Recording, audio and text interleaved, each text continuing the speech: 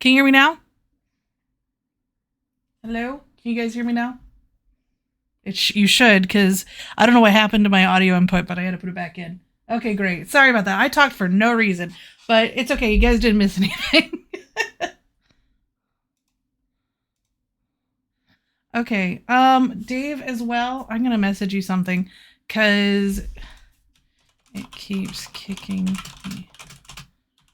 Breaking news. So, hello. Welcome. No. Oh, is it Wibla fucking moving me? Hold on. Wibla, Wibla, I'm streaming. Stop moving me, please. Okay, anyways, sorry about that. Interference with, I can't help it. I say out loud what I type a lot. I'm sorry. Yes, Wibla was moving me around, having fun. Anyways, so welcome to INN. I'm your host, Andrea, for this hopeful fight here in Ahbazon. This is a low-sec system looks like Genesis. There's about 402 in local. The local bar is down here. I can't really make the font bigger. I'm not as adept with OBS about like doing zoom ins and stuff. Maybe someday we'll get that. But if you ask me, I will try to tell you what it is. Right now, this fort's reinforcement timer is about 41 minutes.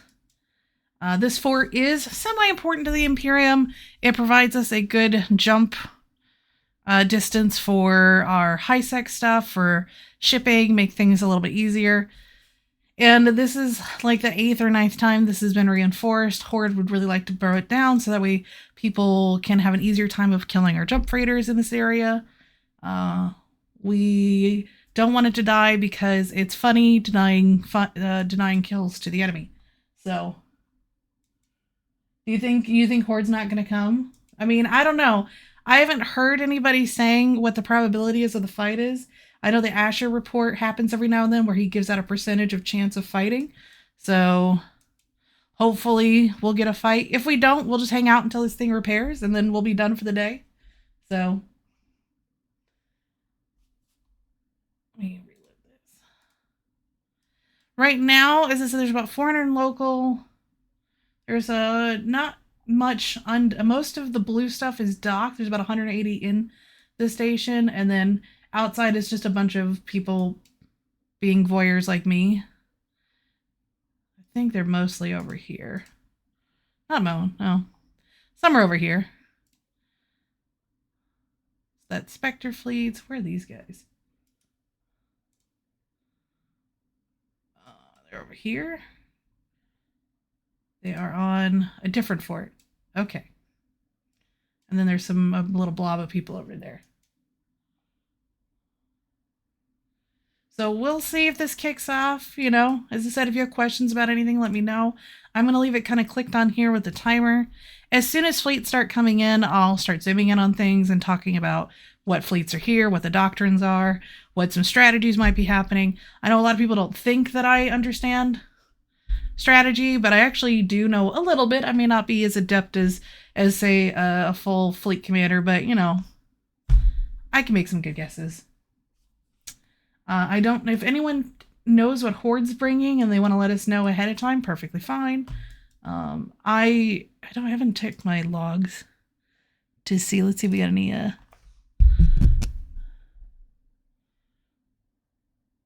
I'm trying to see if we have any pings that I can look at and laugh at. Probably not. Those are ours. Okay. Yeah, I don't see anything particularly interesting at the moment.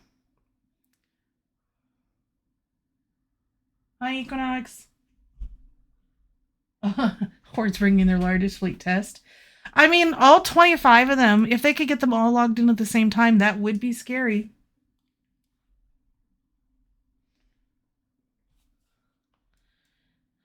This fort's been reinforced a couple times, so the last time it was reinforced, Horde flaked. I guess our form-up was too big, or they just didn't like the time zone or something.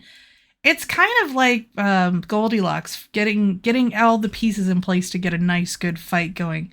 You know, you got to get the servers to cooperate. You got to get the right fleet comps where neither one side feels like they don't have a chance. And then you got to get people to be willing to just pull the trigger and let the dice fly and see where they land. And some people are more willing than others. You know, I know, like, whenever I play different video games, at some point I'm usually the one that decides to just go for it. If I feel like we've got a decent, if I feel like either the consequences aren't too bad or we have a decent shot of winning. So hopefully both sides have the drive to do it. This is not a propaganda-free zone. I am going to be rooting for the Imperium, fuck HORDE, personally, because they own way too much. But I will be trying to mostly just talk about what's going on in there, so I won't be spinning a bunch, quote unquote.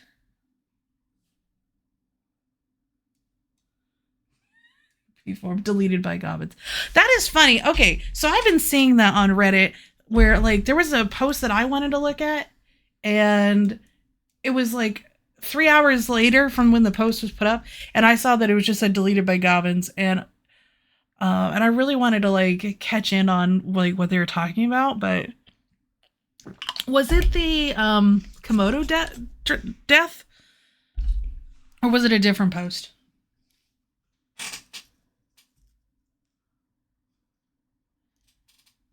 Daddy's little helper? I mean, Asher is daddy to everybody. So, yeah, you can call yourselves daddy's little helper. Whatever makes it fun for you to be a reinforcement.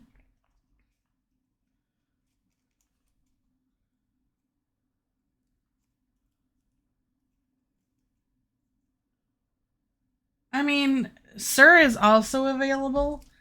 Ash Sir. That's a little harder to say. Sir, Daddy, Sir. Yeah, why not put them all together? Just see what we come up with. We got 35 minutes to kill. Numbers have held at 418, so it's only gone up by a couple people. Thank you for the follow. Always appreciated, Voodoo.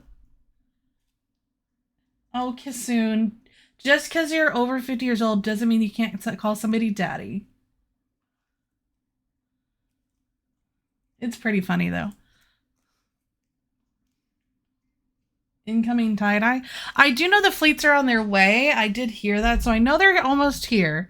But you know how battleships fly? At the speed of smell.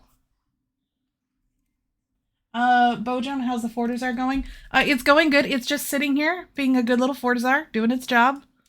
You know, we're waiting on the timer. We got about 35 minutes to go. For those of you who may be newer to EVE or maybe never seen a Fortizar fight, because we do get those sometimes, but with people who have never really watched one of these big fights before, the Fortizars, so it has 3 timers: the shield, armor, and hull, just like a spaceship. And you have to come in and shoot it at different intervals, different times of the week to get it down. So that way you can't just lose your building in one shot, but it's still attainable, but it still can be destroyed. So it gives the attacker and the defender options. And we're on hull right now, which is the most important. Obviously, the thing blows up. If it blows up, everything inside is just going to get sent over to the stations and system for people to pick up later for their stuff. But we're going to lose the building if we do. So, you know, that sucks. When buildings go into hull timer, they go into what's called low power. So some of their basic services are turned off, like cloning. There's, I don't think much about the defense is turned off, but someone could correct me on that. Whose Fortizar is it? It's the Imperium. So my group's the one that I'm in. I do actually just notice it's been renamed to the Forticopter, which is related to the helicopter propellers they made earlier this week. They got, oh, that's what Gobbins deleted off of Reddit, was the picture of the propeller blades that we made out of our fleets while we were waiting for them, since they decided not to show up one night.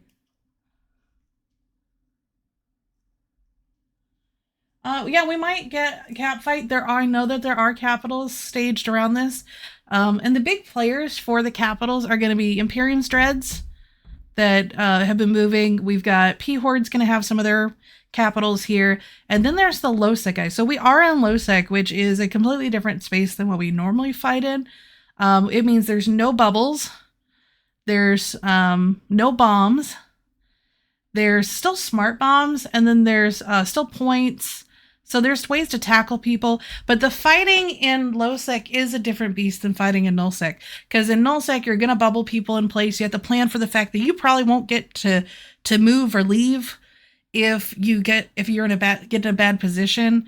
If you warp to the wrong spot, if a saber gets on top of you, onto your group and starts bubbling and holding them in place, so your team can't reposition. In low sec, those things aren't there, so it removes some of the danger of bad positioning, but it also limits your tools for holding down the people that you're trying to hold down. So you do have to bring a lot more tackle ships with points and long scrams, more Ahbazoons, more just shitty frigates. And it's maybe here. I assume they probably are. I don't see why they wouldn't be, but I don't know if they've moved any. I don't keep up on that.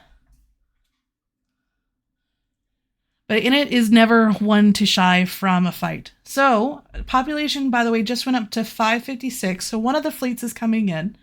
I don't know if it's a goon fleet or not. Let me look at the local. Okay, it's definitely a goon fleet. So if you have a question for Pop is right now 568. And it's going to keep going up. So I know on average, so each fleet's hold up to 256 people. Oh, it's Dave. Apparently it's Dave's fleet's here first. So he's going to come on over whenever they get over here. So here we go. So I was sitting on enemy only, so we'll just see who the blue fleets are. So here they are. These are some people who are already here. We've got some people. So there's one guy that likes to do his own thing to help out with fights. We have, looks like, some Rokes. There's the Logi wing with Bassies and Lachesis. I'm a Logi pilot by trade. That's my main thing that I do, so I do know the most about that aspect of fleet fight. So if you have a question, happy to answer. And then looks like we've got most people coming in now. Claymore, those are going to be the boosters. And you'll see things like broadswords, Ahbazons, Hugins. There's a couple, so you're going to see a lot of different ships that are specialized in pointing, whether it be what's called an infinite point, which is used to hold capitals and super capitals, or like the Ahbazon has really long range points as bonuses, and they'll use those to kind of hold people down to kill them, especially if like they find a dread. If a dread comes in and it's kind of off to the side, it'll be easy to keep them from getting away. Yes. I am also a major mining expert. I do run the mining for Goonswarm. So if you have questions about mining while we kill 30 minutes here, let me know. I'm going to try to save my voice. I work on the phones all day, so I got to be careful to not throw my voice out talking to you guys like crazy all night, but I'm going to do my best. So you mined Bitcoin. Well, hopefully you did it when it was good time to mine Bitcoin. Oh, Betty, you're going to join me? That'd be nice. How do we reduce mining taxes? Well, you don't. That's against the state's requirements. You must pay more taxes. All the taxes. I don't get any of the money for taxes, so I actually have no dog in this fight.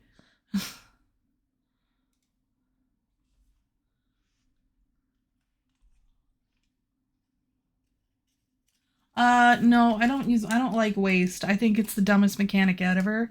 I understand why they did it, but I don't think it was necessary or required or added any real complexity to the mining game. It just added cost. That's it. That's all it added, was just cost. And yes, just little ferret people do play this game, surprisingly. I don't think we have G to guess. Buyback. My thoughts on the upcoming mining changes? Well, I'm excited that if they do the sites right, that they're going to have, the ability to specialize your systems with mining sites of stuff that you want. And Delve has enough systems. We own enough systems that we can get variety. I'm just worried that the sites are going to be like itty bitty, teeny tiny rocks that just don't help with the problem we already have now of sites that are worth nothing to mine. So what's the fucking point? And then the passive moon mining, I think is fine. There's tons of moons out there that aren't getting used. They're getting no extraction. Alliances have low ways of making income that don't directly take from a member of their alliance. So having something that an alliance, small, medium, or large, can do to get some income that doesn't negatively affect their members on moons that they weren't mining anyways, I think that's fine. I mean, I don't know how it's going to impact the game overall with either too much moon goo. Is it going to depress prices? Is it going to be so impactful that it's going to really fuck things over? I don't know. That's some things we just don't know until it starts happening. So I think this is Dave's rogue fleet's mostly here now. And I think we're at 700, so I think either Asher's fleet or one of the other possible rogue fleets are coming in. Let me see. Yeah, it looks like rogues. So, but yes, another fleet has come in. We're up at 720. Once again, it's pretty much all blues. I did close local, so if you want to put your weird messages in local, we're not going to see them. Tie-dye? No, there's no tie-dye yet. I'm perfectly fine. If there's tie-dye, you will see a little ring here in the top corner next to the Genesis. It'll be a colored ring. It'll start off green, then go to yellow, then orange, and then red. So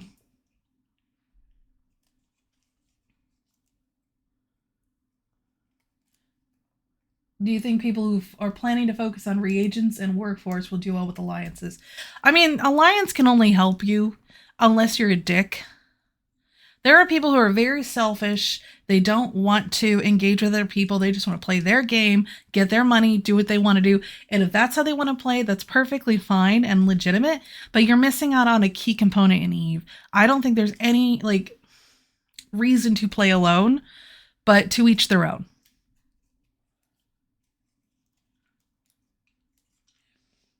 Well, so we got really lucky the last few times. The tie-dye has not been bad in this system the last few fights. It's been actually really good. So I don't know if they're banking on the tie-dye being strong again, so they're not worried about it, or are they going to chicken out again and waste their members' times again? It looks like we've had a Dracarys. I believe that's who DC is. Dracarys has come in with an Eagle fleet. Let me look at pilot. Let's see here. Yeah, that's Dracarys. Okay, great. So Dracarys is here. We love to see them. Thank you guys for showing up. Always appreciate it.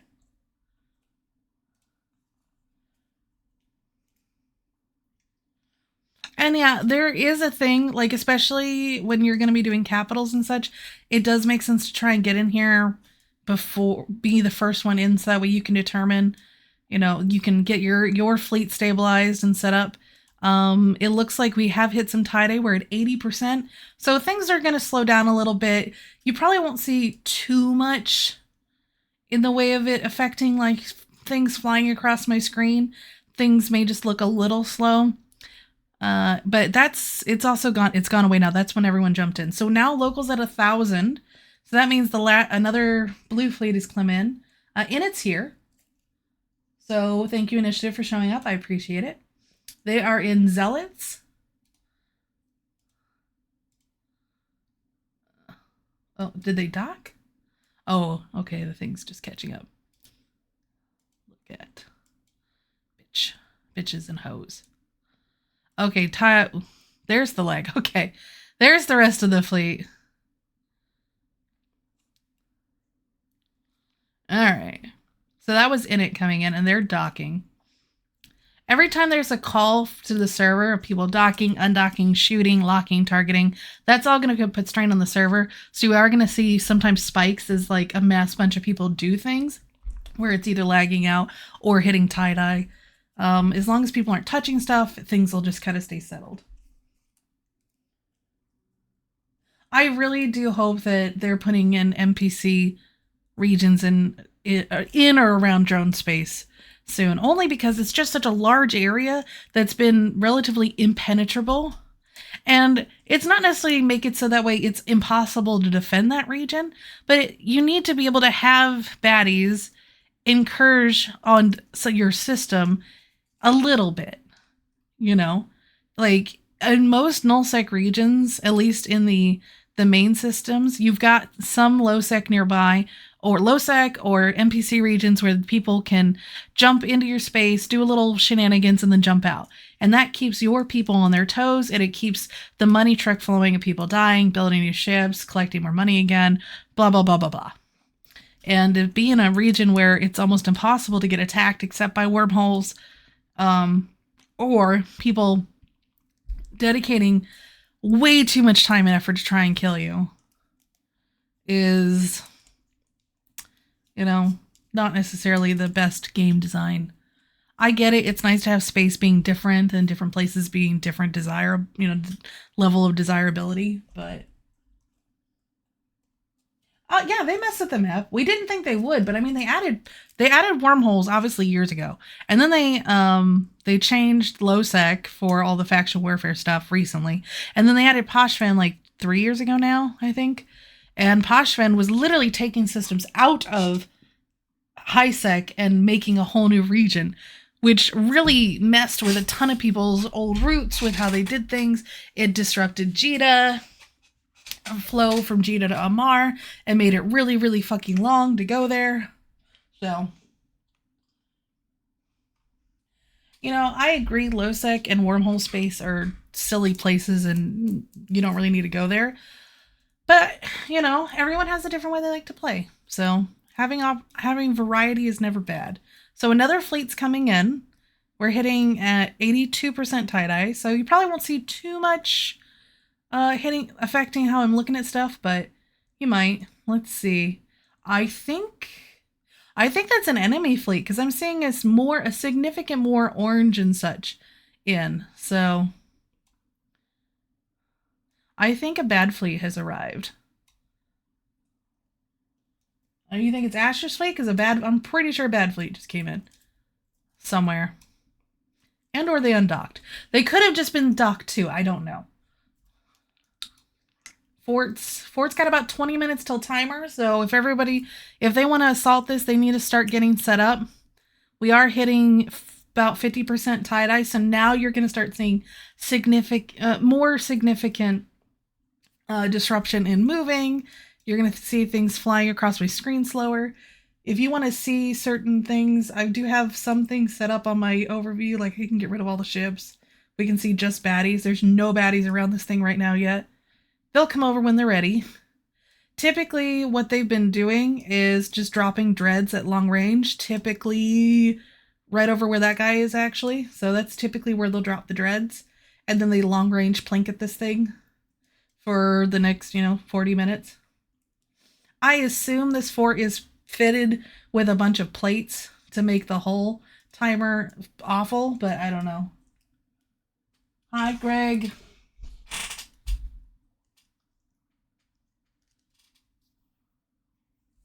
Yeah, so this ring up here, so you'll see now we're down to 22% tie-dye. So that means we've had we're at 1,500 in local. So we've had a significant number come in the last maybe, 10 minutes or so? Thank you for the follows, by the way, guys. Always appreciated. Oh, God, well, there's a spin for you there. I hit my mouse. And I think someone said Asher's fleet was just coming in, so they'll get over here when they're over here. Oh, okay. Over here. This is where we need to look. So you may not be able to tell, but there's this blue line right here. That's the warping or jumping in line. So you can see when a bunch of ships are coming into system, you'll see a bunch of lines coming from that direction to that direction. And it'll tell you if it's basically you can kind of gauge, is it a large fleet? Is it a small fleet? What size am I going to be dealing with? So if you want to, kind of get an idea of how many people are coming in, that's how you can tell. Is all these warp lines and what direction they're going. And then I'm sure they're going to have reinforcement fleets. So if you want to get on the action, if we start a fight, knock on wood, there'll be reinforcement fleets. Don't hesitate to go and hop in. We're always going to need more bodies. If you aren't able to get on a fleet, A tackle frigate of any kind, like an Atron, a Malediction, claws, anything like that, even if you're on your own, can be helpful. So, you know, you're welcome to always bring that up here real quick and try to tackle the enemy FC or grab a Dreadnought, keep it from escaping or anything like that. So, tackle frigates are always helpful. Yeah, we're at some tie-dye. So you can tell now the tie-dye's hitting, which is the time dilation, which is when the system slows down to keep up with the actions requested of it. So you'll see the ships are warping slower. They're coming slower across my screen. I believe Brave is here. Yep, Brave is here. Shadoo's here. We got Init, we got Dracarys, we have some Goon fleets. So we have a whole coalition showing of kind of the major groups. Everybody's welcome and appreciated. What are we fighting for? The right to party is what we're fighting for. But really, we're fighting over this Fortizar. It's got 17 minutes until the timer starts.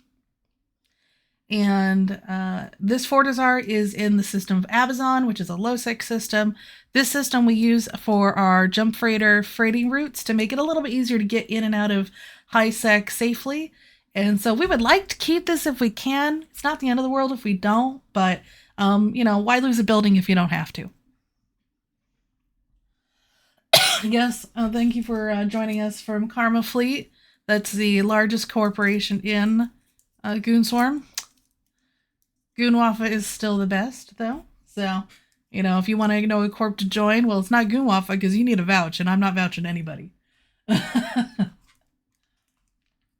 So if you guys need updates on anything, just let me know. Be happy to answer. Nagrep is fine. I almost ended up in Nagrep when I was switching corps. Nagrep was one option, and Goonwaffe was the other, but surprisingly, Jay Amazingness scooped me up first. So you can blame Jay for me being in Goonwaffe instead of Nagrep. However you want to take that. Yeah. Just make sure no one's waiting on me.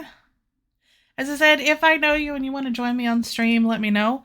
Local's now up to almost 2,000. We're at 1939. So I'm thinking baddies are coming in. We can see another fleet is coming through right here. A large fleet. And once again, you can tell it because of all the warp-in lines. They're going to all decloak here about the same time. Where the fuck is Genesis? Dotland, my friend. Just pull up Dotland. You don't have to be sober. You just have to be polite and not belligerent. But that's okay. It'll just be me if it has to be. So here's another blue fleet coming in. This might be Asher's. Yeah, so actually this might be Asher's. The Raven Navies.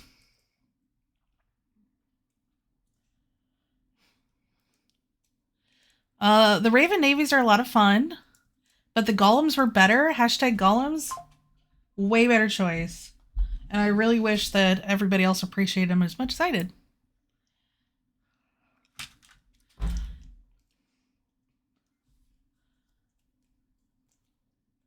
Yeah. We are at 30% tie-dye, which is honestly a Logi's dream. Mwah. So when you play logistics, if you're playing in full speed and you've got like a bunch of fleets shooting each other, it's almost impossible to correctly lock and start reps on somebody before they explode, like getting the right person, right? But when you're in like 40% tie-dye, 30% tie-dye, you have time to lock the right person, get the reps on them, watch the reps save them, see who's getting shot next, and rotating through at a nice leisurely pace.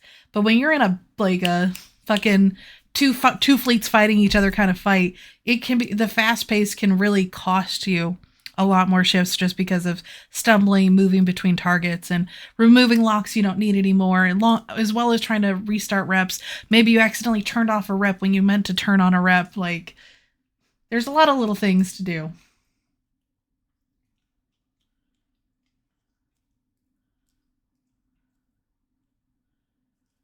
Yeah. Want that commercial to take a hint? A mining rogue gang? Well, rogues actually, I think, were the best mining ships way back when, before they had mining barges, right? Thank you, Knights of Soul. If you obviously, if you don't want to deal with any advertisements, you can always subscribe with Prime. I don't care either way. I just want everybody to have a good time. But if you do want to avoid advertisements and you don't use your Prime on anything else, you're always welcome to slap it on for us, because it'll go to keeping us doing these kinds of types of streams for you here, and giving out game giveaways and skin giveaways, things like that we've been doing for the past few... Well, we've been doing them on and off for the past few years, but lately we've been doing more in the past few weeks. So, we got about 12 minutes until the timer starts. Make sure nobody's doing anything else. Yeah. And I think we're just getting ready. All right, local's gone up to 2278. Oh, there we go. Okay. Well, they've made it into system. So we have a Typhoon fleet issue fleet from, I'm assuming, Horde or FRT. It looks like FRT. So Typhoon fleet issue. They're going to go over there to their little... Can I look at them? Okay, let's see. We're going to look at these guys over here. So we've got 1, 2, 3, 4 fleets, it looks like, roughly, from Zabadis. And we have NC Dot. Somehow they're still alive. We've got... Oh, I see. Do you see what I see, guys? There's a test person here. Look. For what? Athena Alere. Whoever that is. Well, thank you. Oh, and Sode 2237. 2 pilots from test confirmed. You can certainly try to steal whatever loot you want. And then we have Nightmares, which is my favorite ship, and actually, it probably is my favorite ship in the game. I love the Nightmare. I really wish that we had a fleet of Nightmares. I cannot get them to budge to just do Nightmares. Yeah, we don't like beam ships. Blah, blah, blah, blah, blah. Like, they're so cool. So that's the ship that if we could have a fleet of, I would absolutely fly a Nightmare every time. It was my first big pirate battleship that I used in high sec for mission running, so that is my ship of choice. Locals at 2400, so that is the right number for a fight.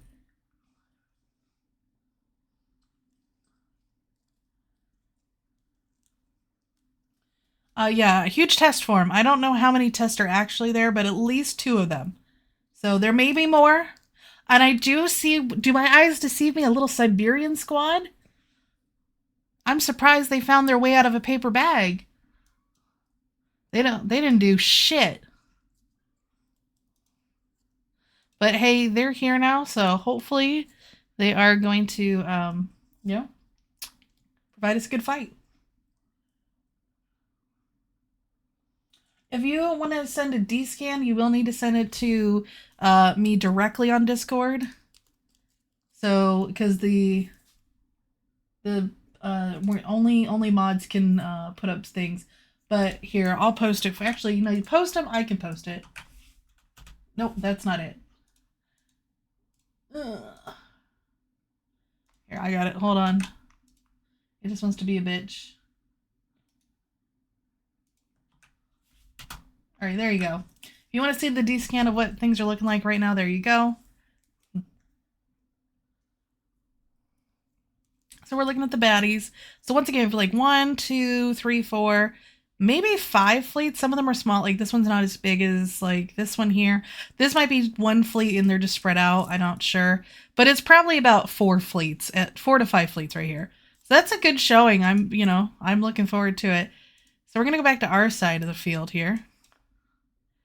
And look at what we got. So we got 1, 2, 3, 4, and then there's probably another 5th one docked up in the Fortizar right now. The tie-dye is real. All right, we're not moving from this spot, guys. Right here. So tie-dye is now hit 10%. And that's because more stuff's coming in. We are now at 2,600 in local, which means either another fleet is coming in or we're bringing in capitals. I don't see any Sinos on grid yet. If somebody sees something, definitely say something so that way I can try to get on it. There are 11 tests. Fantastic. Half of test is here. Good job, guys. Yes, there's Sinos on grid for some of the fleets that are coming in, like the FRT, or not FRT, the NC dot fleet used a Sino to come in, but everyone else, most everybody used gates. But what I'm talking about is a Sino right here on grid, right around the Fortizar, that's going to bring in the capitals. And you guys can see how these things are moving slowly across my screen. That's because of the tide. So we are at 14%. So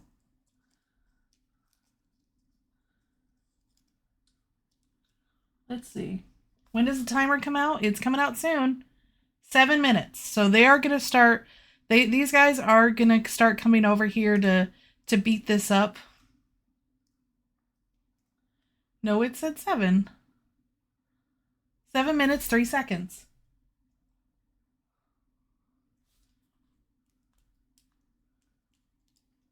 Well, I'm trying to make sure that, we're not sitting here with a ton of like dead air. There might be times where I might need to get a drink or read chat to answer questions. So bear with me. I appreciate you guys hanging out.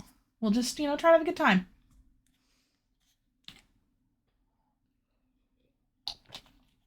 The actual timer itself is not going to be affected by tie-dye, but the actual like HP going down and everything is.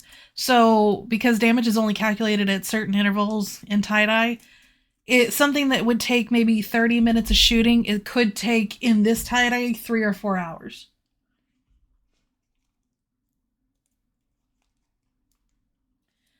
But a lot of times, so it just kind of depends. If we commit a lot of capitals, a lot of times the timers kind of get thrown to the wayside. Maybe one group is committed to just keeping up with the timer, keeping it paused while everybody's fighting. And then once like the fighting's done, then they decide to like finish up the timer. It really does depend. Every structure has a different strategy.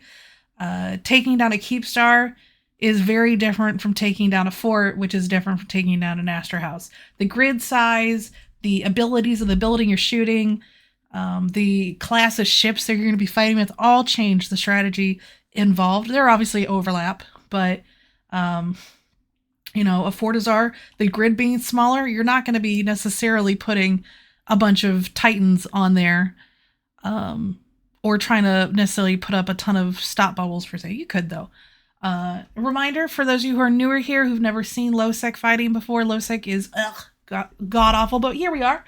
There are no bubbles, so there's no stopping people flying around. There are no bombs, so these battleship fleets are not in any danger like they would be in nullsec from a good bombing run.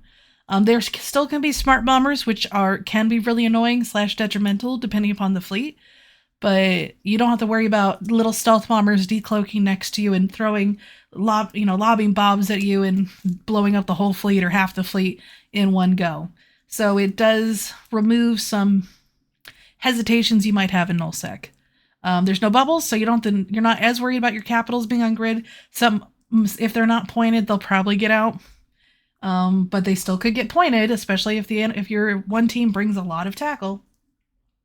Yes, we are up to 3K in local, and I don't think that includes any capitals yet.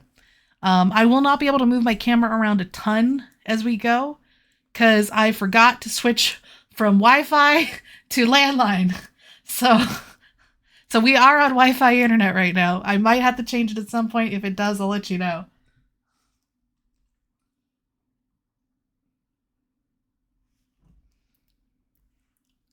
It's just going to be a guess. I mean, my network card's been doing good since I got it, but I've never put it to the test of 3,000 in local.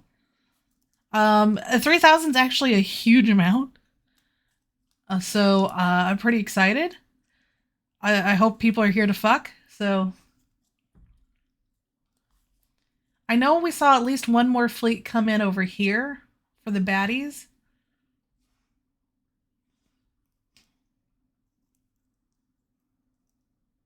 So M2 was on average about 5,000. It would be maybe a little bit under for some of it and a little bit over. It never got into it maybe went up to 6K for a little bit in M2. M2 was just like a unicorn's dream of how things were going. Here comes another red fleet. So Horde has definitely put their fancy shoes on today to dance. Whatever. Who cares which one they are? Okay, FRT, a frat Raven fleet has shown up. Who is someone here with me? Oh, hi Betty. Welcome. Oh, I don't know. Now I remember why your name was so recognizable for me. Anyways, hi everybody. Say hi to Betty. She's joining me on the stream for now. Hi Ginja. Thank you for the sub. Oh, well, I mean, I know. I'm in a directorate, so I do know some stuff, but nothing that I could really spread around here. But right now, numbers wise, for realism here, the red orange side has probably 1.5 to 2 fleets more than us on grid right now, from what I last counted. And and we're watching them slowly flow by. Yeah. I know. They may bot, but damn, if they don't show up in numbers sometimes, yeah, you got to give it to FRT. They have 2 fleets here from what I can recognize. So I'm going to give them a little bit of dues here. And as I said, Test has 11 people, Betty. 11 people. That's like half their alliance right there.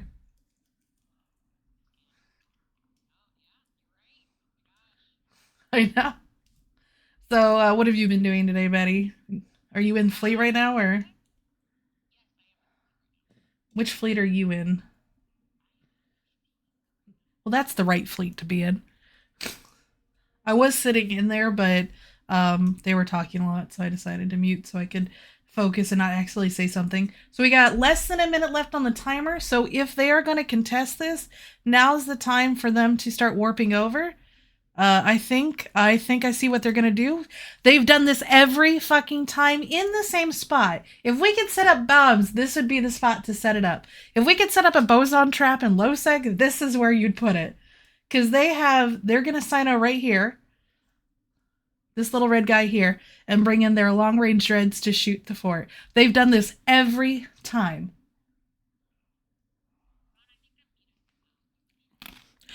Oh, okay, hold on. You're right. I know why. Let me do this here. Because I turn off my desktop audio, but let me see if I can put it back on. Anyways. Let's do...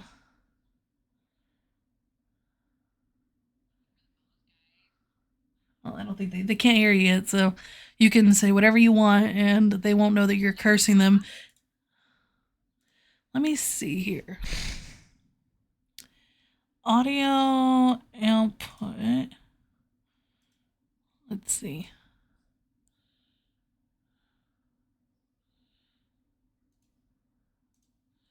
All right, Betty, talk. All right. Can you guys hear Betty now? Mother, father, sister, brother. Okay. That may not be the right way to do that, but that is the way we're doing that. So I'll figure it out later. We'll figure it out later.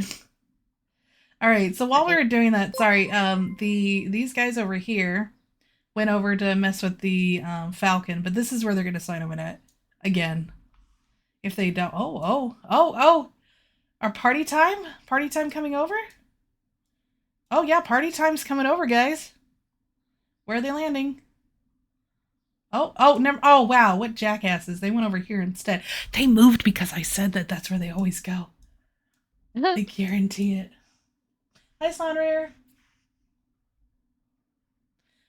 So what do we have moving in here? We have Big Ab. And then we have Pandemic Horde Dreads. We'll look in on one of these. Well, they have an Archon for boosting, Moros, the lift that could, They have the Tempest Fleet issue from Big Gab coming in. So these guys are going to start off the party.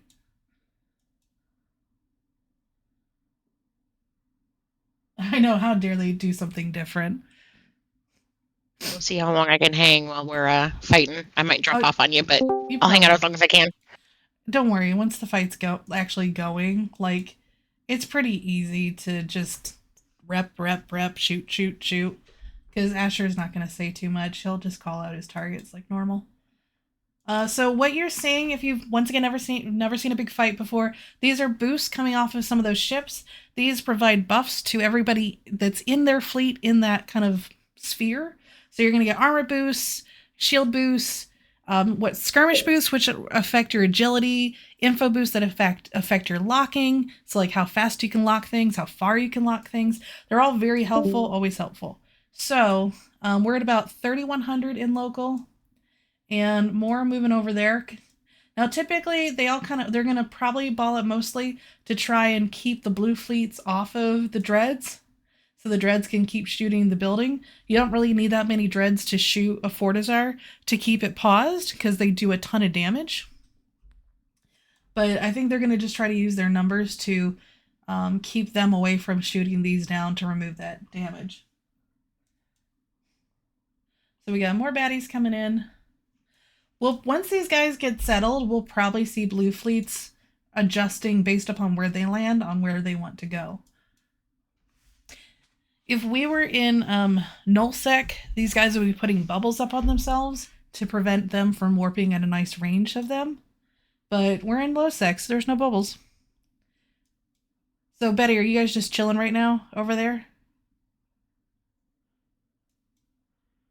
Or did Betty leave? Oh, it's just me and Wibla. Okay.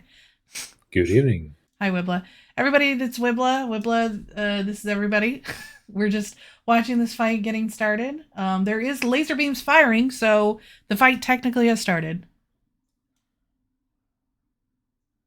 No problem, Betty. Come back whenever you can. Are you just going to listen in, Wibla? Yeah, I mean, I've not been paying attention, so I'm kind of expecting this to either A, be a nothing burger, or B, actually be a... Oh, they're fighting. They're fighting. They do that, though. Also, do you have headphones on, or are you open speakers? Open speakers, but I'm push to talk.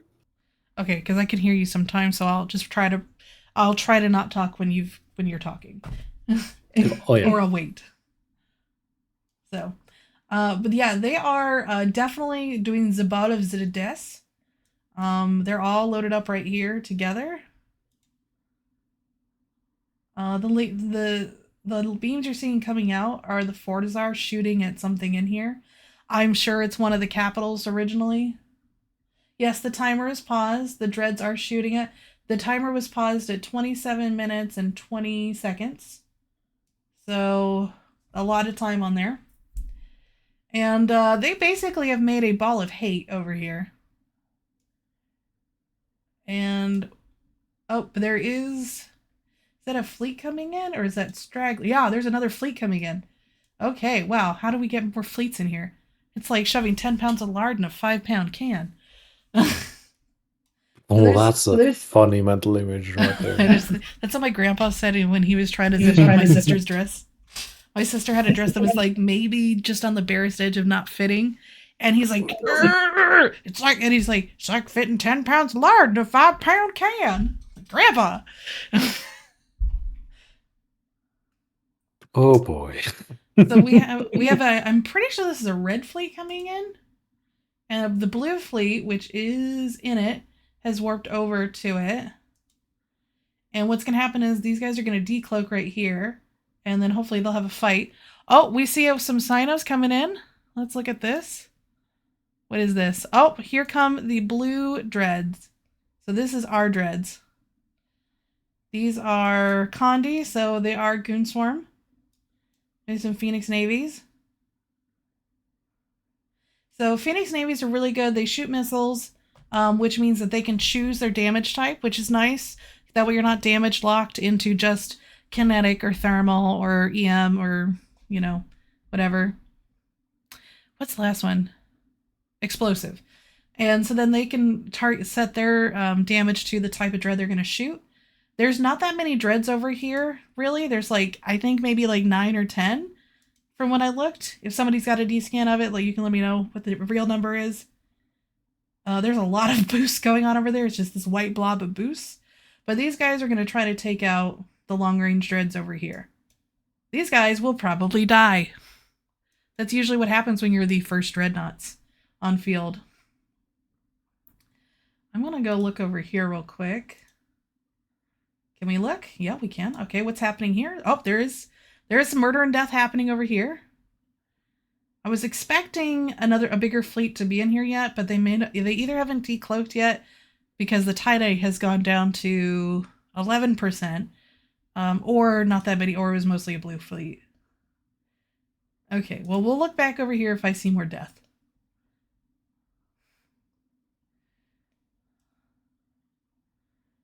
Let's do this way.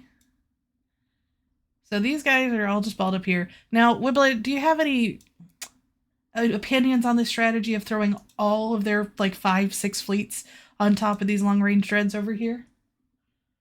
They have to try something, right? Mm-hmm. I mean, if they don't do anything at all, then it's going to be like a wet fort, which is, to be fair, their general modus operandi. And they are attacking, so they have to do something. I mean, at least they don't have to worry about bombs out here, at least. So you would never do this in nullsec, would you? I mean, I would hope they would, honestly, because it would be a wet dream coming through. But yes, they wouldn't do that in nullsec. No. Sadly. This is how you get what is it? ETAC V? Or was it E3? ETAC V. When Billy told everybody to go through the gate, and in it just sent 40 bombs at them and blew them all up on the gate. One of the best bombing runs ever. It's beautiful. Good day in nullsec. It was a good time. So we are at 3,300. Tie-dye is at 11%. Everything still seems to be pretty stable. I'm not having to do any locking or anything, but I am able to look around. Ships are flying across my screen. Slow, but smooth. So I'm sure that the tie-dye is not that bad for everybody yet. Yes, happy you're a firework. Hi, Cowie. Welcome. Hi, Ragnar. Do you think... Oh, yep. Let me look at this. I think we're going to get some spice here. Ooh, let me zoom out. Yep. No, so that's blue. Okay. So we have an Omen. I don't know why you're here. And then a Stabber. That's a blue Sino. That's not a bad Sino. Good catch, though, of possibilities. I think these guys are coming here to kill the Sino. But it's not a bad sign. It's not a bad Sino. If that does happen, though, we'll tell you. There is an Arazu, though. Oh, there is an Arazu. Yeah, there is some stuff going on here. Oh, there's some more action as well. Well, they're all still, like, they have, like, 6 fleets here. They have a lot. I don't know why they're just being pussies and sitting over there. That's adorable. Are they jumping out? What is that? Or no, those are warp. Those are tether lines. Okay, I take that back. Sometimes in tie-dye and stuff, you'll get like a bug where it'll just show the tether line following the ship across system. Yeah, it's a bit weird. Yes, there are a lot of red fleets. So I think they have greater subcap numbers than us, but I'm not sure. I can't guarantee that. But based upon how many fleets we saw coming in and kind of what I was counting, I think they were at 5 to 6 fleets and we were at about 4 to 4.5. Oh, yep, they're here. Here they are. It's going down. That was a lot of just a snap of everybody coming in. All right, you guys ready for a little dread ball? I don't know how big it's going to get. I told you, these guys are going to die. This is death. If you were on this trip, you were on a one-way trip. This is going to be good. So what's going to happen is these guys are going to drop here, right? And they're going to start shooting these guys. And these guys are like, help me. And then what's going to happen is another blue Cyno is going to show up probably here. So that way they're out of range of the fleets. Probably up here, maybe down here. And then they'll be shooting these guys. And then another one shows up until somebody says, Uncle. That's usually what happens. It is, well, see, renting ISK would mean that they spread that ISK around with their members. They don't. All that renting ISK just goes into the Alliance wallet for whatever fuck they do with it. Maybe just SRP, I'm not sure. But if you don't take fights, and then you don't have to pay SRP.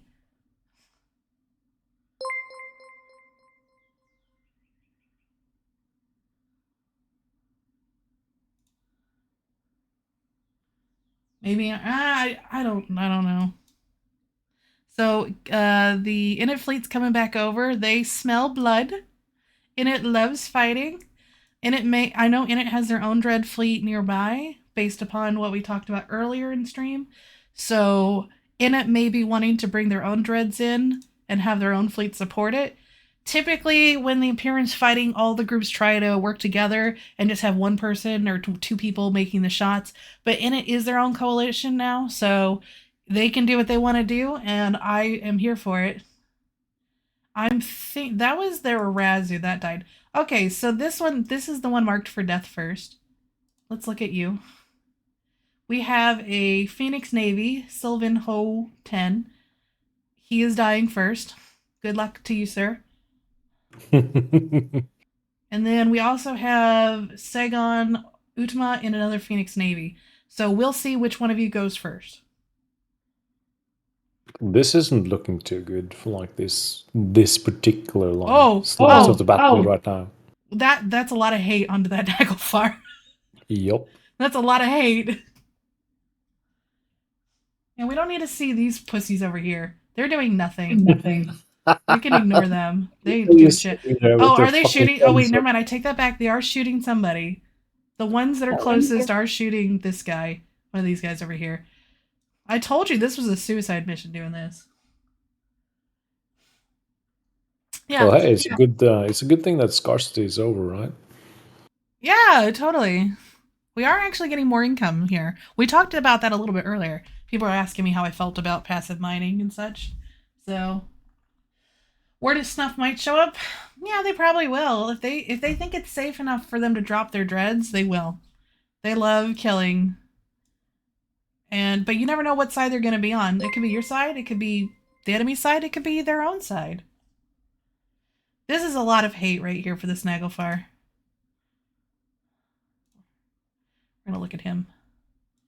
I don't see any crust off of him yet, but it is tie-dye, so shots take longer to apply. Oh, here comes the next wave. So we have another wave of blue, so the good dreads coming in inside of the red dreads to limit tracking issues as well as range issues, so they can use their shortest range ammo, which does the most damage. And it keeps them kind of more out of range of these guys, forcing them to come closer to the fort, to our fleets. So hopefully we can get a little pop, pop, pop. Locals at 3,400, still a pretty stable number. I think the system could handle maybe 4,500 before it's going to start. That's when it's going to really chunk bad. Years ago, LoSec used to be awful to fight in because they had what's called Crime Watch, which was when, like, you know, the whole, like, this guy over here is criminal. That shit would trigger on everybody, and it would just cause so many calls to the server you couldn't fight on this scale, and so they turned that shit off. And I don't think they ever turned it back on. So we got more blue dreads coming in, I think. Wibbly, can you have Zkill up and see what's dying? Let us have a look. Because I think a Naglfar died. Oh yeah, the Naglfar died. Go back out. Okay. Yeah, I don't know what these guys are doing. He was the closest to the fleet, so I think they decided to fuck him first. I think more red dreads are coming in because there's now an orange one, and there wasn't an orange one before. And now there's more blue. Woo! Lots of blue. All right, we're going to just zoom in on these guys. No one cares what they're doing on the fort. Sorry, I'm not always the camera woman, so you'll have to bear with me here. So we have Init's fleet here punching really close. These guys are kind of staying further back, so they stay out of the range of the bad fleets over there. One of the blue dreads has died. That Phoenix Navy that was up here has gone kaputti. Sagan Utama is dead. Yeah, I don't see it on Sedgil. It's probably gonna, it's gonna probably take a little while. Yeah, lag is a bitch. Lag's a bitch. And then I think Silvino is not dead yet, but he will be dead probably soon. Thank you for the follows. We always appreciate it. That way you can stay up to date on these big fights, because we are the most consistent streamers for big fights. So if you want to know when big fights are happening of any huge or significant importance, we are usually the ones streaming it. So do recommend following even just for that, so you can keep up with that. We also have other shows throughout the week. We're going to have tomorrow, Friday, they're usually doing Fallout 76, I think. Well, a couple of the guys here do them together. And then Saturday, we have Push to Talk, which is the best talk show in EVE. Fight me. And it doesn't even talk about EVE most of the time. That's the funny part. And then but I heard some rumors that it's going to be quite spicy this weekend. Hopefully. I don't know. Sometimes when I bring up EVE news with you guys, you're like, oh, okay, that's great. Anyways, moving on. So that chili recipe you were talking about, you use venison in that? Great. Oh man, that's how it goes half the time. And then we have Meta Show at 4 p.m. Eastern time. Figure it out your time. I don't know other times. And that's with Brisk and whatever guest he's gonna have. I'm guessing they're probably going this weekend. And then Sundays, we have another streamer that streams one of his games. You'll have to check this. I'm not always up to date. But one of the more important streams of the week is I do stream Baldur's Gate 3 on Wednesday nights, 8 p.m. Eastern time. You're always welcome to come join me while I bash people's faces in. And yes, venison makes good chili. Okay, so we've had some red dreads come in. We had the little group, kind of give everybody a recap of what's happened so far. All these fleets came in. Then a little group of dreads from Big Ab came in over here with a couple faxes. And then a little group of blue dreads came in here for long range to shoot them.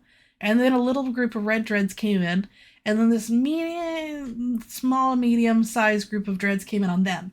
So we've had little escalations. A little bit more, a little bit more, a little bit more, a little bit more from everybody. So we will see if they want to go more. We probably will lose the fort tonight because there's just so many people here. At some point, there's just so much damage. You can't really do much unless you can make the enemy quit. But getting a nice little helping of dreads, honestly, not a bad consolation prize. Thank you for the follows. Always welcome. And if you have questions about who's who, what's going on, don't hesitate to ask. Just let me know. I'll be happy to answer them. And, we'll just keep watching. I try not to move around too much, but I am trying to get a nice angle so you can see everything. Local is at 3,500, so we did have more people come in somewhere. Not really sure where.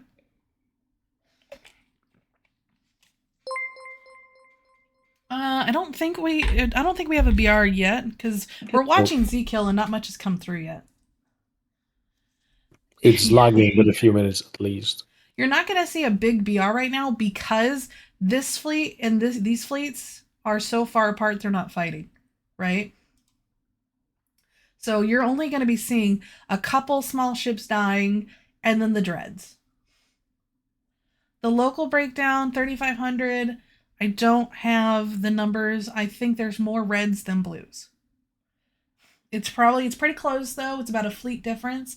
So if it's 3,500 split it in half, we're at 1,700 apiece. So probably 18 and 1,900 red, 16 to 1,700 somewhere ish for blue is what I would guess. If someone's got a D-scan and they want to put it up for me, that's fine. My last D-scan was 1,000 people ago. So we've had a bit more come in.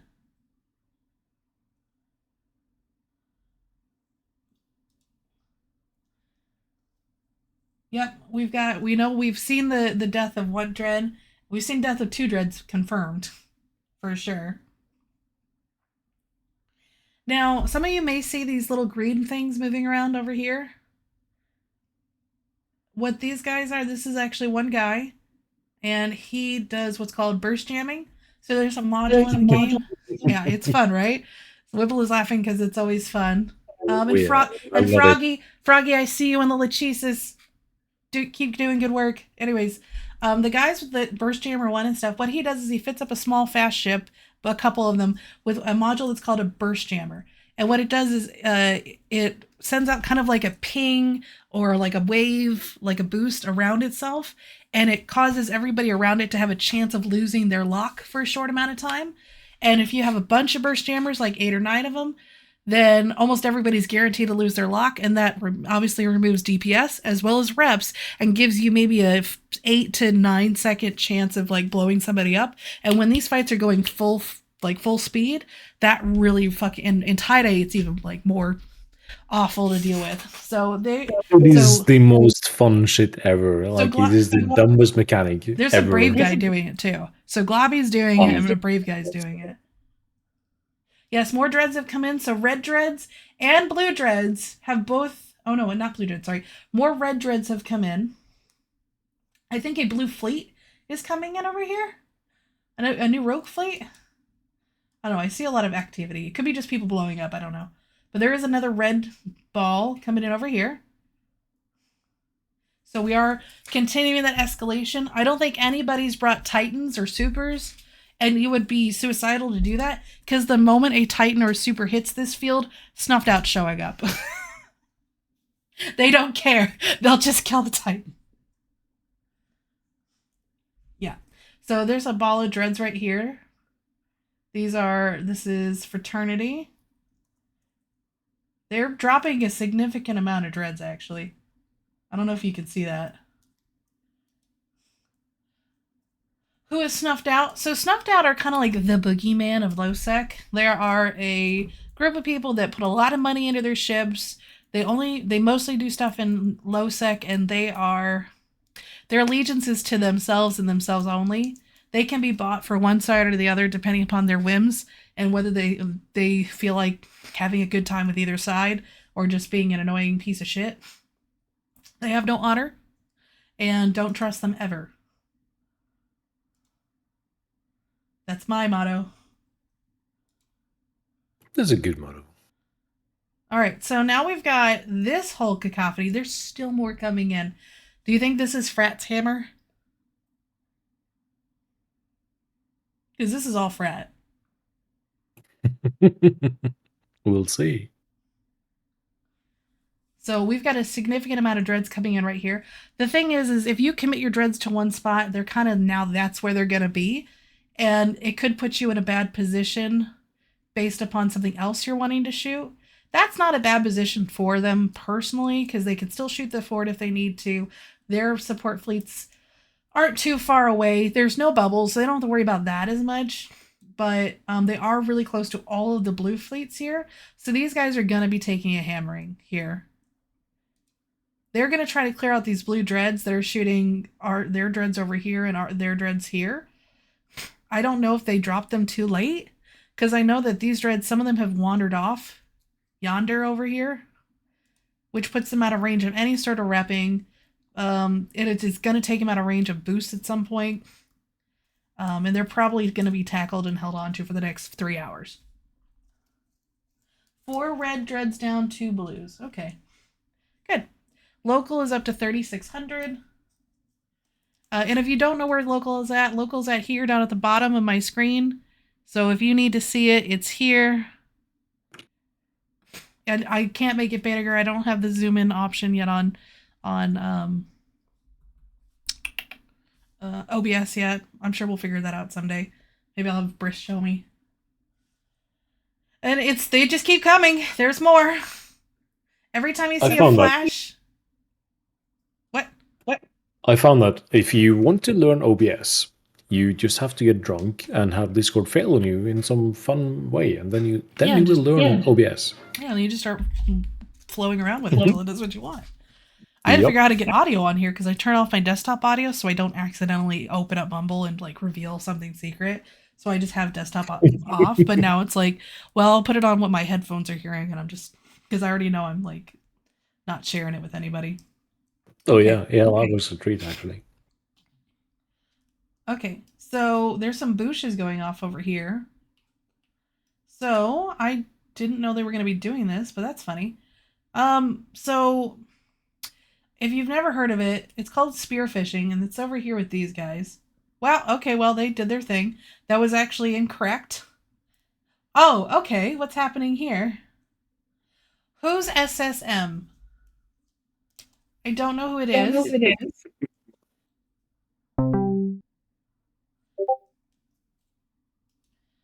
And frat renters? Look, this is the dumbest position. For Zernitras? Why? What's the range on a Zernitra? Isn't it like 70? No. I think it's more actually. Is it more? Mm-hmm. I think so. I thought, well, I think if you want to use the best ammo, you want to be closer range and just like plow into somebody. I mean, yeah, but sometimes you. Their range is 160. Okay, I take it back then. Okay, they're perfect spot. That is a nice little juicy ball. I was looking at who SSM was. Sorry, I got distracted here. Saw Zernitra and I was like, who the fuck is that? Benboa, I don't know if you're gonna load. We'll see. We're at 3,700 in local. Stop! Look, I might have to pull the internet real quick and move it. We'll see. I'm on a network card right now. I forgot to switch my internet over to my landline. But, you know, I guess we're going to test my new $2,000 computer and see how it does. Oh, boy. No, we don't need a potato mode. It's fine. I'm not doing anything. I'm in a fucking shuttle on the Fortizar grid. As soon as I die, like, we're going to lose a stream. But, yeah. I'm not on a shitty Wi-Fi connection. This network card is fucking dope. Okay, so we have 2 little groups coming in. I thought it would be bigger. Okay, so Big Ab brought more in. This, I don't know, this might be what we're waiting on to throw the rest of our dreads at, because that would be a nice little juicy ball there.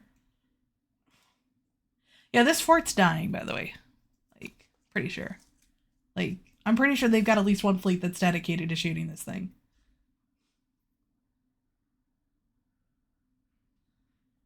I do sound good, thank you. We'll see how it goes. Yeah, we won't need a potato mode. Hopefully not. There is a lot of people warping around. I'm seeing so many different things just moving around here. Just all these different people. These are probably emergency warps, people who got disconnected. We're at 3,700 in local. It is going to start chunking real bad soon.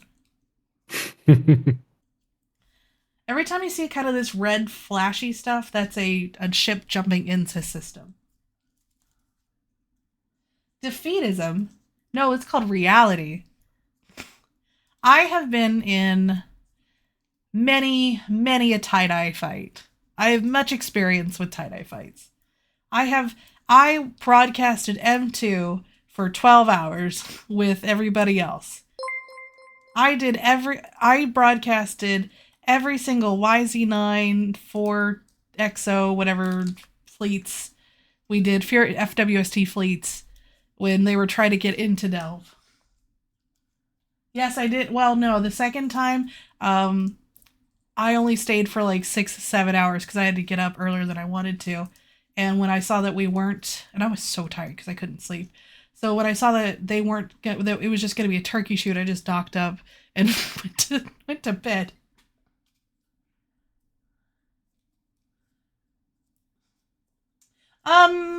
It probably won't crash at 3,700, knock on wood. I know I'm jinxing us. If it gets closer to 4,500, that's when I would really be worried. Systems usually can handle over 3,000. It's good that you have faith. Yeah, well, no bubbles. That saves a lot of calls to the server. That's very true. Because every time they say, I want to warp, no, you can't because there's a bubble preventing you from warping. Every time that call gets into the server for thousands of people. I was going to talk about spearfishing, but then more dreads came in. So is a group of people in command destroyers that have a special ability that we call booshing. Some people call it spearfishing. And what it is a group of them will come together and they hit the button, and them plus 25 of their best friends near them jump forward 100 kilometers. And so what people do to help break up fleets, so chaos, pick off people, is they will get in like groups of 3 or 4 booshers, and they'll fly into the middle of the enemy fleet, and then boosh, hit their button, and it'll drag parts of the fleet. Hi, Dave. Drag parts of their fleet away from the fleet, and then it's easier to kill them. There's another fleet down here. That's Shadow. I don't know who they are. Oh, and Try's in there too. They're not friendly with. I don't know who they're shooting. Maybe they are honorable third parties. They might be honorable third partying and just shooting whatever they can, and that's fine. Whatever. We're almost at 3,800.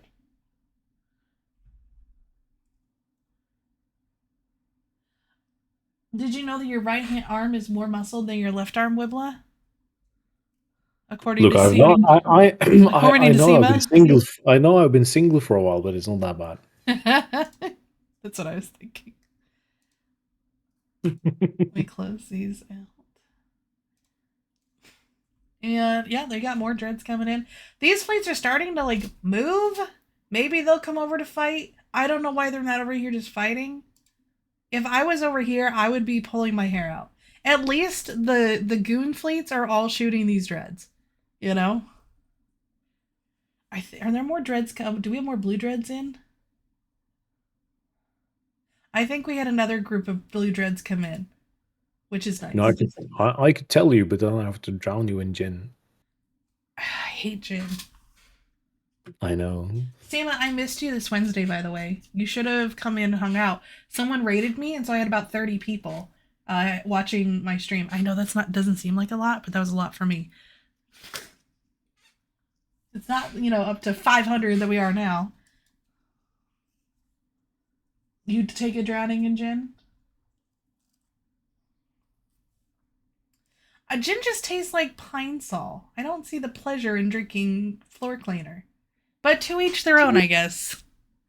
You don't have to drink like Bombay Sapphire, You can drink proper gin. I think I had Tanqueray was the only gin I've had. Yeah, that's not great either, I mean, it is palatable. You can drink it if you mix it right, but if you don't, oof. So right now they've been shooting this dread down here for forever. Give it. Just shoot the nags. I don't know. I gotta say, shooting a dread in tie-dye takes so long to kill it, unless you could, like, really blast through it, but it just takes forever. Oh, we did find out. Do you want to tell them about the new gin that we found for you? Oh, boy. So Wibble always tells us he's got an emergency gin bottle for whenever he runs out. I emptied it 2 hours ago. Yep. So we were like, oh, are you looking for your emergency? And someone found that there is a gin product named Emer and then Gin C.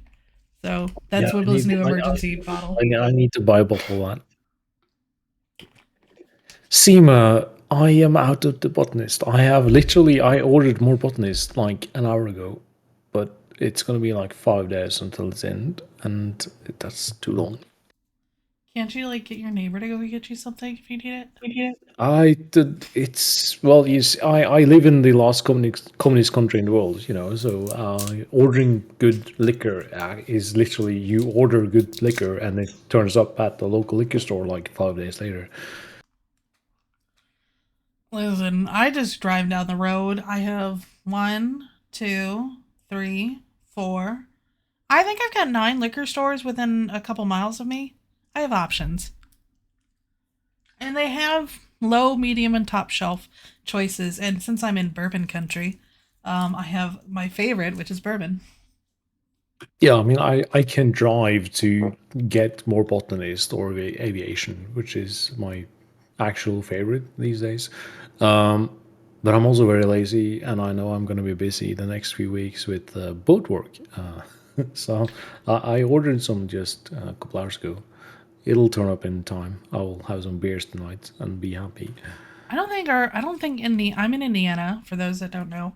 I don't think we have state-run liquor stores because we all have all different brands, but I don't think so. We have a little group of dreads coming in up here at the top. I don't know what they plan to do, but I guess it's to shoot these dreads nearby. That feels kind of, I mean, unless they're really long range, that feels like they could have come in over here, but well, by a judge. Oh wait, I'm the caster. I get to judge. Ah.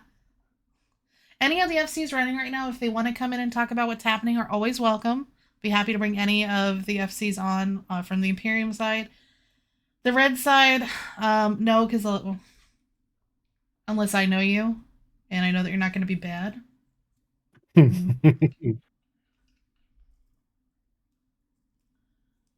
Yeah, here for my birthday, I went to Bardstown, Kentucky, and apparently it is the bourbon capital of the world.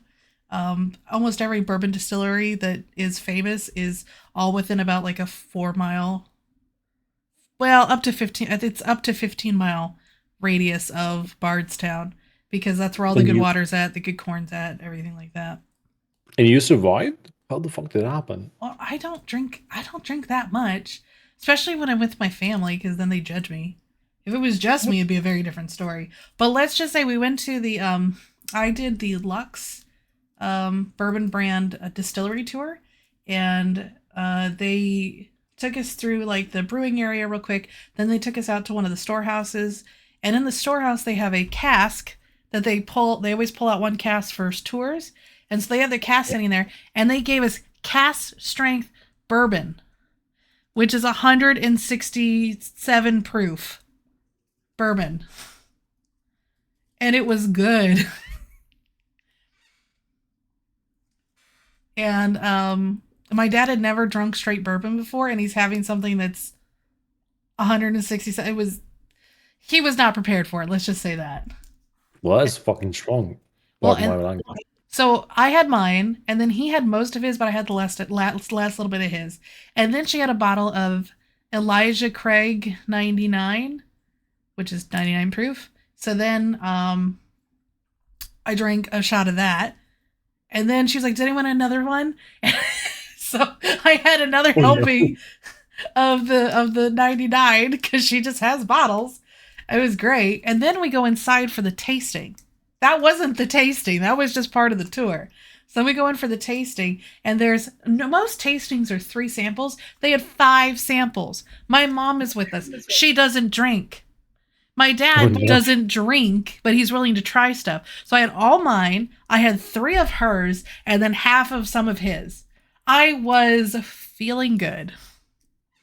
Is that the phrase you want to use? Because I would probably use the phrase, "You were hammered."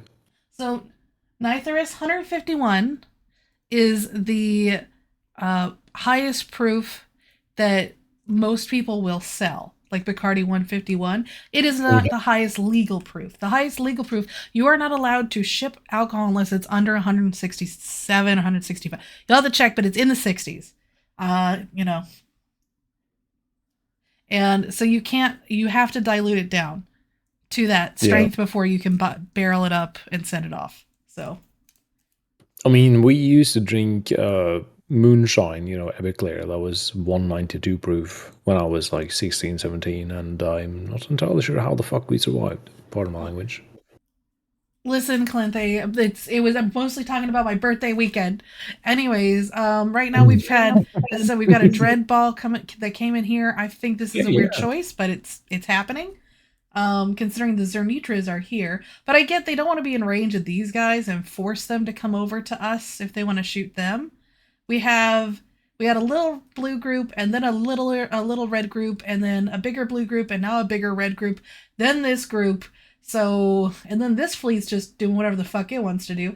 It's shooting a blue rogue. I wanted to say that was Dirk Steele, but it's Dick Steele. So these guys, I don't know if they're just honorable third party or just jackasses. But they're just shooting this poor little blue roke over here by himself. They have been shooting this revelation for the last 20 minutes. Can you move on to a different ship, please? Or kill it, finally. I've been watching them shoot this guy forever. Can you shit or get off the pot?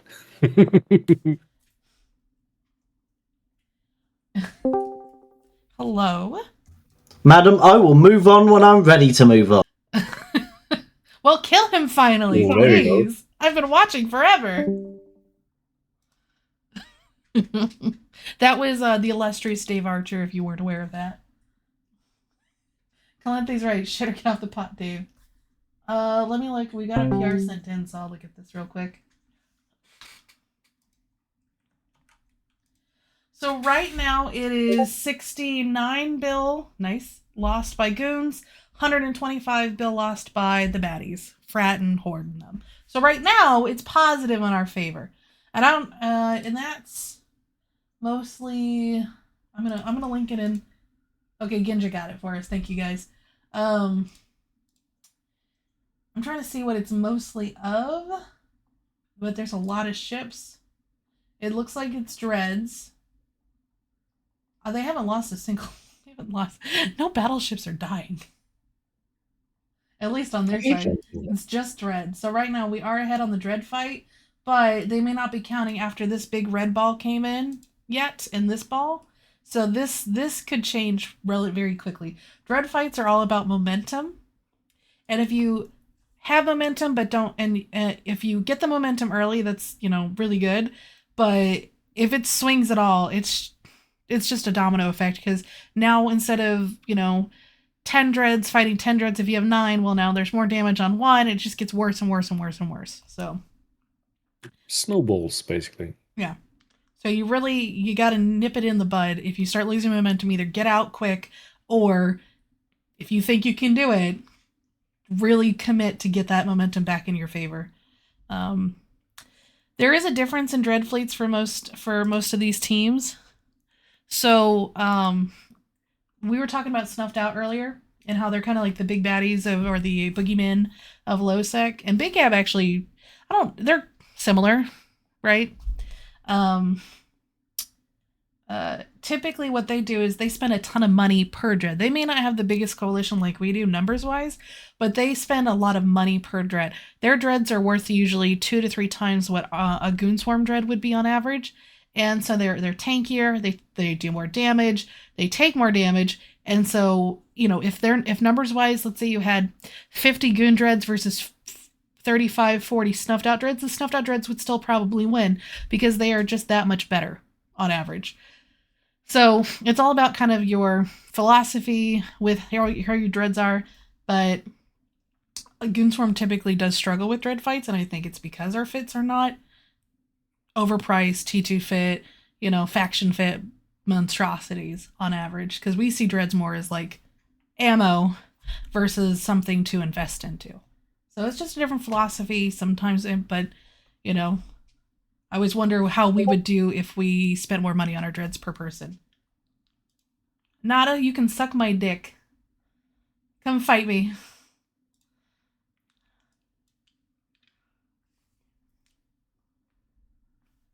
Let's see. Yeah, and then obviously, all the high-grade slave pods, you're right. I do know that we are encouraging more people to have mid-grade and high-grade pods in our fleets, and I'm assuming PHORDE does it too, because, that is a significant amount of HP in a Dreadnought or a battleship that can really help turn a fight. There is more stuff jumping in this blob over here. Can I zoom in on this blob? We'll find out. I don't think I can. We're going to try. Okay, what's going on over here? This fleet came over. This is FRT, I believe. And that's their that's PHORDE's Ferox Navy. Okay, good to know. There is a significant blue. They've kind of separated out now. So we got a lot of blues in. I think that was more blues jumping in. But here comes some... wait, I take that back. We have Tama. What is Tama? Who's Tama? And Kitex. We have another fleet coming in, and these guys are neutral? I don't know which side they're on. But they are coming in, so they're going to come in down here. Tam is stuffed pets. Nice. Okay, so we're still ahead, but the momentum might be swinging. And you're going to see the battle report change a little bit as different groups drop different things. So it's going to go back and forth on how fast things are going. So the fort is hasn't really changed much. I can't give you a percentage, but it's been tickled. Let's just say that. It is not a significant amount of damage on that fort. Oh, yeah. Big Gab's here. Yeah. They're over here. I don't think their biggest dread ball is dropped yet. Oh, wait. No, it has. Yeah, they dropped their Zernitras. They'll probably have more around. I don't know, but they dropped them. They're here. This is Big Gab. Right at the top. Let's see how this plays out then. Mm-hmm.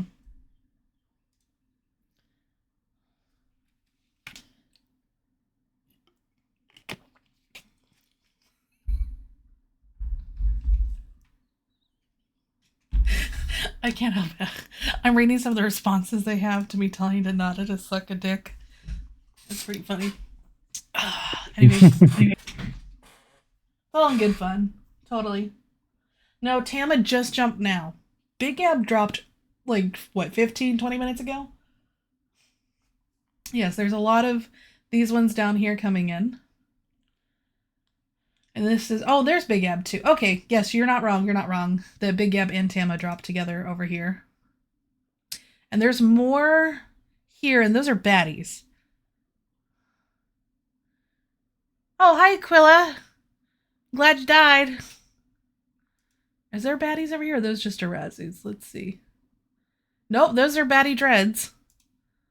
Are they jumping in? I think their Sino died. Because there's only like 3 of them over there. Oh, hi, Mike. Do you see Tom Flood? All right, let's see who's fucked over here. So wait, he has time to log in between working and chasing tail. I'm impressed. I know, right? And his alcohol abuse. I mean, what? I'm kidding. We're one to talk, right? I don't have a leg to stand on there. Okay, so I think Aquila was their Sino because only 4 things dropped. Yeah, so they only dropped 4. So if these guys really wanted to, they could just break it. Oh, wait, more? Is that 5? 1, 2, 3, 4. No, I think it's just finally loading its effects in. 6. 1, 2, 3, 4, 5, 6. So 6 have come in here. So if these guys wanted to change targets, they could eat and munch on those. Will they notice them? Who knows? But I'm pointing out for the team.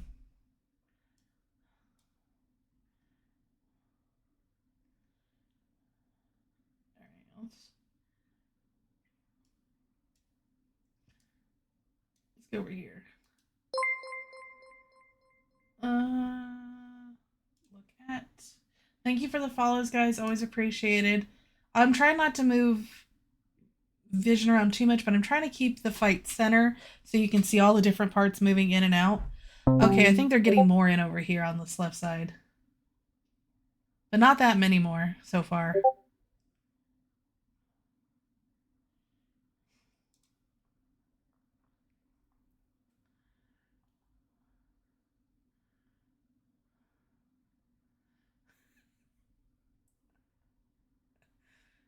Okay. Oh, no, yeah, Wibla, there's more. How many? Oh, look at that. There's more. They got another Sino open over there. Took them long enough. Well, I guess with the tie-dye, it takes a while.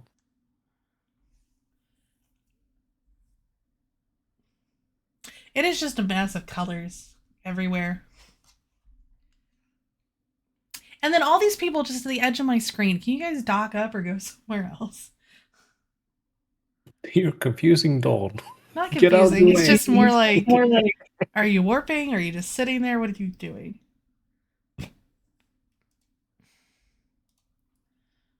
Also, we do like to do stretch reminders. So if you've been sitting for a while, do make sure to stand up, stretch, move around, because we don't want anyone to have an embolism here. So.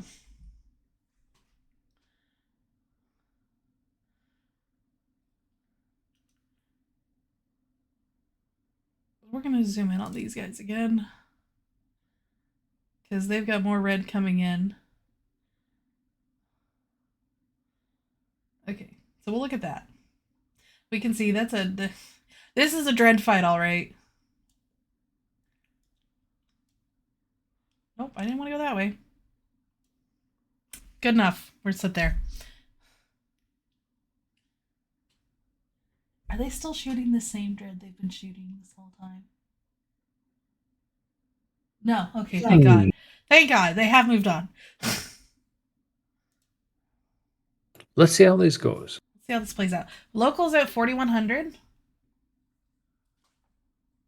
4144, oh, yes, actually. don't forget to drink water. And soda is not water. What about beer? That's basically water. When if it's Budweiser, it is literally piss water. But I mean, that's what all beer is. So, fermented grains. That's what almost all alcohol is, fermented grain. What do you think happens inside a cow and a horse's stomach? Yeah, that is that. If you want to do chocolate beer, I feel like that might be too heavy to let you last all night, but you know. Chocolate beer, I mean, I would go for that, but I'm not going to be responsible for myself tomorrow because I have the weekend off. I mean, my weekend started Tuesday at 4 p.m. Very nice. So, yeah. Gotta love living in a communist country. All right, so we've still got more stuff coming in. That fleet, I think, is further away, but it might be right here. Let's do a little turning if we can. Oh, please don't crash on me. We might hit the crashing point. If I crash, I promise to come back quickly. It might, if I crash, it would be a few minutes, maybe 2 or 3. So just bear that in mind. I would ping out if I did. Oh, does other people's games crash? Because I know mine like froze for a second, and I was scared. Well, yeah, yes, I would switch to my landline if I crash. That would be the point. I don't think I will. This thing's been doing pretty good, but if it does happen, you know, we'll deal with it. I just have to be careful when moving.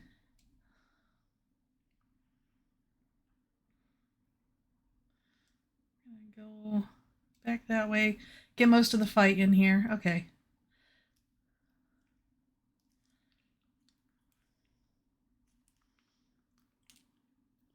I might need to change my settings here. Go to Super Potato. No, not Super Potato, just Potato. I haven't been on Potato yet. Sorry guys, it'll be just a second. Oh god, they changed everything. We're just returning to game. I'll do it if I crash.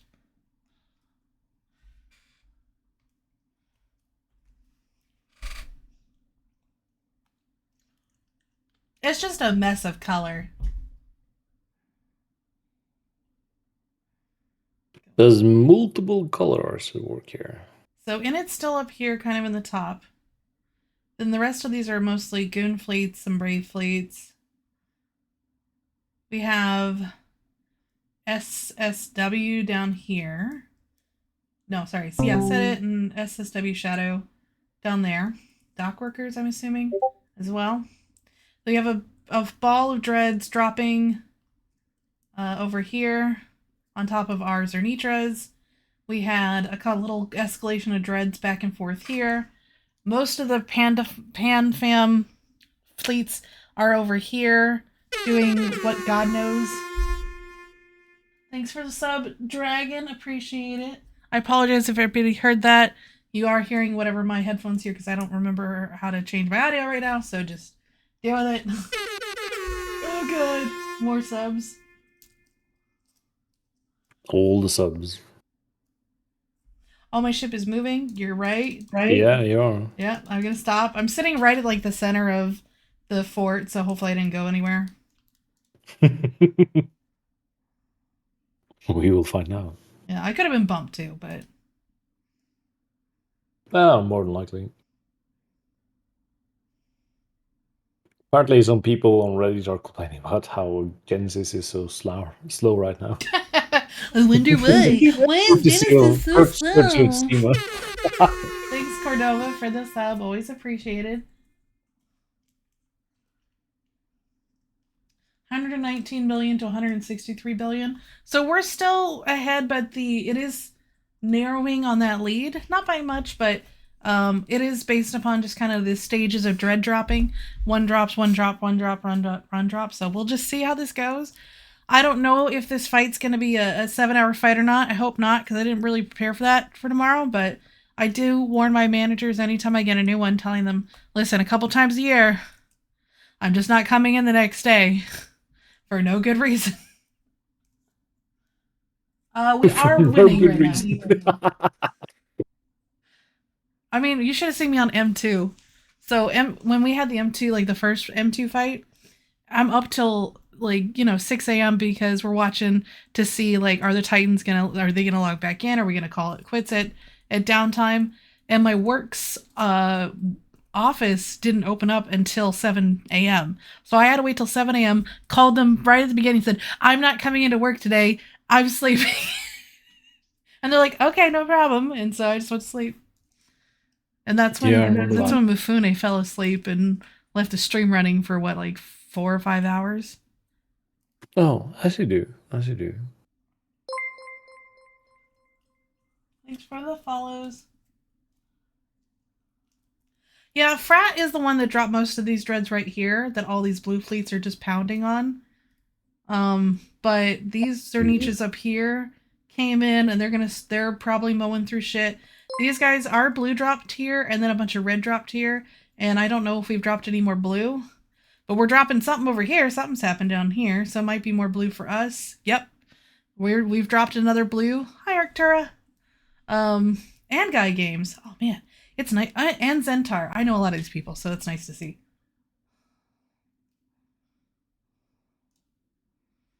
So we've dropped another pile of dreads down here that are going to start shooting at these guys and be able to shoot at these guys over here.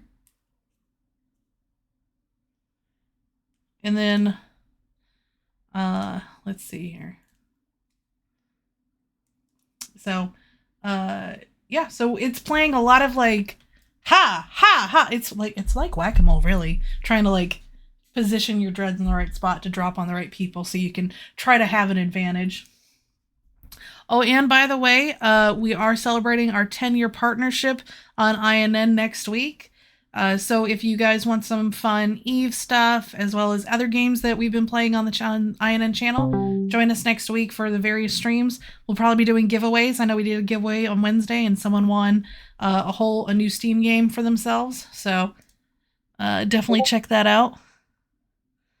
And then, yes, if you are in Imperium and you've died, make sure to reship, because looks like we're not stopping this party. Yes, Skinja, I do love free shit as well.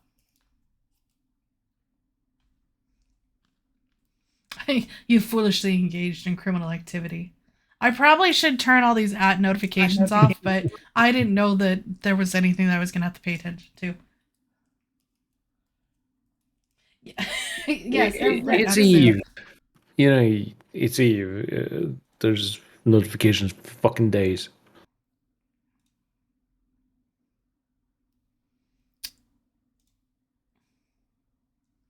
Okay. All right, and we appreciate everybody that's coming to watch us and hang out while we do this fight here. No, I did the wrong way. I gotta go the right way. There we go. I'm trying to keep most of the main fight in screen so you can see kind of where everybody's at. If there's something you want me to zoom on, I can try, but with tie-dye, it is risky. So, man, I can't always accommodate.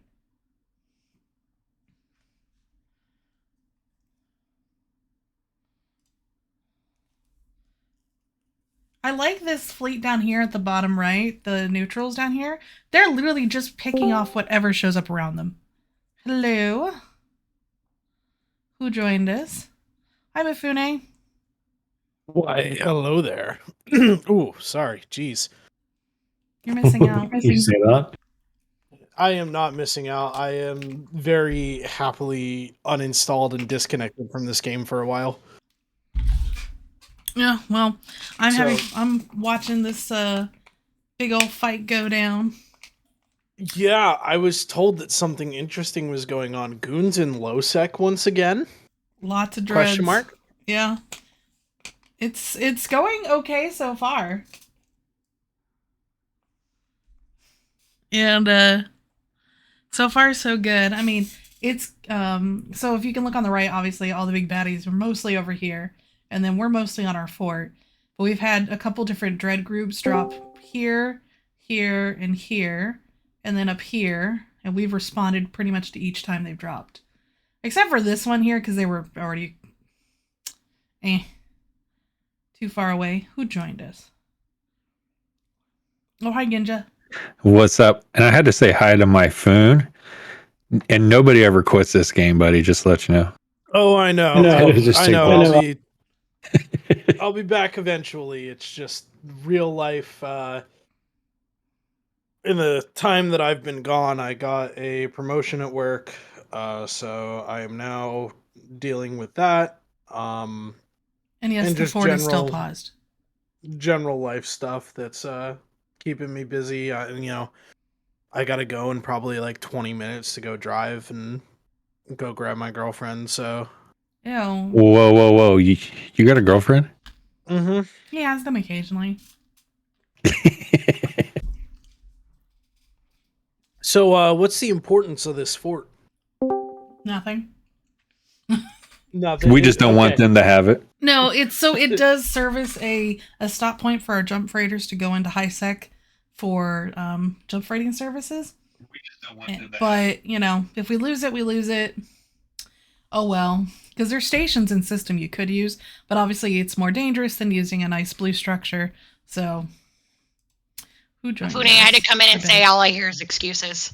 Yep, that's what I say. Excuses. Wow. Okay. Excuses. The fort's probably not going to get released right away, because if we anchor it with all these people here, they're just going to blow it up. So, and it just kind of depends on the locals if they're going to let us drop a fort or not. We might drop a fort again, but big dick it and just drop a fort 1,000 kilometers away. I think that would be suicide to do that. It would be funny. It would be It funny. might also be a suicide. I'm really wondering why Penguin Bankin thinks that the fort is going to be dead unless something really, really bad happens. And I don't understand that. Because, when it comes to slap fights like this, and especially over like a whole timer for something like a Fortizar and a 10% tie-dye fuckfest, I mean, just the N+1 takes over at this point, and we're in Ahbazon, or as my newbies called it when I had my corp, they called it Azkaban, because that's what it fucking felt like. So right, we're right next to Jita, so anybody that dies is just going to come back. Well, so with this, the reason why the fort's probably going to go down is because they have a couple long-range dreads way out there, and then they've got fleet. So they probably have one fleet plus the long-range dreads committed to just shooting the fort, which is enough damage to keep it paused and keep it dying, without affecting their ability. Gotcha. So no matter what, unless we can get them to leave, which I don't think we're going to, but unless we can get them to leave, it is going to die. But, that's okay. The only real way that this fort is going to get saved is if the blood price becomes too high for the kill, which I mean, if you've already started this happen, much, you might as well finish. Exactly, right. So it's just like, it's going to die. Everyone's having a fight. Hopefully everyone's having a good time. Well, it does depend on the tie-dye, but you can save stuff in tie-dye. You just gotta, the person dying really has to be on the ball of telling you ahead of time because it takes so long to lock to start repping them. But yeah, no, I understand. As a Logi, Yeah. as a Logi anchor myself and head Logi, I understand completely. Penguin, and I get what you're saying about that, dude, but it's right. like the principle of it, though, isn't it? It's like we can't let them destroy it's worth this, right, like Betty? 10 billion, Yeah. maybe. Yeah, I mean, but it's just the principle of it. Like, we can't let them fucking take our shit. It's a fight. Enjoy it. It's rare to see fights at this scale anymore, like post scarcity. Yep. Man has a point. You just gotta soak it up and enjoy it. I mean, It is a nice fight. I mean, and I love seeing all these people in one system, which is pretty cool. Grid wise, I couldn't confirm 100%, but it's gonna be close to the 4,000.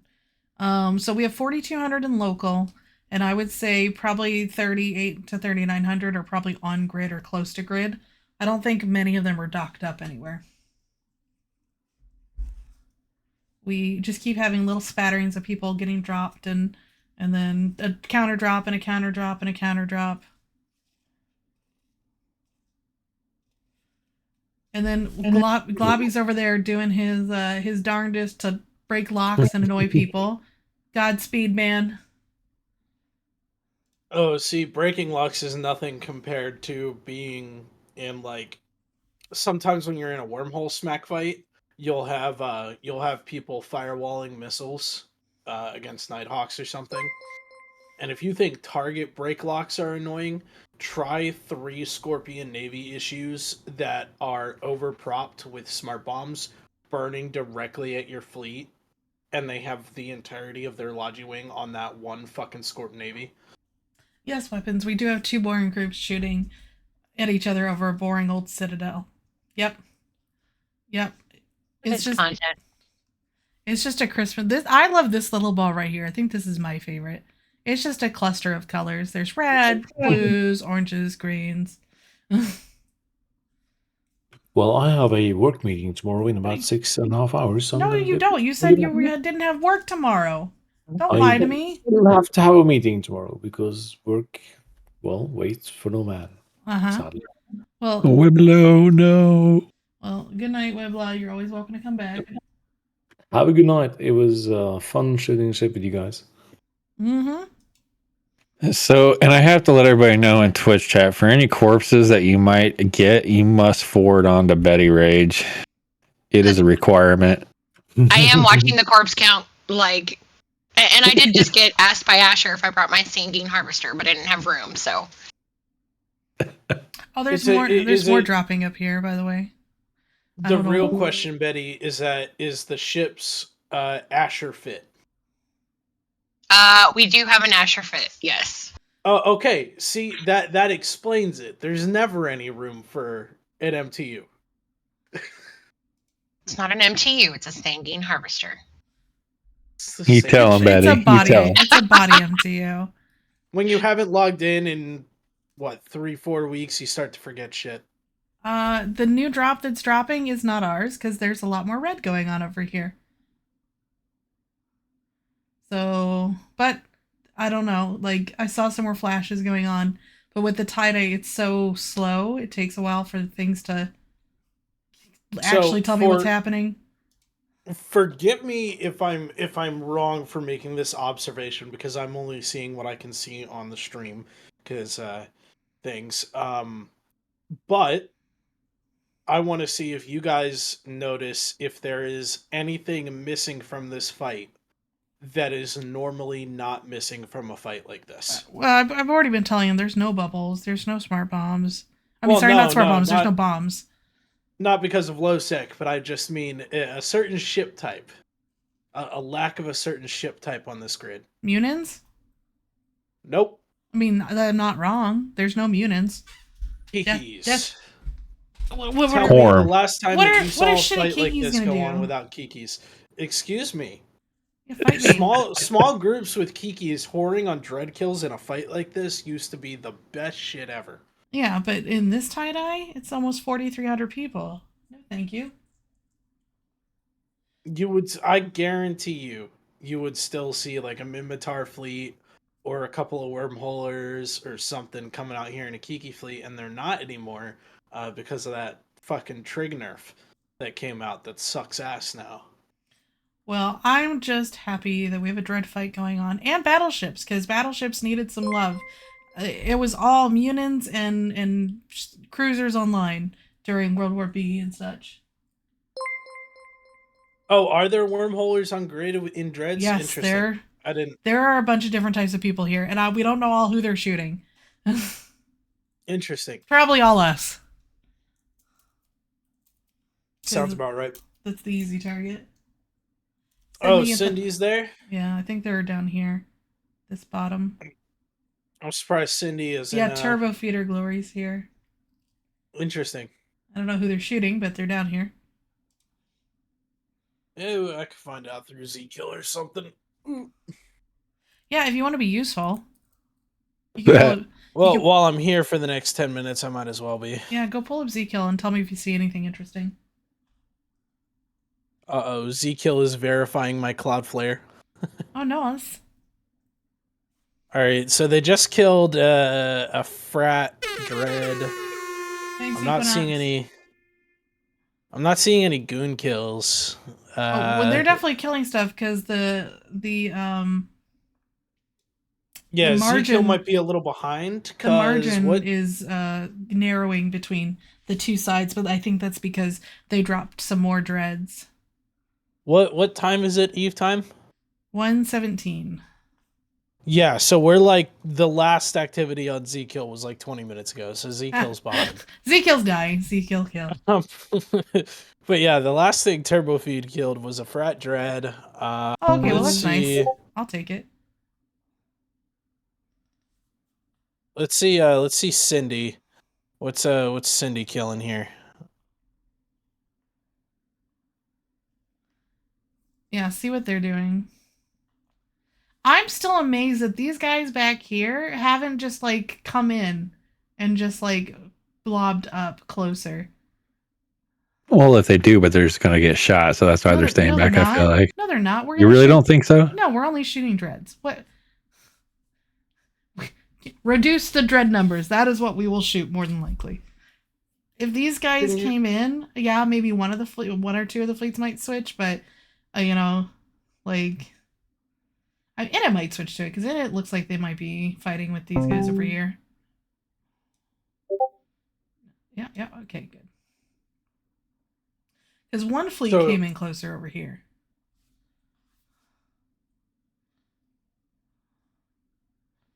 What do they mainly end on? So it is Nightmares for Horde mostly. There's Tempest Fleet issue for Big Gab. Frat is in Typhoons, Feroxes, and a couple of they have a couple fleets, and it's mixed with them. There's this little fleet down here doing whatever the fuck it wants to do in Executor Navies.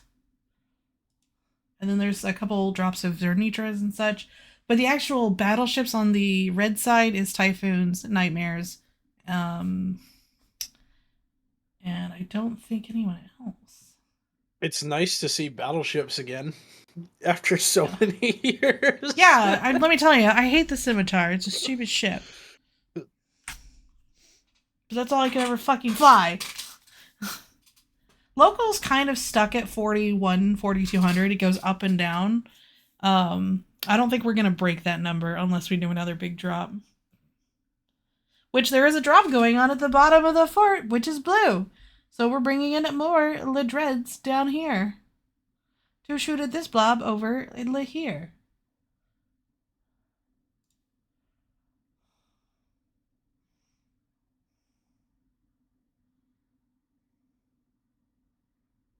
And speaking of drops are enabled on this channel. So if you watch the channel, you can earn drops.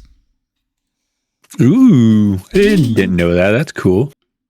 There's some good boosters out there right now for the event. This stream is bad. It made me launch Eve again. Dude, like I said, nobody ever leaves Eve permanently. Trust me, I am sitting here enjoying the fact that I don't have to log in. Have to or get? Where are you, Jinja? Why aren't you out here in your dread? I am actually in my basement watching everybody, and I am descaling my tankless water heater. So it takes a couple hours to do. So that's why I'm not playing. I should be, though. No. And yes, we are still in Mangled Heap. And yes, ads are running for the people who have subscriptions. Yeah, we already got that there, Mangle. So she already talked about that new drop coming on the bottom left. All right, and don't forget to stand up, stretch, move your legs. I'm going to stand up now because I've been sitting since like 7:30. Oh, so. I do Drink have some something water. interesting that I do have something interesting that y'all haven't seen since the last time I've seen y'all. You dyed your hair pink. Probably. No, I have a brand new electric standing desk. Nice. Nice. For my, Dude, I've for always my wanted one of gaming those. PC. So it costs like $800, and I can stand in game, and it's a lot better for the longer sessions. It's a good exercise for you too, buddy. Now you just need a treadmill. Right. There you go, Betty. Exactly. One of those walking pads that don't have rails or anything. I've wanted one, but they're like $300. I'm like, funny thing is that I've been going to the gym probably twice a week for 6 months now. I've dropped like 10 pounds, which is great. Well, that's always good. I am sorely disappointed that your hair is not pink, though. It's not pink, but it is long now. It goes past my shoulders, like way past my shoulders. All right, here's wait. Hey, real quick, Don, what is the ratio between goons and them right now? And I'm a little curious what the ratio is, but do you have an idea? Absolutely not. Someone else on the field is going to have to do all that. My computer is one job, which is streaming and not crashing. And I'm on a network card with Wi-Fi. So does anybody in chat know what the ratio is, or roughly what the ratio is? Yeah, if anyone has a Ezekiel is so far behind, bro. It's like 20 minutes behind. Updated D-scan, that'd be nice. I can barely scroll my overview right now, so 1100 to 970. Okay, cool. Yo, thank you, YMG. Appreciate that. Yeah, there's 4K. I think the server's capped at 4K. Like, not like server in game where like they've put a number on it. The data. I'm is thinking just the server can't handle more than 4100 in the system, because I've not seen us, even after that drop going on down at the bottom, people are crashing, getting basically booted off. So I think that we found the server's limit. There has been some people in chat saying that they're getting kicked. I don't know about kicked, but just like, crashed. Yeah. Or crashing and then black screen on login. It's standard for these kinds of fights. However, always dangerous to do this. Okay, back it up. I just wanted to recenter the camera. I know that's always dangerous to do, but I wanted to recenter the camera so I could get more of the fight in the center for you guys. Yo, Cisco, but thanks for the follow, bud. Appreciate it. So it looks like we're seeing, and I do want to point that out, that back left, now left blue dread blob seems to be counter dropping the ones at the dreads top, towards the top. Yeah. Mm-hmm. What do you guys think? Here. Sorry for just interrupting, but what do you guys think that the percentage is that we actually just like kill the game? I mean, is that even possible? Like so many people in one system. Hold on. So, hold on. Kill Sandrin. He's gonna light dreads on our new dreads. So kill Sandrin Stone. You guys. Oh, God. Anyways, he's one of the FCs for Horde in them. So make sure to murder him quickly. Thank you. But in all honesty, what broke the server, there's no other tall tale for that other than the 1DQ slap fight before World War B ended. When Pappy made like their kind of final half-ass push into 1DQ. One of the reasons that they couldn't fully push into 1DQ was because they couldn't get everybody logged into T5Z. Both T5Z and 1DQ combined had 10,000 players. And it got to the point where people were sitting on their login screens for 6-7 hours just trying to get into the game. So... real quick here, yo, Jay Cool, thanks for the follow. Luker, thanks for the sub. Prime, appreciate it, man. And good evening, Luker. Is it Luker Band?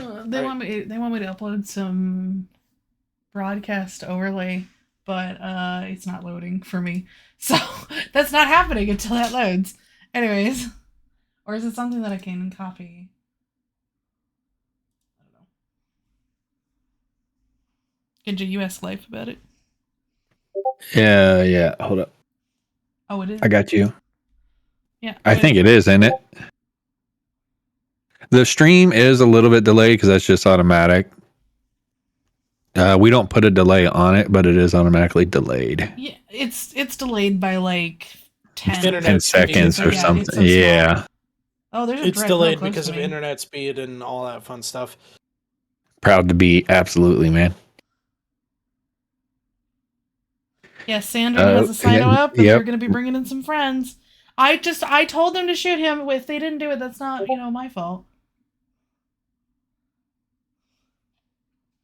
If the dreads load, that's the real question. If they load.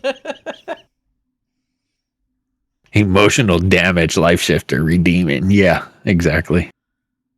Okay. Kendra, how do I get this in here?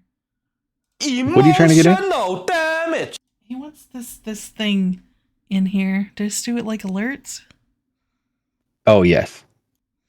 That's scary. Okay. Maybe I'll kill the whole thing. You ain't going to kill it. It's the browser one, right? Yeah.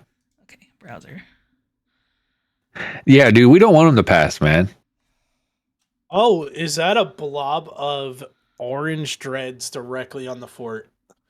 That would be fucking hilarious.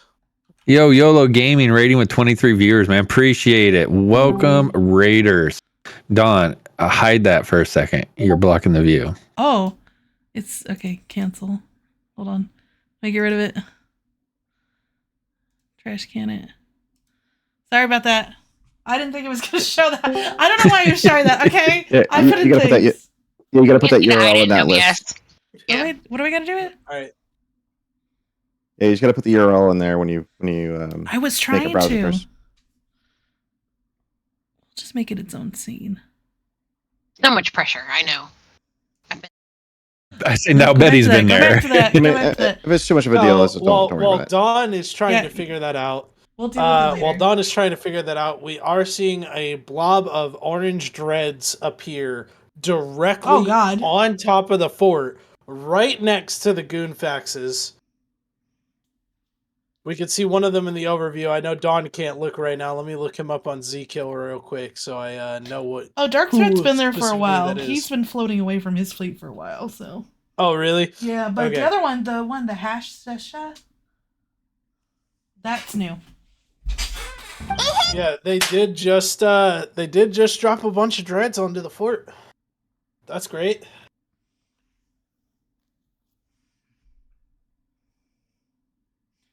Okay, I was just trying for a second. I'll be back. Okay. All right. Well, it was fun catching up with you guys, but I gotta head out and All right. Thanks, Buffini. go for a bit of a drive. Have a good night.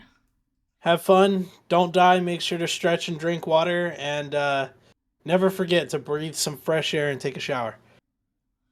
How many dreads are on grid? A lot. That's the answer. I couldn't tell you exactly how many, but it is a lot. What do you think, guesstimating? What?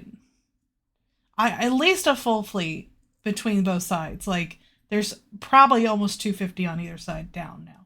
Most definitely, yes.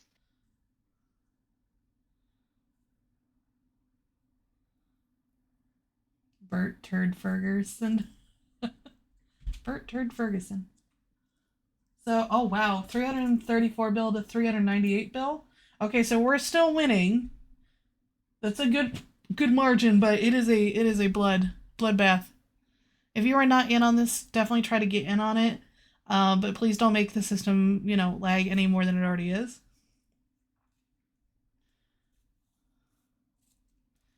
And this little fight up here going on. I just want to know what happened to make these guys go so far away. I don't know if they de-sieged and then re-sieged or if they got bumped as these guys were coming in. Yeah, the Sino is still up over here, but no one's come in. So I don't know if they used this as a decoy and then dropped this area or someone went to the wrong Sino. I don't know. I doubt that they would go to the wrong side if Sandrin lit this one, but, you know, shit happens. This isn't, like, the worst option here, because you can start plowing into these dreads, those dreads, things over here. You can start hitting the faxes for the battleship fleets. So, how many bots? Oh, we're way below 10% now. Some people are saying they're having trouble with some calls. So, if you're in this fight, you're going to be experiencing tie-dye at its fullest. Oh yeah, definitely. I can confirm. Now, the worst tie-dye I ever had was I put a call in. I watched my call list, and it was like 9 minutes to execute my command. I feel like it took us like 15 minutes to get the last target. If you black screen, you can definitely try to get in, but I don't think the server is going to push over 4,200. Because I know local's probably behind on necessarily the right amount of people in system, but I have not seen it break 4,200 yet. And it's been dancing around 41.99. So if they try to shove more people in, it's just going to cause somebody else to leave. I don't think the server is going to take more. 145 is not the worst thing in the world. Oh, 4208? Well, maybe it's going to get over. It definitely doesn't seem to want to, though. If you black screen, just try to come back in, you know. Give it some time. 4201. Okay, mine finally pushed over.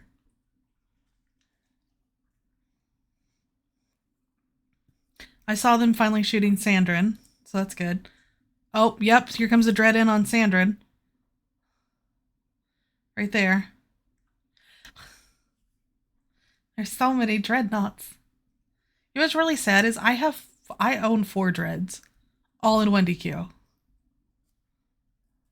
Because I had them all over space for a while, but we just never used them.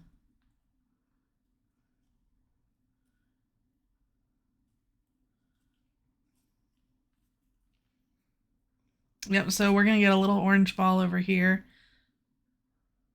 I think they shot him too late to stop whatever started jumping to come in. But we'll see.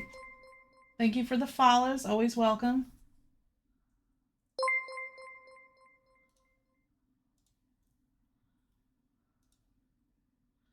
Alright, so we are at 374 billion lost on our side and 409 billion lost on PanFam's side. The team size-wise is about 1,500 to 1,500. The difference is almost like 30 ships. So this is a very even fight of at least ships that have attacked something and have gotten on a kill mill or some sort of activity. So we are... Yes, Mifune's gone. Be nice to Mifune. But... yeah, we are doing good. So, Betty, Genja, how long do you think this is going to go? Well, yeah, it's going to be slowly but surely. I'm guessing we've got another 2 to 3 hours. Yeah, definitely. Because the fort's like at like what, 70%? Maybe. The repair timer still has not moved from 27 minutes. 27 minutes, 20 seconds. Unfortunately, I'm not in a ship that can lock it, so we're not going to get to see the percentage. But if anyone in fleet can tell me the percentage, I'll be happy to share it. You guys can write it in the chat. You can always write it in the chat or send it to me in DMs or something. Let me give you guys this battle report real quick.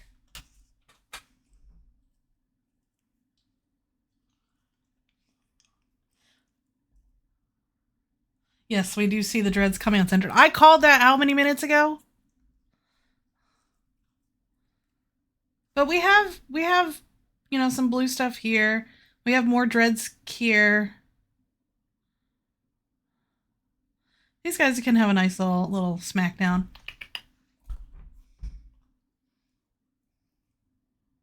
Thank you. Appreciate it, guys.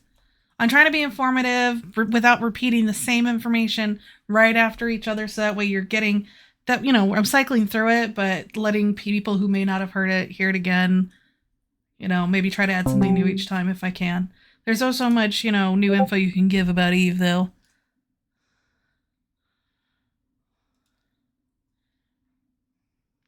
But you guys are doing great. Oh, there's a lot more red coming in over here.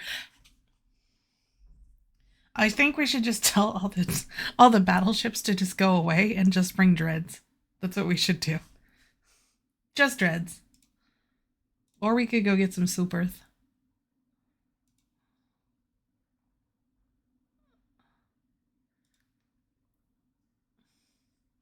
So this little fight's gonna happen. This fight's happening. These are all like micro fights. So this is happening. That's happening. This is happening. I don't know what these guys are doing. Nothing useful. And then these guys are fighting. And then these guys are just like here for the food. Yes, there are a lot of Zerns. Oh, another test guy showed up? Fantastic. That's like 60% of their alliance. And it's 12. That's the same number of the ladies in Eve. Yeah. Oh my god, could you imagine if we had just some boson titans just dropping here and here and just in here? Oh, it would be good. I do love the occupators just warping in and out, picking up scraps from people dying. If we are at 4258, so we're probably going to get up to about 4300.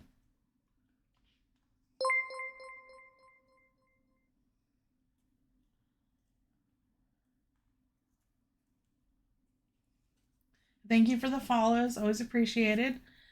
We do more than just Eve here on INN now. We used to be Eve-centric, but, different people have different interests, and so we are trying to expand out. We do have different people who stream different games throughout the week. We do some guys do Fallout 76 on Fridays. Then we have our Eve Talk shows on Saturdays, Push to Talk, and the Meta Show. And then on Sundays, I believe one of our guys streams. I don't remember what game it is, but he is streaming. And then we've got I stream on Wednesdays. I stream Baldur's Gate 3. So if you want to watch me, bludgeon people to death with dead bodies, that's what I'm doing. And then I believe we also have streaming on Thursdays. They were doing whatever one of the new games was. I don't remember which one it is, though. 71% called it. I kind of hope we don't get to 4,500, because the stream may end up having a bit of a delay in the middle of it. Yes, and according to Dave, Meta Show is going to be Brisk and Dave this week, probably talking about this fight amongst other things. So we're just going to see how this cookie crumbles.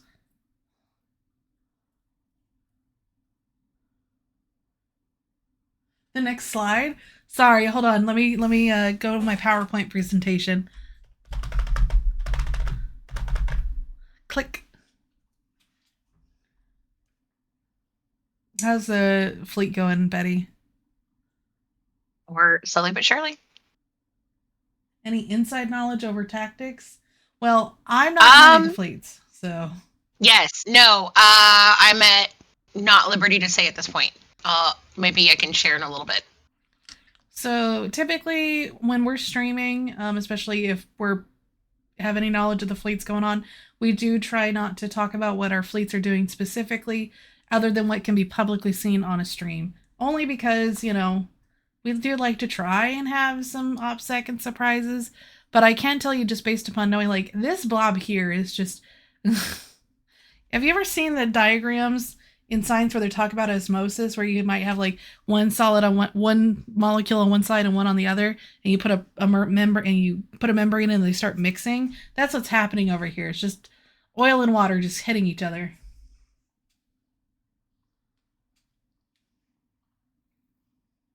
I can say that I am right in the middle of that blob right there. Yep.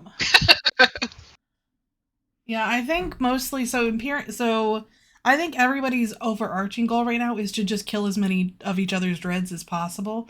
If they get the fort, they'll be happy as well. That's really, the fort's a bonus at this point. Like, PHORDE really doesn't care about this fort. that much, and we don't really care about the fort this much. It's the principle and the content available to shoot over it. So right now we're gonna just bash each other's faces in until one of us, is like, I didn't hear no bell. We're at 4,300, so we have gone up there. So good job, guys. A dread count? You are asking quite a lot from me, good sir. Unfortunately, I don't want to touch anything for fear of dying. But if anyone in our lovely chat wants to pull up a D-scan and tell me dread numbers, that's fine. It is a decent amount, though. Let me see here. Summary.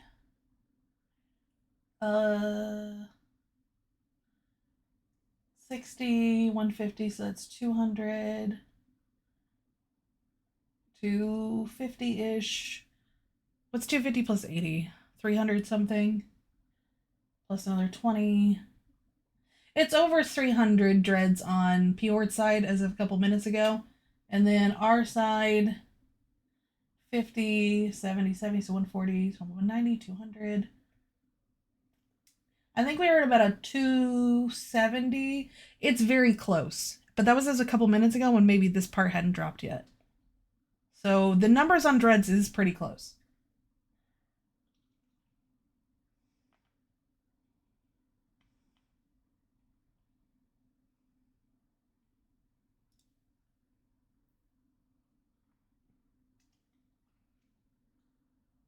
What am I in? I'm in a shuttle, yes. I'm in a little shuttle sitting on the undock of the fort, just like watching this all happen around me.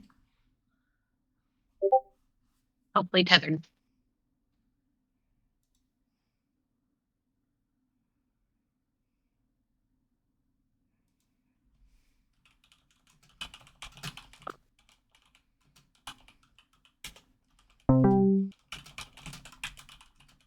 Sorry, I'll type quieter. I can't type quieter. It's just how it is.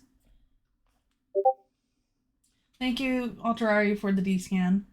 Once again, if you've died and you're in Imperium, get back in here. If you died in your PHORDE and frat, you can go to sleep. It's fine. You did your job. Thanks for coming. But numbers are very close right now. So that's good to see. I'm happy when the numbers can be close, because that leads for just a fun fight overall, usually.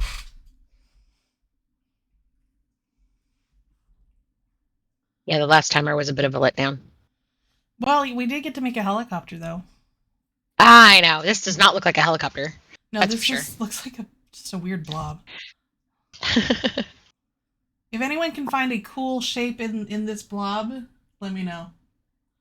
You just What does the cloud look like today? Looks like a cumulonimbus.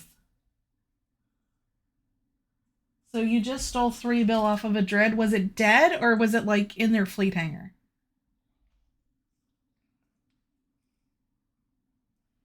I can see the scorpion. So you got like the claw here, the body here, and then the tail curling up. So I could see a very blobby scorpion. Where's Waldo? Okay. Dead dread, okay. Yeah, this is the epicenter of shit right here. But Globby is doing his job over there. Good job.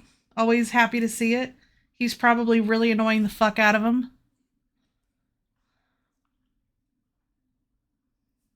You know what? You're right. The right does look like an Erebus. Look at that, Betty. See? The little bump? Yeah. Yeah, that's definitely an Erebus right there. With its fat I ass, too. I can't even move my view right now. Oh, yeah. You don't worry about moving. That's why I'm not moving either.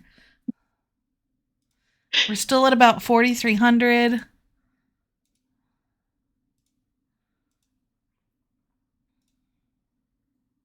There's another little dread bit dropping right here in the center.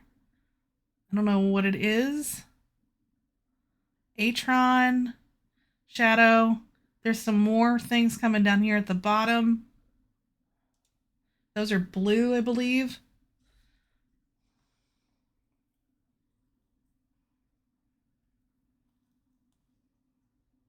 Yeah, so 4,300 out of 2,200. Well, Thursday is the lowest day of the week for Eve every week.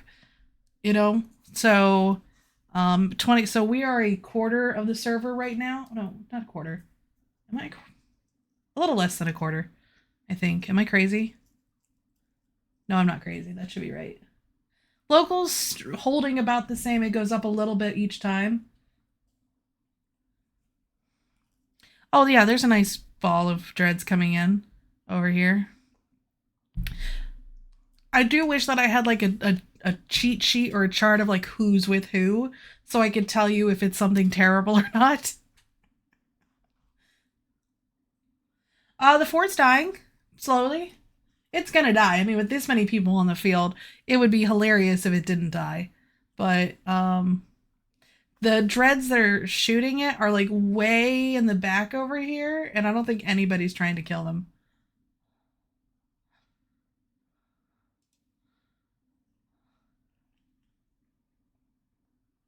Who came in? It is Shadow. Shadow. I think that's Shadow Cartel. Dock workers, maybe. I don't know everybody's call sign, but I'm pretty sure it's Shadow Cartel. I'm very nervous about opening things up, guys. But we'll go slow.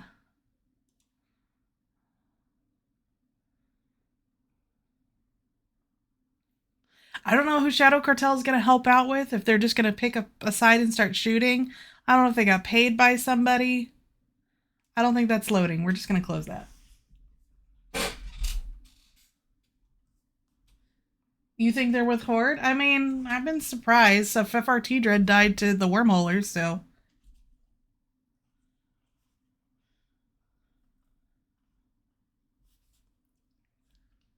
We're snuffed?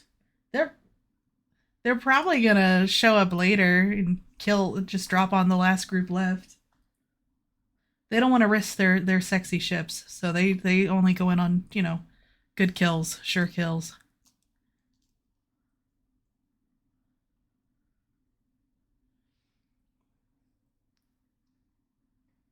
Yes, there are going to be some smart bombs running around, probably to clear small tackle, annoy people. Some people do try to firewall, which is if you're running a missile ship, you shoot missiles at stuff, they have an HP amount, and people can use Nesters or Praxis to have enough smart bombs to kill any oncoming missiles before they reach your ship or the ships behind you. If they're running through your path. I doubt we're having that many here, but that does happen in low 6 sometimes.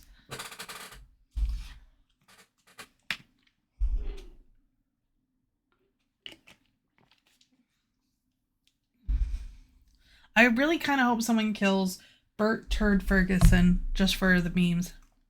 Be nice. Also, if you're in a pod, can you just fuck off and make the system clearer?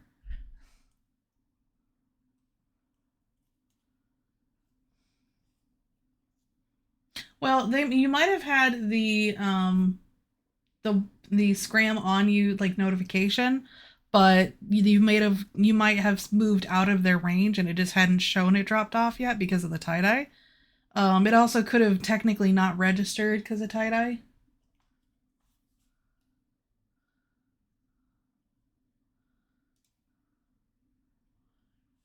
I think we're alone now. Yeah, so it's just me and Ginja's fiddling with a water heater. So it's just me again, guys. Woo! Well, that dread's going off on its merry lonesome. They probably DC'd. Yeah, no, they've got, I think PHORDE's got more dreads overall. And as I said, momentum shift, like when the momentum, whoever's got the momentum at the beginning can hold it pretty well, but if you drop enough, like once it swings, it's really hard to get back, so. Just a few sticks. Only 4,200, it's fine. This is normal.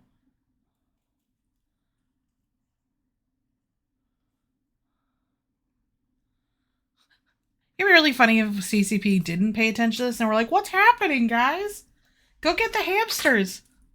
I can imagine them just like blowing, like fanning the hamsters to keep them from dying. That's a lot of Rev Navies. What is PHORDE has mostly Rev Navies. The last BR that I've got has 156 of them, but that was like a couple minutes ago. So if someone has a new one, link it and I'll take a look at it.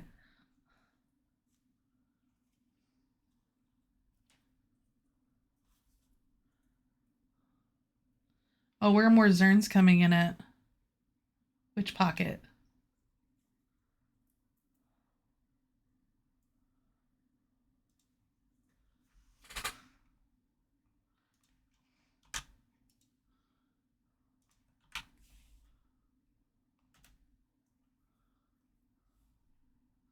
Four minutes and 52 seconds to stop overheat on rippers. Well, that's your first mistake was overheating in tie-dye because you run into that possible risk and you could burn out. All right, so let me look at summary.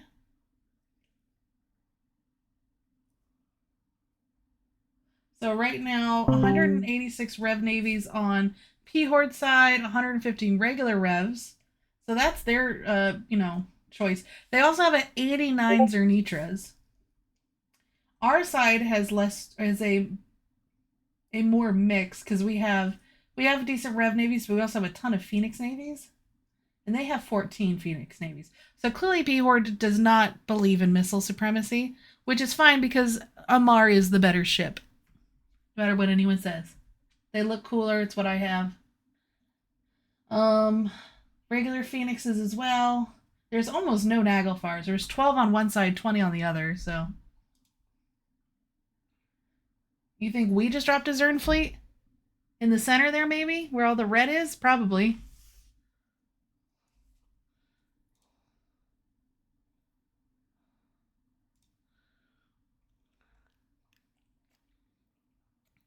Yep. If you aren't in this fight yet and you want to get in this fight, go ahead and get in it. You can also always, if you got a dread, try to come in a dread. But if you've got, a little frigate or something that you want to just come in and help tackle shit, clear off other tackle, like, perfectly fine. Missiles do suck in tie-dye. Are we noticing any issues in fleet with anything? I mean, obviously we don't want to, like, give too much away, but you guys are always welcome to share.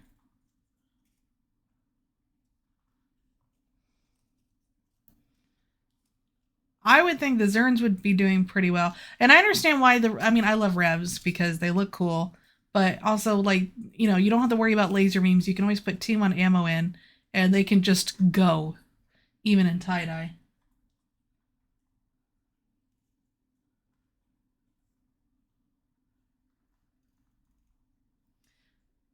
Yeah, no, Phoenix Navies are really tanky, good damage. Obviously you get damage, you're not locked into damage, but that is a worry of any missile ship or any ship that you have to either reload a lot or actually manually fire, is that the missiles are just not going to cycle properly, and or apply properly in tie-dye. It is satisfying watching. You're like, God, we've been trying to kill this guy for 10 minutes, and then it just disappears. There's no health bar going down. It's just gone.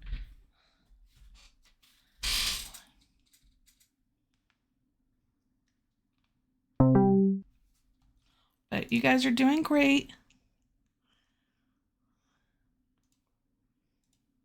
We've got different fleets running around. Props to all of the groups that showed up today. Props to our enemies for, slapping it on the table. A trillion lost. What's being said on Jabber? It's not that exciting.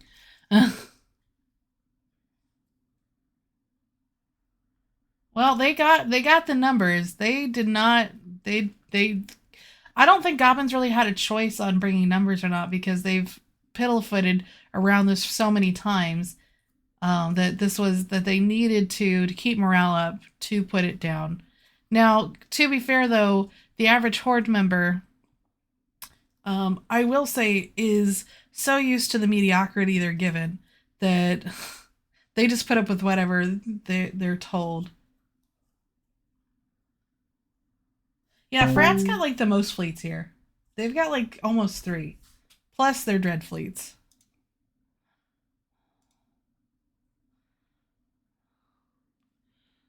Yep, and there's still fleets going out, more fleets joining. I wouldn't be surprised if we move more dreads up, but I don't know.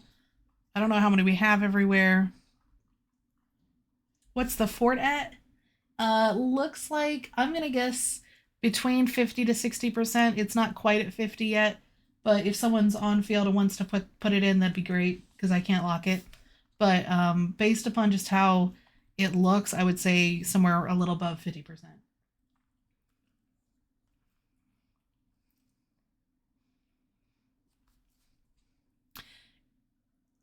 It is fun watching kind of just how the blobs eventually spread out over tie-dye.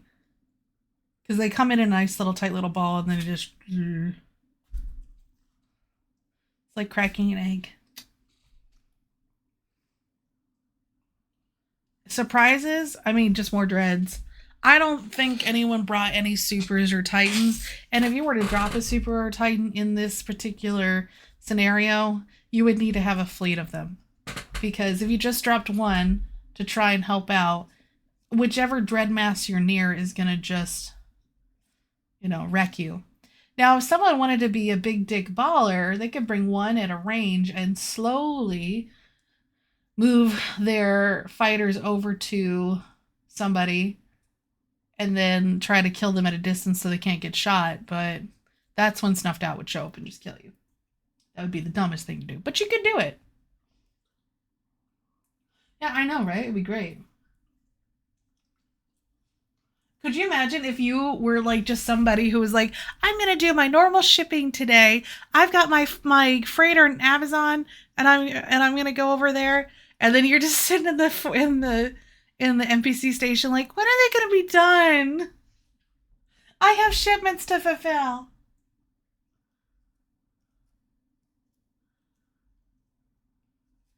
Oh man, if we could have a Titan fight. But there's no Keepstar or anything, so it's a little scary to do a Titan fight when you don't have a Keepstar to try and tether up on and disengage. Because all the dreads that are dropped here, I mean, chunks of them are gonna get out, but we're gonna, on leaving, both sides are gonna probably lose, you know, a couple extra dreads that they wouldn't have had to lose if they had a structure here.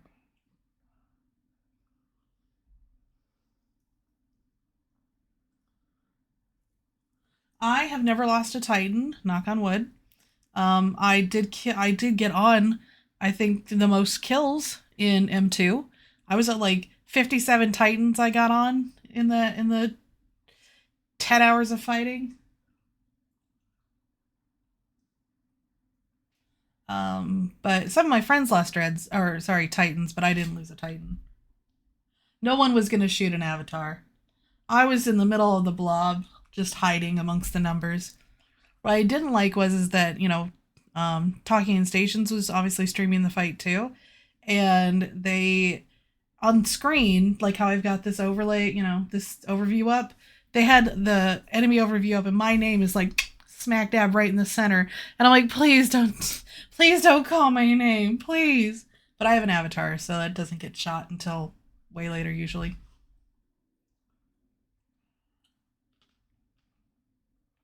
Have we seen any more drops happening, or is it... Well, yep, right down here. A little bit more is coming in down here. These guys are helping us, I believe, this little group, so they might have just been adding reinforcements.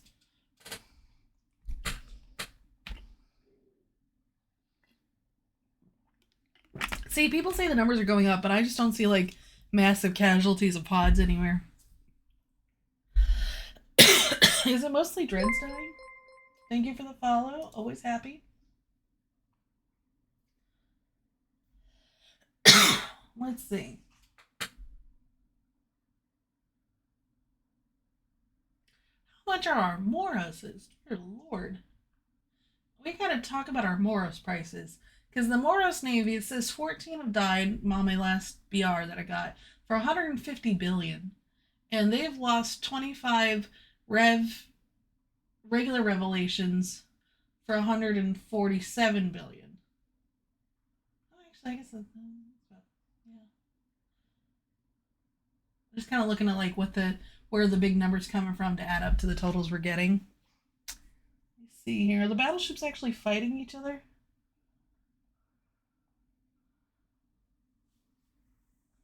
Yeah. No, it is mostly just dread v dread action. Thank you, Dave.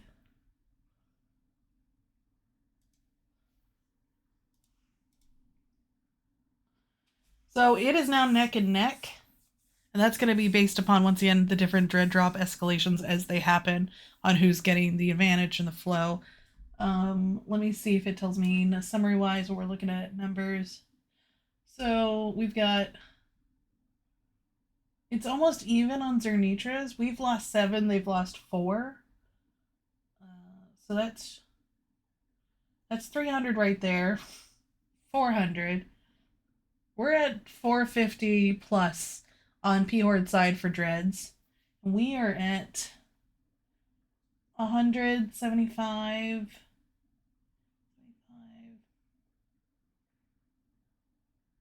200.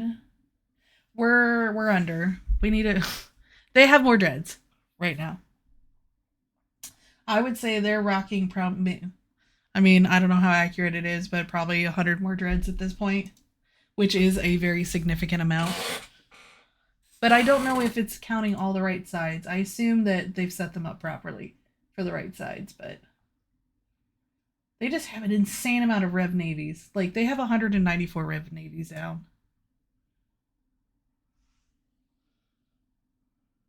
I do agree, blue is a better color. Fort timer, it has not moved. It is still 27 minutes, 20 seconds. They have not lost any damage on the fort. If the fort timer changes, I will tell you. I promise. And the fort 63? Okay, good. That's what I thought. I've noticed that a lot of the blue fleets have moved really into this cluster here. They're really touching. And then you got the nightmares over here doing their thing. Right here for the nightmares. And they're lasering in on the group. You just came in. What's the lore? Okay, I guess we'll recap. So we're in low second Ahbazon. Goon Swarm / Imperium owns a Fortizar off of one of the gates to high sec that goes to Jita. It's a nice stop along the route for our trade people, right? Well, PHORDE and them wanted to shoot it, and then we were like, no. And they were like, yes. And then we were like, no. And so then we started having little slap fights, getting bigger and bigger and bigger.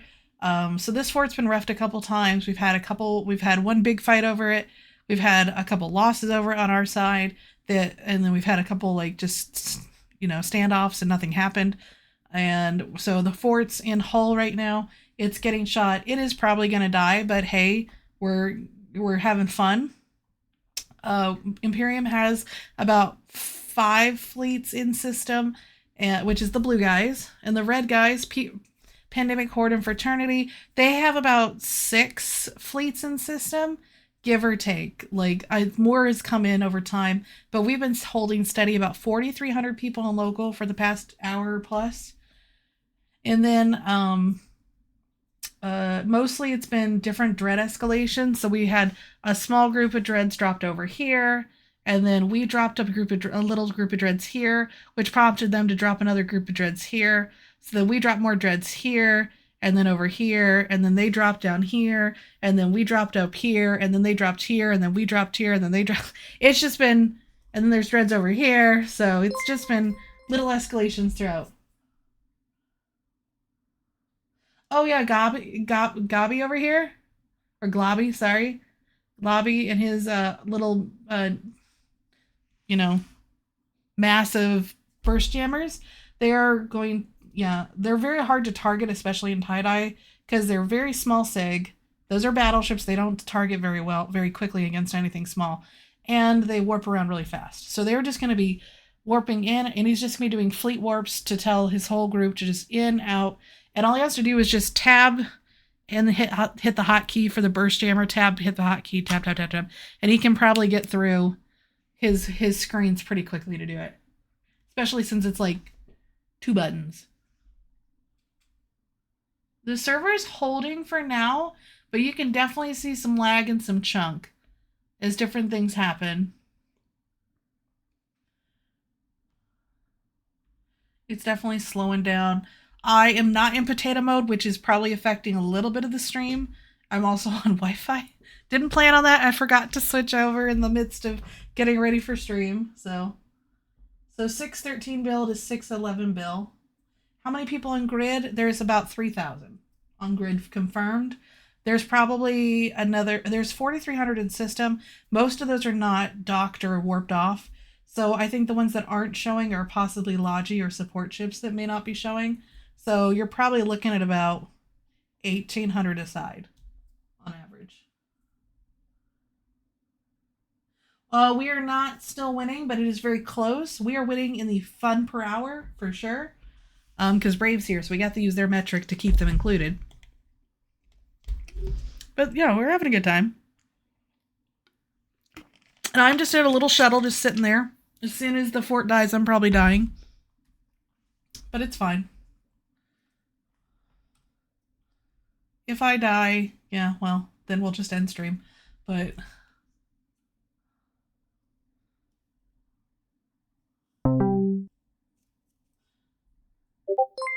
that's true. Whoever loots the field is the real winner. At the end of the day. The capital producers are the winners at the end of the day.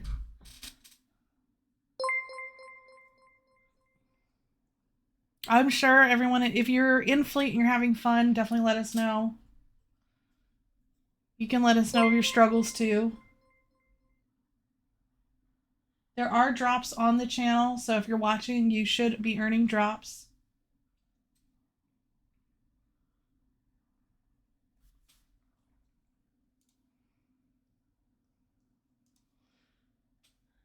Okay. Just checking some other things. Okay. And it looks like, and it's moving over to this blob over here to help out.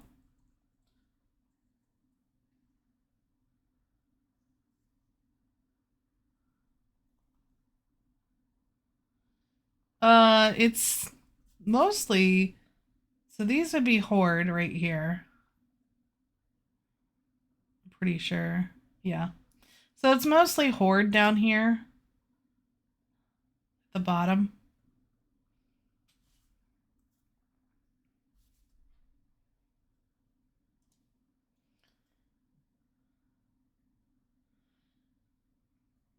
And I really can't tell who's winning on these like fights over here, but the red's more obvious to see, but I don't know if that's because more blue have died in these groups or if it's just, you know,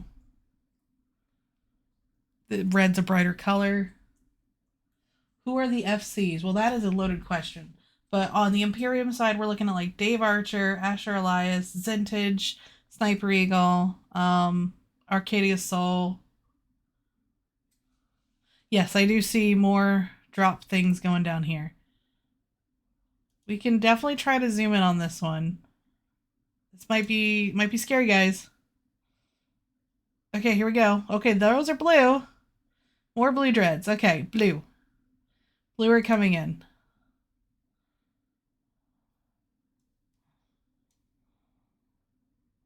Yes, so it's all blue coming in. I didn't get there yet, Alterari. They asked me to look at the drop ball. I'm sorry.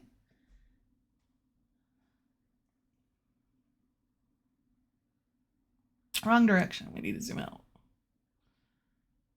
Okay, so that's another blue drop going on down there.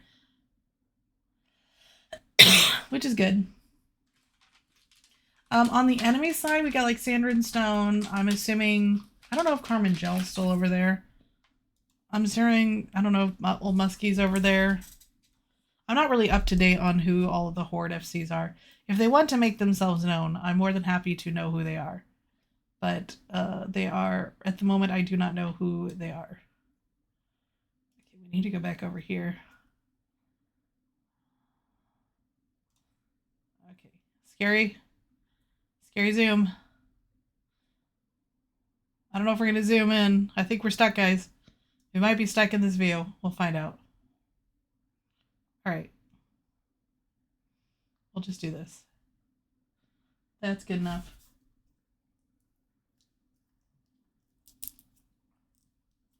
Mom, I'm on TV. Some people have been on TV the whole night. Mind One is here with me, rocking it out. He's streaming some music jams on his side, and he's literally sitting next to me streaming the fight. So that's good. There's another blue fleet. I don't know who this is. Who are you? Who are you? Oh, Farah. Nice. And it looks like we've got another fleet that came in over here. We can't fit more. Is it just me now? Yep, just me, guys. Because Genja's dealing with a hot water heater.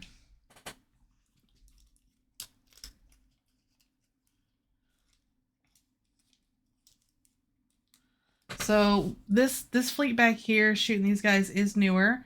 And that could help us out, honestly. Having them back there shooting may change some of the, divert some of the fighting that's going on in the center over here. But it is definitely a very dread heavy fight right now. No one's shooting like anything else that I can see.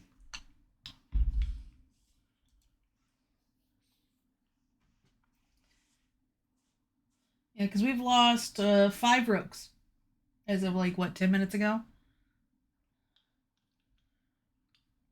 We don't need to change that number, but, and they've lost 1 nightmare. That's so exciting. Feroxes, they've lost 28.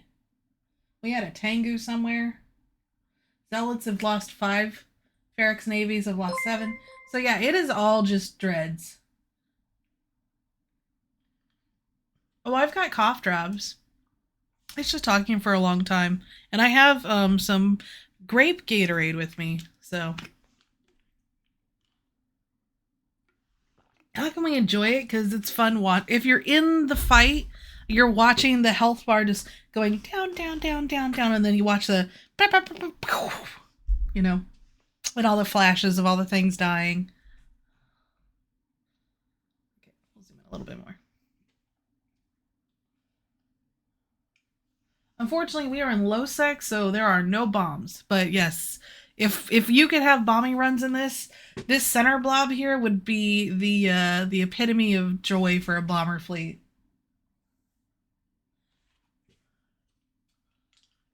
Nope, absolutely not, Cricket Jim. This is literally just us having fun hitting each other. It's like if you and your like little brother just took a stick and just kept hitting each other with it back and forth. That's what's happening right now. There's no point.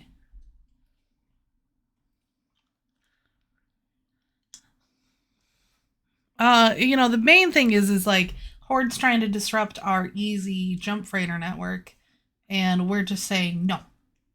And so we are just not letting them just take the fort. We figured it's a great way to get some fights without having to worry about Titan escalations from anybody.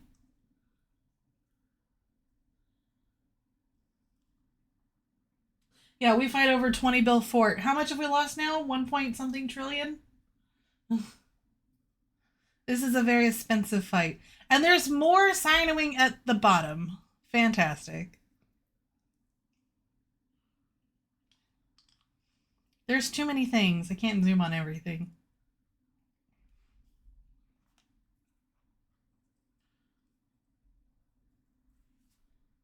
Here. Okay. Well, I don't think this is stopping anytime soon. I think it's too late to order pizza, though. Let's see. What are we getting? Is it true there's weapons on the Citadels? Yeah. The Citadel shooting stuff is just so tiny in comparison to everything that's going on.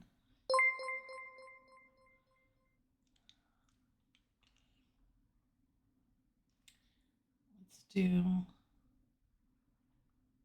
pizza. Hut. You just blew up? Nice. What were you in, Enchi?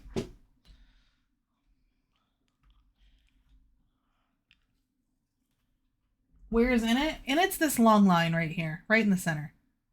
I don't know where their dreads are, but their actual ships are right here. Oh, God. I think they're red, because the red is getting bigger, but I'll look. This is always dangerous. You're asking me a lot. Zoom in. Let's see. All right, click off that.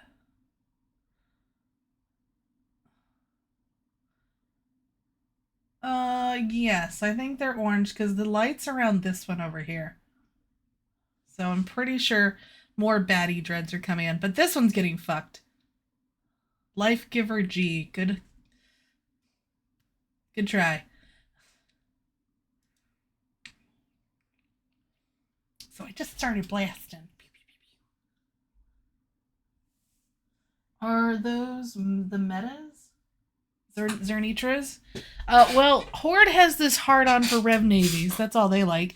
We spread our joy around with Rev Navies and Phoenixes and Zernitras. Our Zernitra numbers are roughly the same, give or take a couple, like 10 to 20 difference, right? The Rev Navies, Horde has like 200 plus Rev Navies on field. And more coming, because I'm seeing, as I said, I'm thinking from how the light is, it looks like red is coming down here. Yeah, like those. So,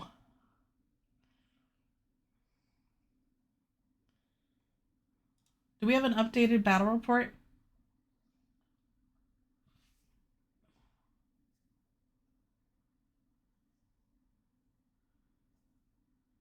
So, Jim, anytime I want to move around this thing, the server has to keep up with what I'm asking it to do, which is to zoom in, zoom out, look at things, stop looking at things.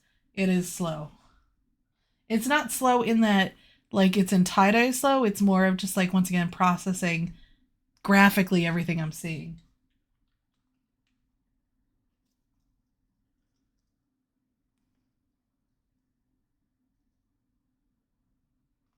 $802 to $822. Okay, so we're keeping up.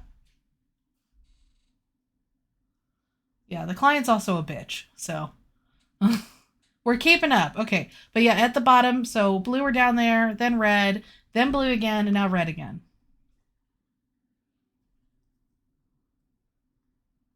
Yeah, I mean, it's an old game with, it looks really pretty, but when you're pushing numbers at 4,300, it's going to, push it.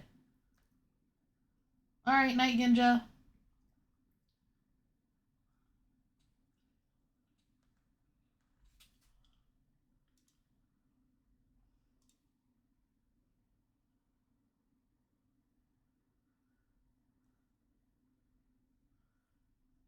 No, they have more dreads on field. So, and I think they have one more subcap than us. We were ahead for a while, and then the margin is narrowed. They're probably going to come out on. I mean, depends on how many things we drop, but I think that Pappy's probably going to come out on top of the battle report at the end, just based upon kind of the numbers we're seeing as they're dropping. But I don't think it's going to be. It's not a stomp. It's not like a fucking crushing. We were ahead most of the time, and but we're easily going to get over 1 trillion on each side. Yes, I was counting the numbers on dreads, and it looks like here we got a new battle report, so we'll see how much has changed. Number wise on field, PHORDE has an extra 180 more than us, roughly, of actual ships. That's half a fleet, over half a fleet, so that's a significant amount. And then summary, I'll pull up the summary. We're looking at 100 Zernitras to R79. They have 212 Rev Navies. And then 124 Revs. They have more than 100. They have more than 100 more dreads than us on field right now. Thank you for the prime, Jim. I appreciate it. And if anyone wants to go through and add up the numbers better than me eyeballing it, that's fine. But roughly, Horde has got about 100 plus more dreads than we do on field. Now, are they effective? Probably, because I think most of them are here in these 3 sections. And then there's a chunk over here. Yeah, Big Gab. Well, Big Gab's right here. I don't know what all they're shooting over here. I don't know if they're shooting like the few dreads that are left over in this section or what. But Big Gab's here, mostly. Then there's a section of them over here, I think, when we last saw them. Their buddies Deepwater came to save them. I mean, hey, if you make friends, you know, that's fine. That's part of the game, is relationships. Also, sorry, my chair's a little squeaky. You'll hear it. It's also getting hot in my room. I'm going to open the window. Hopefully it's not loud outside. If it gets loud, I'll just shut it.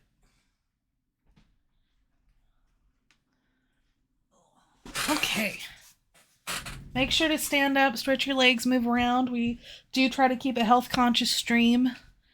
We have been streaming for a couple hours, so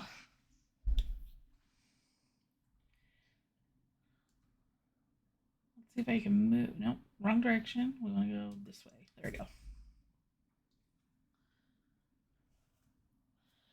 But honestly, I think we're doing a great job whether we win on numbers or not. You can see you don't need more. They're dropping more dreads. I think Horde realized that since they were behind, they needed to just come in and up the numbers. And I don't know if they just like looked at how many we have versus how many they have and decided that yes, it's safe to go ahead and just drop as many as they can. I'm assuming they still have plenty in the backfield waiting to go for, you know, any potential kind of same thing, little drops here and there.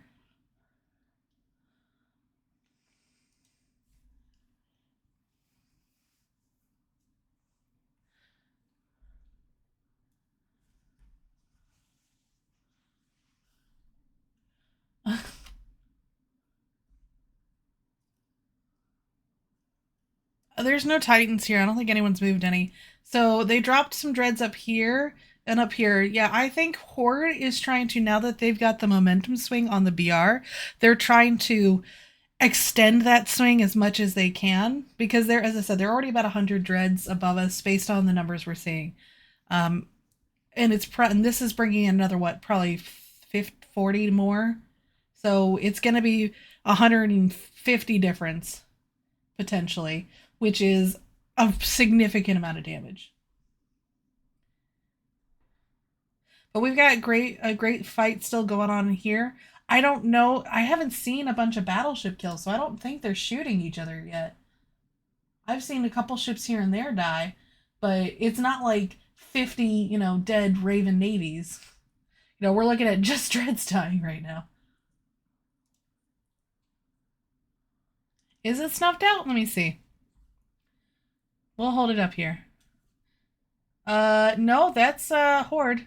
Horde and Slice up at the top. I'm bringing in more Zernitras.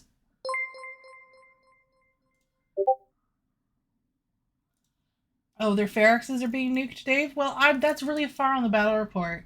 And who cares about Feroxes? Oh, their Ferox Navy has lost 36 of them, Dave. I'm sorry, that wasn't a significant enough of a number for me to point that out. Versus the... How many dreads are we talking here? 38 Revelations that have died. So... But you're right, their Ferox Navy fleet is getting their butt smacked. And then, but we'll check this side over here.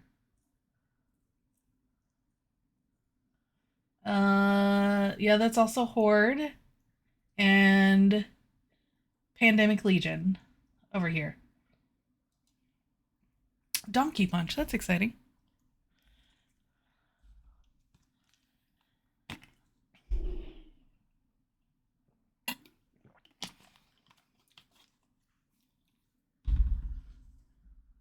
What are we fighting for? Once again, we're just fighting over a Fortizar and Losec. Thank you for subscribing. Always appreciated. We're fighting over Losec right now. Imperium has a fort there that's been used for our jump freighter network. And Horde and them decided to I don't remember who shot it first, but they started shooting it and we said, no, that's ours. So we've been fighting over it for the past few weeks. They've gotten into Hull a couple times before, but never either finished it. They either like showed up and then left, or showed up, fought a bit and then left, but they haven't finished it yet. So tonight, I think they decided finally, like, tonight's the night we are really going for it. I mean, what's your definition of winning, Distinguished Skeleton? Because right now, if you go off of just numbers like death, like BRs, I'm guessing Horde's probably gonna come out on top over at the end because of all the different groups that are coming in to help. But that's fine. Like shit happens, yo. Is it fun? Because I know our guys are having a great time. Oh, if the fort lives, well, no, that's dead. That's a write-off. That's a tax write-off right there. That's 20 bill out of the what 1.5 trillion that's been lost. If we probably will at some point. I don't know if we'll put one down right away. Maybe. You don't know how this is a great time? It's the tie day's crazy. Well, this tie day is nothing compared to some of the tie day I've been in, but I understand. Hi, May. My cat's here.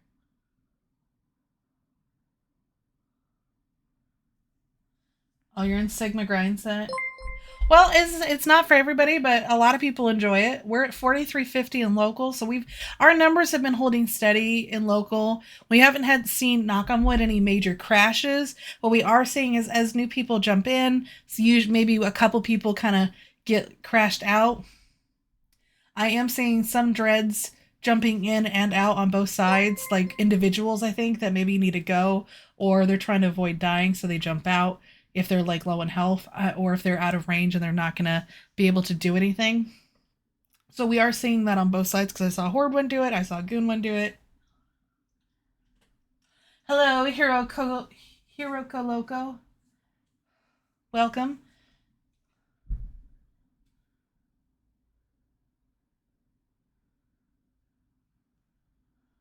Looting's a nightmare, yes. Any chance I can get a cheeky TLDR? I just did it, but I'll be happy to do it again. So basically, we have a fort in Losec. It's water jump freighter route for Jita. It's just our nice little stop to make things safer for Goon Swarm and friends. Shipping needs, and Horde of them decided to shoot it to tickle us, and we decided, no, we don't like that.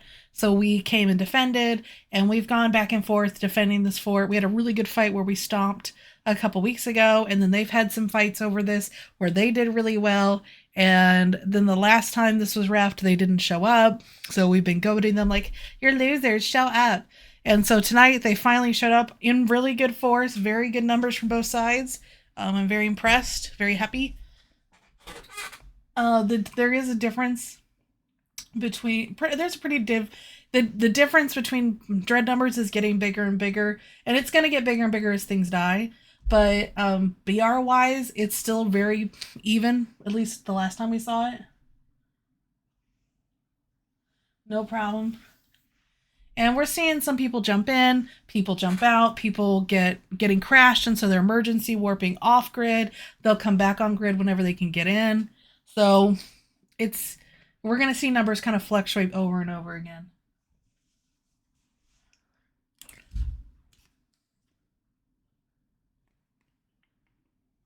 It's fine. Don't worry about it.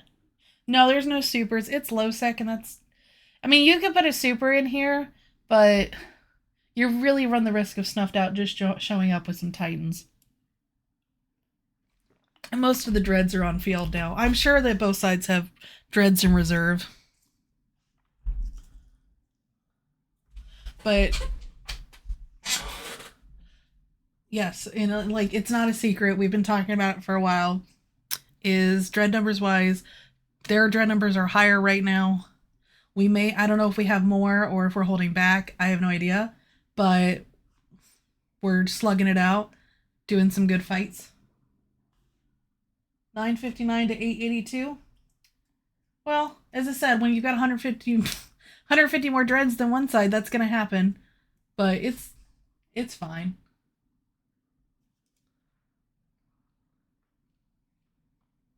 And then, does anyone have an updated report that I can look at? Because the last one I got still had only 650 billion in the number.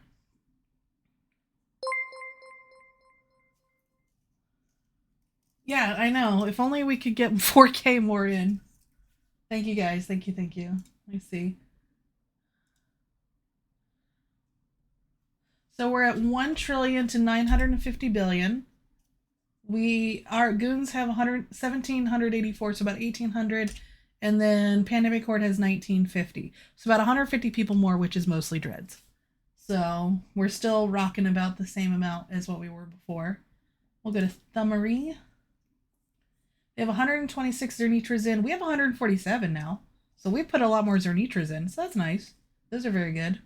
They have 262 Rev Navies right now. And 149 Revs. So they've gone all into Rev Navies. In how they run their alliance. Which is a choice. It's clearly fine. With us, we're more spread out. Mostly Rev Navies. And then Phoenix Navies. And then some Moroses. The Naglfar gets no love because no one wants it apparently. I mean, I understand why, but... And then we're mostly Zernitras.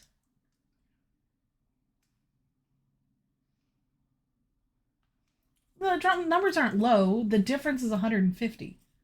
But, you know, it wasn't that the whole time. PHORDE has been dropping more and more. So we keep escalating, so whenever they drop, we counter drop. But they've been dropping more and more on these groups, like this group and that group. And as I said, total-wise, it's about 150 difference in dreads. In the past, it was actually worse, so...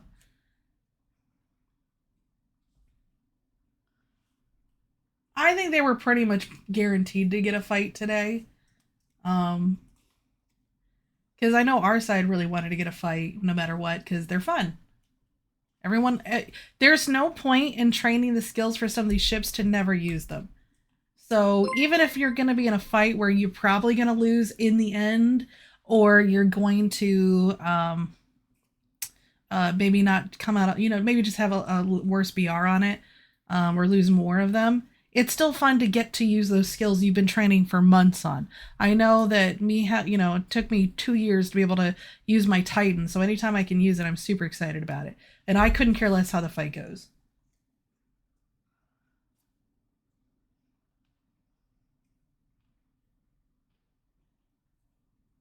Yeah, and no, it was 150 characters when I looked last, but obviously numbers change. So, and it's mostly dreads is the difference right now. But that's actually pretty cool because that means that battleship fleet-wise, we're practically even on the subcaps. That's pretty impressive for both sides because both sides have like almost 5 or 6 fleets here of people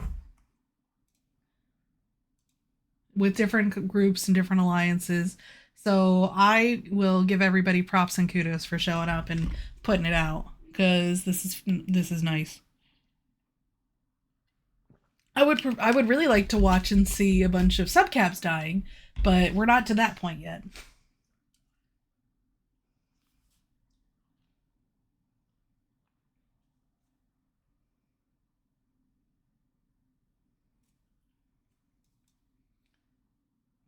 And I don't want to curse it, but knock on wood here, the server has been holding up.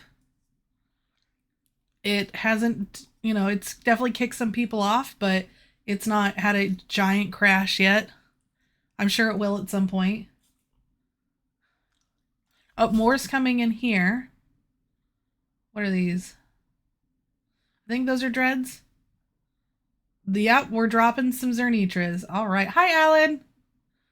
Someone tell Alan I say hi.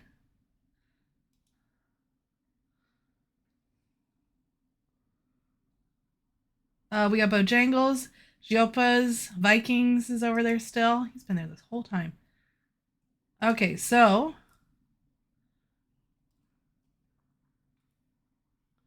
we are dropping this ball of Zernitras right in here, and these Zerns can hit this group down here. It can hit this group over here, and it can hit that group there. And this group here, if they're baddies. I think they are. So this is a good group. Good spot. But conversely, all of these groups could just, dick down on that group. But that's a significant number of dreads coming in. So, that's good. Some of the dreads that are in really shitty spots are coming out. So, like, these ones up here that are kind of on their own and kind of destined to die, they're probably trying to siege down and get out so they can drop back in a better position. And that's fine. And there's Globby doing his job. Good job, Globby! Yes, the station is still there. I don't know if anyone in Fleet can tell us the number, but I'm guessing it's around 40% for the station. No one cares about the fort, though. The fort is so last on the list right now.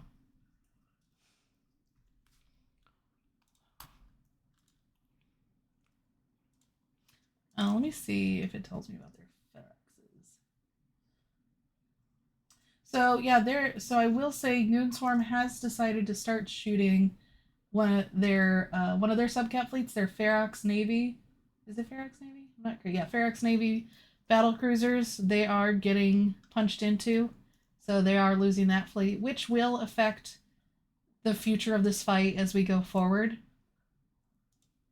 Because the subcaps are pretty even. So if one team is focusing a lot on the dreads while the other ones are removing some of the subcaps, that could, once we get down to the subcap brawl, that could end up giving us a bit of an advantage. And I am seeing things coming. I don't know if this is warp offs or if those are jumps. I think those are warp offs. They can't. They're not extracting dreads. They literally just dropped a whole bunch of dreads right here. We literally just added like another 30 or 40 dreads right here in the center. So, no. Why would we drop more if we're getting out? They may be repositioning some of them that are in bad spots, that aren't in range, alone, or are really damaged and are coming out to try and get repaired to go back in. But no, we just dropped a bunch more dreads. So we're not extracting yet. They're probably extracting ones that they need to extract. Some people need to go to bed because it is almost 10:40 Eastern time.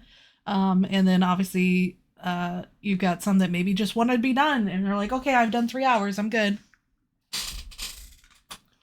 I'll be here.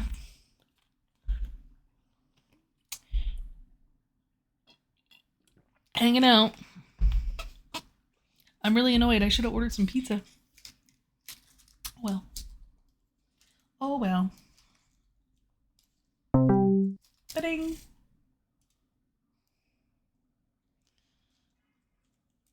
Okay, sweet. And I think Horde are dropping more. No, that's a jump out, not a jump in. I think some of these are coming out. That might have been one of ours. I don't know. But I think some of these are trying to reposition so they can get back in the ball to kind of get into the safety of numbers. I'm sure some of them are hurt or low on ammo or something and maybe restock too. It is a lot of time that to jump out and jump back in because jumping in could take 10 to 15 minutes to get into the system. And then once you land, you got to reposition, stop your ship, get your siege going, get your target locks going. It takes, time.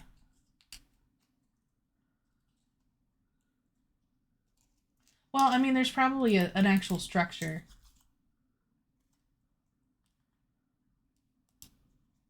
That they're jumping to.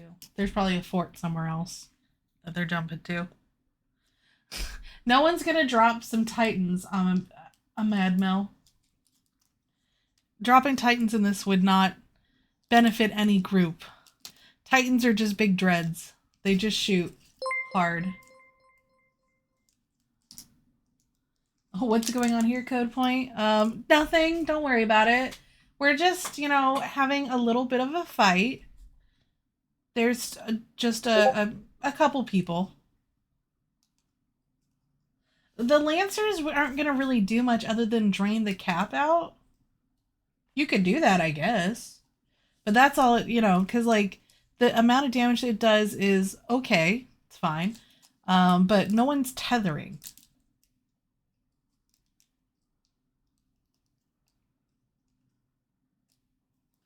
Yes, I own 2 Titans, so yes, I do know the cost of Titans.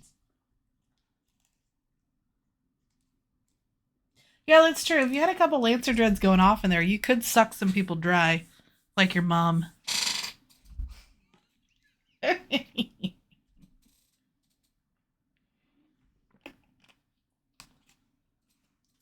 Got him. Yeah.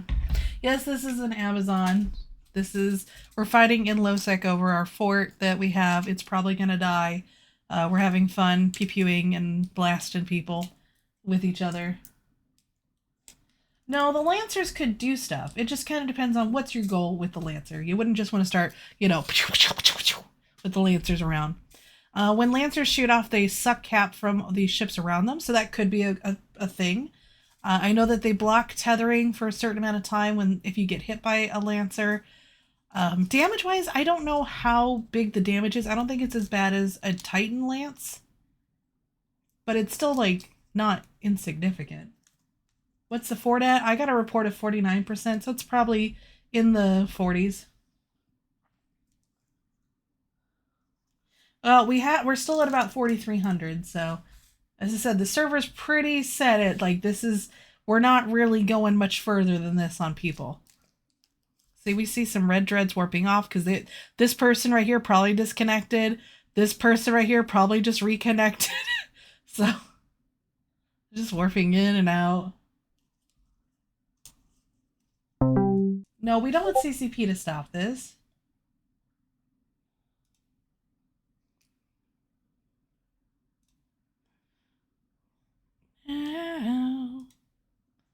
Gone. All right. Oh, I didn't mean to zoom in, but here we are.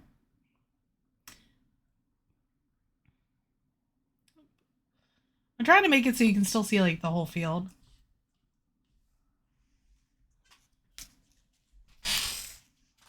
I mean, it's a play, like, the server is doing pretty good. It could do worse.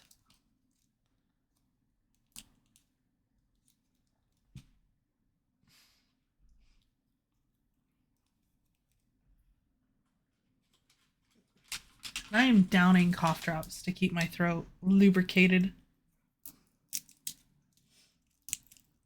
Talking this much by myself is hard. It'd be cool if someone came and joined me. But if not, oh well. I need honey. I have honey. I don't really like eating honey by itself. I love drizzling it on like chicken or something. Sweet and savory. It's a nice light sweet.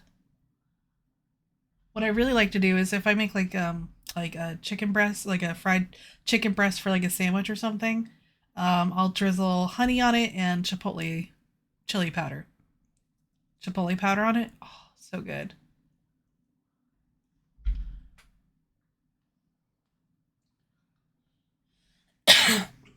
Yeah.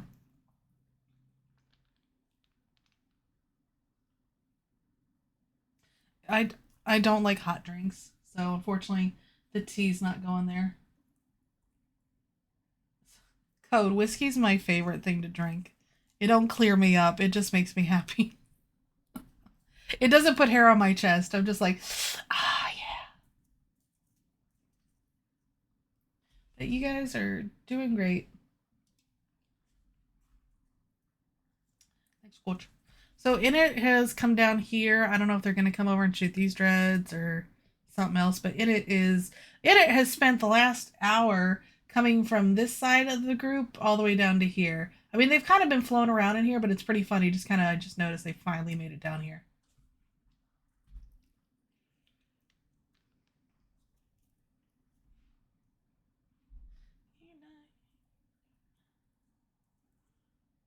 You're shooting stuff and things?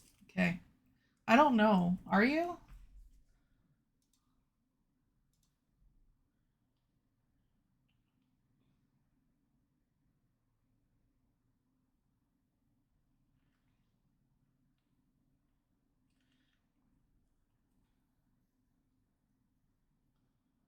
So, battle report's gotten wider.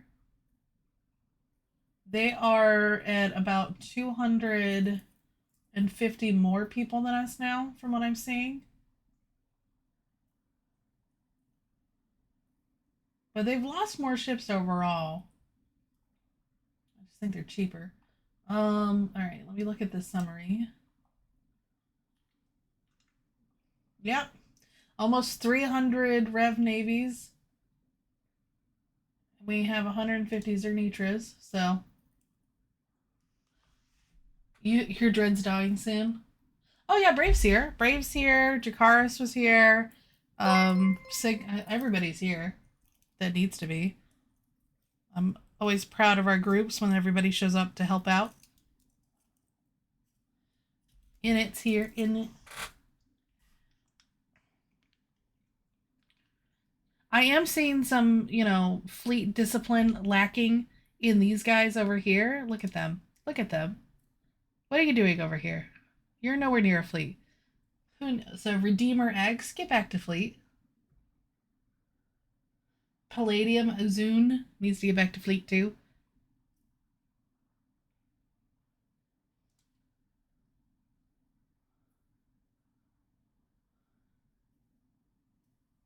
Horde lost a bunch more carriers. Let me see. So they've lost 5 Archons, 3 Thanes, 2 Chimeras. So yeah, technically more, but there's not that many on field. There's some for boost, but not that many.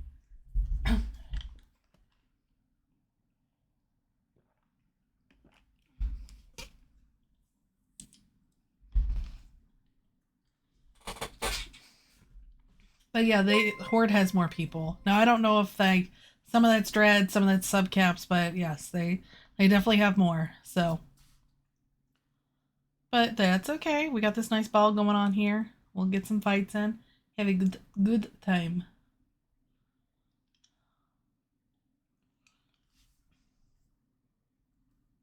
All right, Arctolite. Thanks for joining. Always happy to have everybody hang out.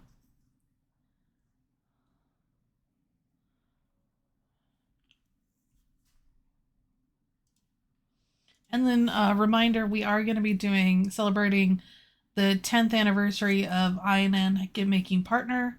So they're going to be doing some giveaways next week, some special shows. So definitely tune in to some of the different INN options we have. We don't just stream Eve, that is the main thing, but we do stream a lot of other games. I do Baldur's Gate 3 on Wednesdays. I'm doing a challenge run of only throwing, no weapons. So I'm literally just chucking people at each other and off cliffs and shit. And it's a good time. We have a good time. And then I'm sure on Saturday, Brisk and Dave will talk about this fight and anything else that happens this week.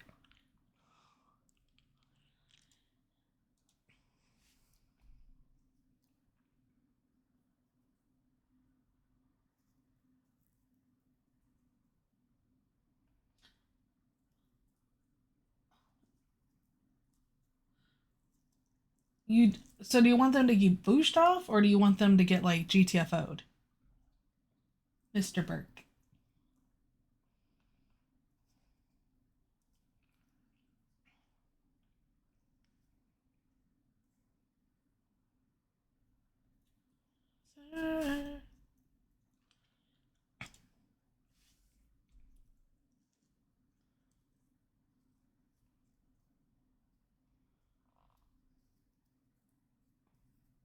Also, I don't really know why capsules are self-destructing. It takes like 15 minutes to self-destruct.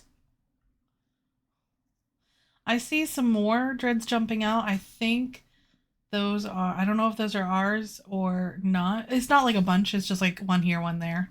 But you definitely see those. And some more dreads warping off. I'm assuming these are emergency warps, but I'm not sure. This could be this whole group wanting to just reset. Because there's 3 of them from that section. And if they're not on grid, they're not shooting. You think we're going to extract soon? Good luck.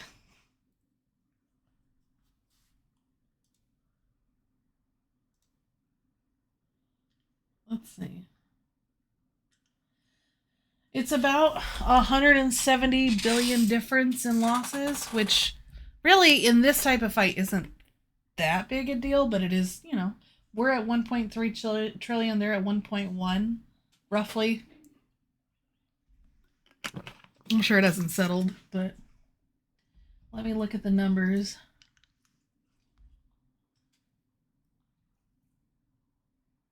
Yeah, they have 300 Rev Navies. 160 for Revelation. So that's 460 plus the 200 Zerniches. That's 660 plus the peddlings of the other one. So they have over 650 dreads on the Horde side. Oh, yay, got a kill mark. Yay. We have 151 Zernitras, 90 Revs, navies, 30 Morris navies, 80 Phoenix navies, 73 Revs, 18 Nags, 14 Moros, and 12 Phoenix. So, yeah, they have a significant portion, more than we do. I don't know where they're all at, but yes, they have more than we do. Some of them are over here, not really shooting anything, but...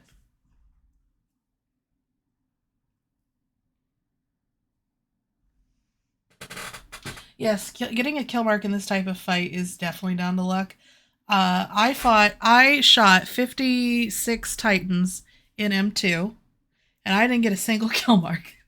And I shot the most Titans out of anyone because I had the wrong fit on and I had a sensor booster, so I was able to lock more people than anybody else.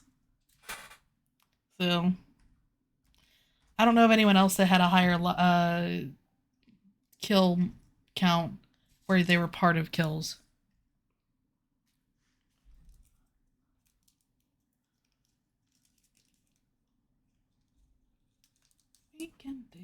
I'm still surprised that, like, these ones over here are still alive. I would have thought they would have died by now. But alas, they have not.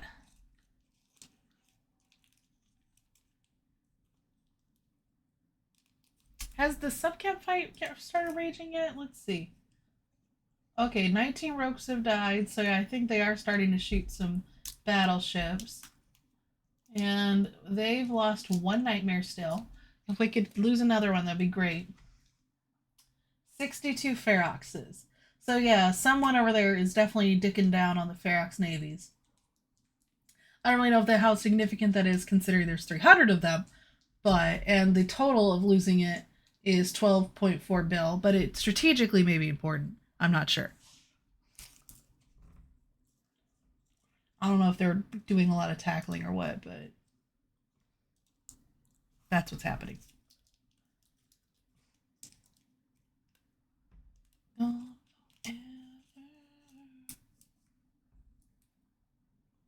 The fort's still alive, but it's definitely ticking down. It's probably close to 30% now.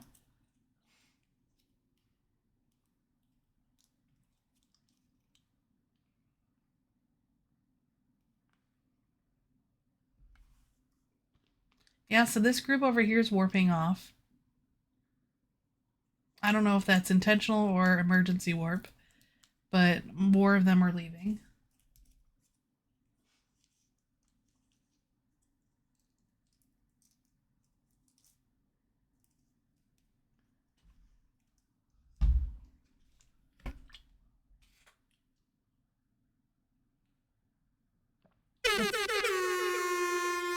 Thank you for the prime, Oaken. Always appreciated.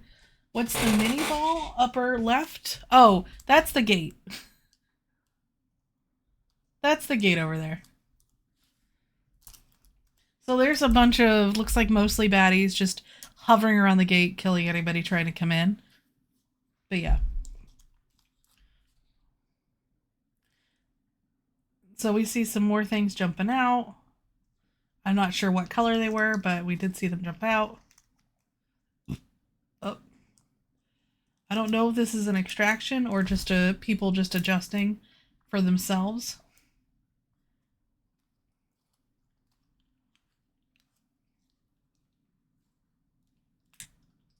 Well, that would be hard because I don't have a child, but if that's what you want to think, that's fine.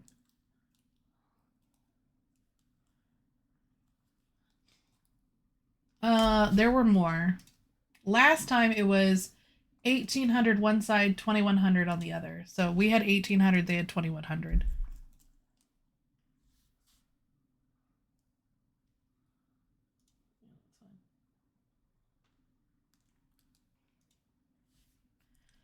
I'm sure that we will disengage at a reasonable time when we feel like we're happy with the amount of stuff that we've killed. Because we've killed a lot, and there's definitely a lot more to kill, but the dread numbers difference is significant.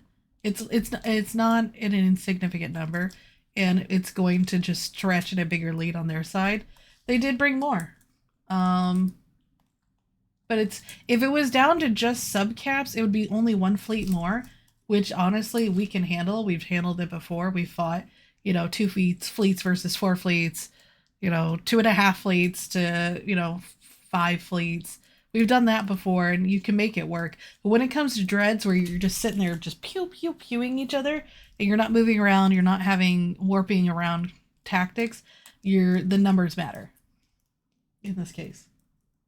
Yep, no bubbles, so you can't be stuck somewhere. I don't know if they're telling people. I'm not sure I don't know if this is red or blue jumping out. I'm assuming blue, but I don't know. If anyone's in the fleet wants to tell me, you can tell me.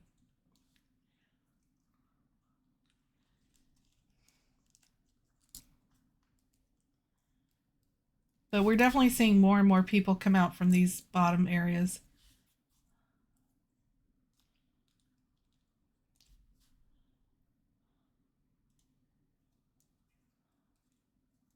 It's not like 50 of them. It's like one here, one here, one here, one here. But also, the timer's paused. The timer has not moved this whole time, guys. If it was going to move, I would tell you. It has stayed at 27 minutes and 20 seconds for the last, 3 hours.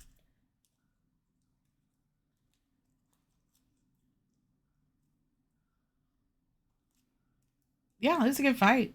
Good smackdown. You bring more numbers, you win. I mean, if it's dread fights. Subcaps are more malleable because there's a lot more room for things to happen on either side that can mitigate not having certain numbers. But when it comes to dread fights and everyone's just standing each other's faces, just punching each other, if you can't, it's just gonna come down to numbers. Well, I'm glad that you came, and I don't have a boyfriend, so... But boyfriends are annoying. A lot of work. Eve is broken. Yeah, for the rest of the game it probably is.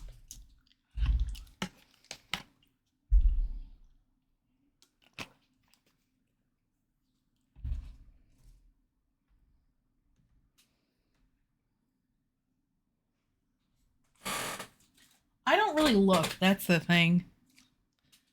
I just enjoy playing games and hanging out with people and doing Eve meets and stuff. Dating sucks.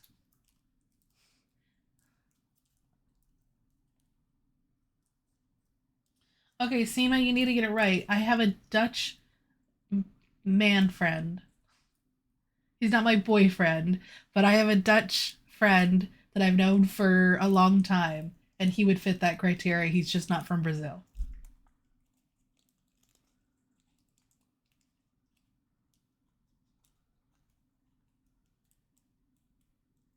I'm 35. I'm not young. I'm not old, but I'm not young. Yeah, he won't play Eve, so I couldn't even get that out of him.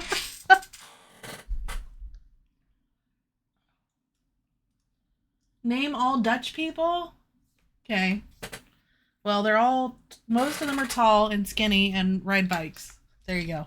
That's Dutch people. And don't know what a side is besides or French fries. That's the only side they know about. They don't know about anything else. Maybe rice.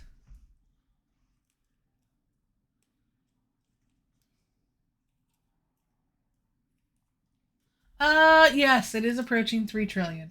I'm going to refresh and see if it'll tell me. See if it's updated. So we're at 1.55 on one side and 1.26 on the other. So yes, it's almost 3 trillion. I mean, yes, Pentium. But I like broccoli occasionally. Some carrots, maybe some grilled zucchini or asparagus.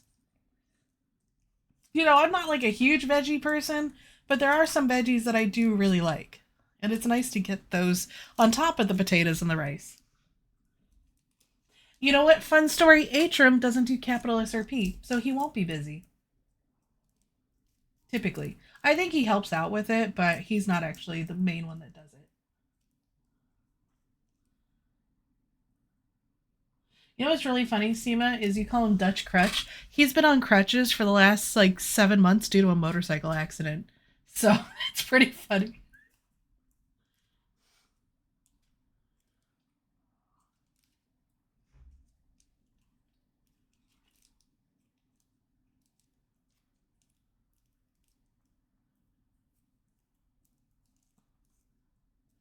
Let's see. So yeah, we're seeing more jump out. Is that I assume it's blue, but I'm not sure. It could be red readjusting. It could be just blue getting out as they come out of siege.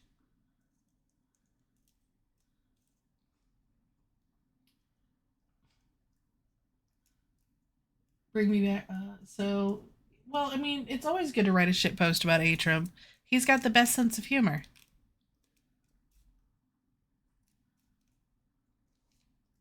Are the Goggles boys in this? Who are the Goggles boys? Is that... Oh, Snuffed? I haven't seen Snuffed Out specifically come in yet.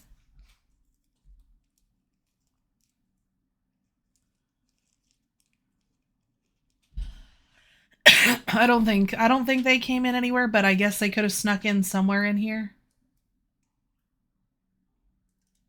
Yeah, no, I think they decided, no, we're not going to risk our stuff in that cluster.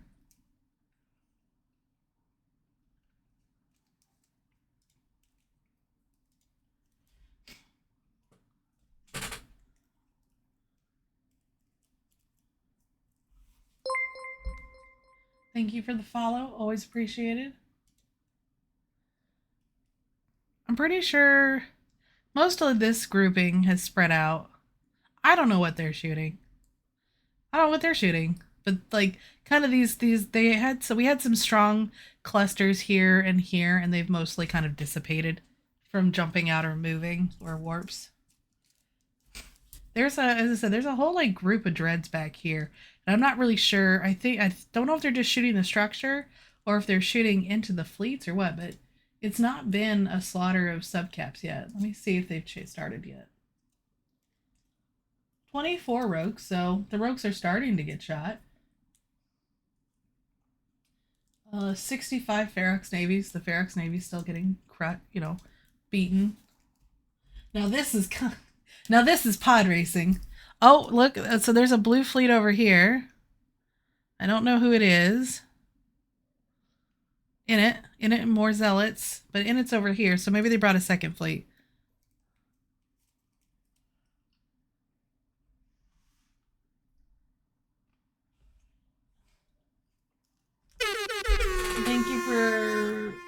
Thank you for subscribing on Prime. Always appreciated. Would you speculate as to the inventory status of the 2 juggernauts currently at work? Is it perhaps a reinvigoration of catfights? You say this is one off like most of the big fights that hit mainstream, like this surely will.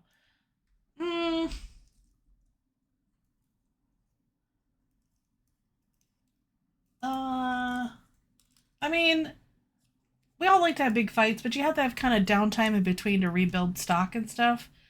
But people are always down for big fights. The hard part is just really, it's a risk on one side or the other. Because at the end of the day, you don't know what numbers you're really truly going to get and what they're going to bring. You can always guesstimate. You can get really close, like, hey, our average is this many fleets. If we really push it, we usually get an extra, like if we really ping a lot, we usually get maybe an extra fleet. So you can guesstimate the numbers and you can guesstimate your enemy's numbers. But at the end of the day, like, they could show up with an extra 250 dreads. And now you've put yourself out there and you run the risk of basically an entire extra dread fleet wiping out your fleet. There is always war bonds, and I make money off of mine. They've paid out pretty much all of the war bonds, and we have basically like a goon bank with peace bonds. So I just put my money in there, and I get 4% return with doing nothing, and I enjoy it. So I'm more than happy to loan them 100 billion-esque to sit there and make me money. There used to be 8%, I think 8%, now the peace bonds are 4%. That's not secret. Everybody in Goonswarm knows that. Don't at me. No, I have peace bonds. So they're, not the same one, the same idea, but not the same ones. So they've already paid off all the ones from the war. And we're just now we have a goon bank, so we can loan out money to people and make money off of interest, and then I get paid out for interest on the money I've let them loan out to other people. So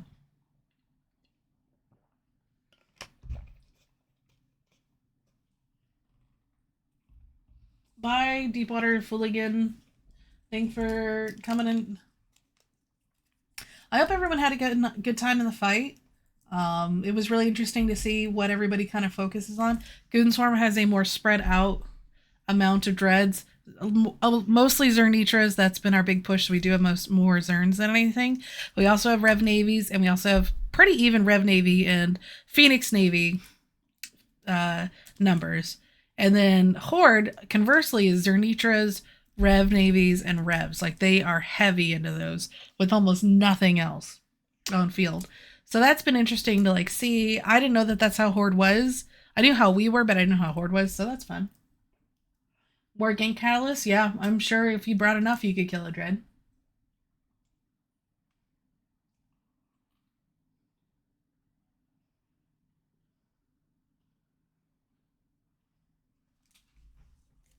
I could have 15 Dreads. I just figured 4 was enough.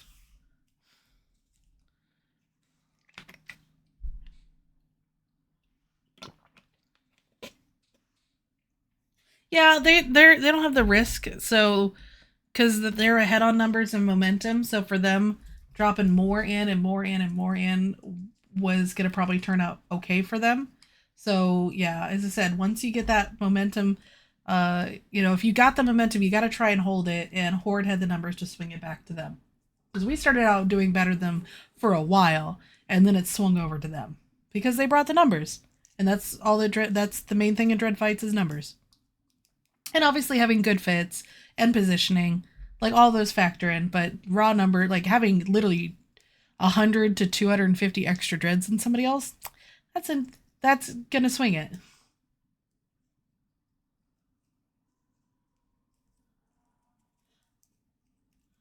Mittens did retire, but he kind of got ran out, but we're not gonna go over it. You guys can DM each other about that. It's just a long, arduous conversation.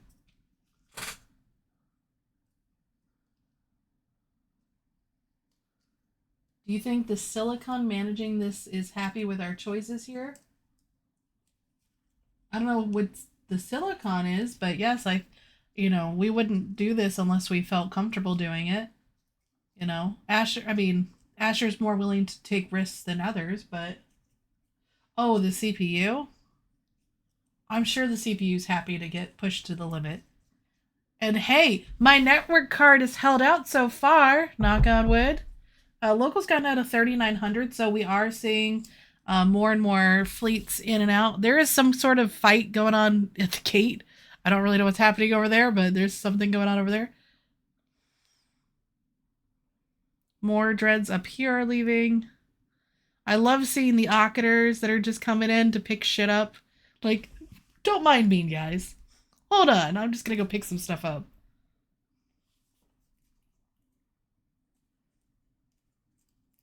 Well, Mark's not on the meta show anymore, so I guess you don't have to worry about that, Kashu.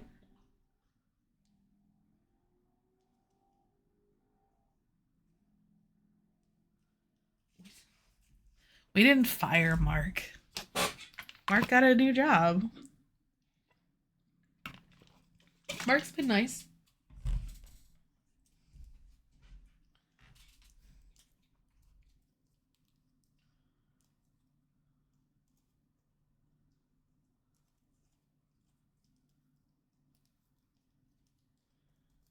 And we're seeing more dreads come out, so I think we're going to see, once again, as people come out of Siege, they're going to extract out. I assume that some of these Horde ones on the side that aren't able to do as much will eventually jump out, but I think the Horde ones are going to stay on grid as long as they can.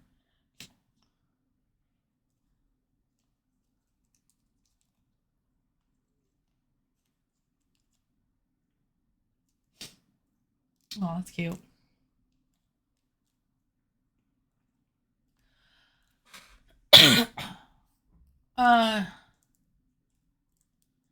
So to escalate to supers. Now I am not a super FC, so this is just off of experience. The server needs to seem stable, and you need to feel like your side needs to have enough numbers to feel comfortable to do it. Like you really have to have a good fleet on it. The server stability really matters, and then the numbers you have. If the server feels really choppy where it's gonna really fuck up, you may not pull that trigger. If you feel like your super numbers are too low, but one super getting tackled is not typically enough to escalate, unless you feel like you can escalate first and hard and fast. You could probably Dave's probably got more experience with what he would do to escalate up to supers and titans versus me. I personally be like, let's just fucking drop everything. Let's go. Who needs titans? We can defend Delve with rookie ships.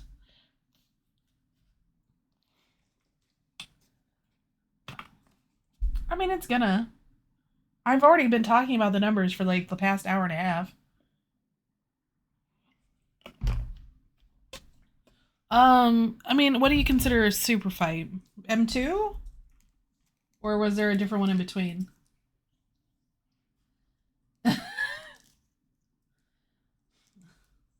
Thank you, Seema.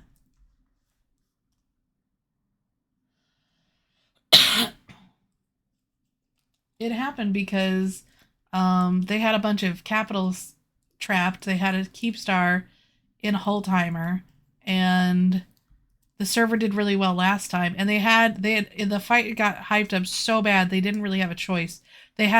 So Pappy had almost 8,000 people logged in for their side. So they really had to jump in, whether they liked it or not. And the server crashed and caused them to lose a bunch of shit.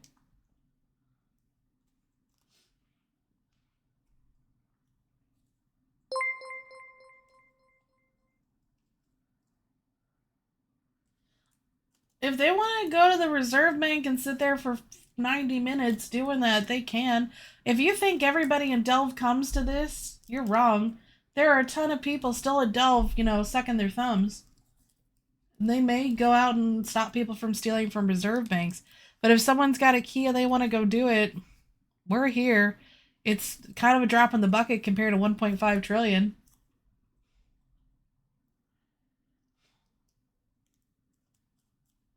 Yeah, people are leaving. It's as we've already talked about it. The Horde ended up having they were consistently it was even dread numbers for a while, and then they got to 100 more, and then they got to 150 more, and then they got to 200 more. So that amount of dread difference is kind of dumb to stick around on, but we dropped towards our nitros. We're getting more kills, but yes, we're going to leave.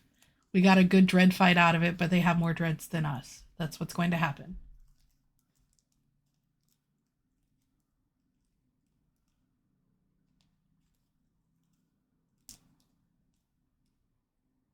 What was the impetus for this fight?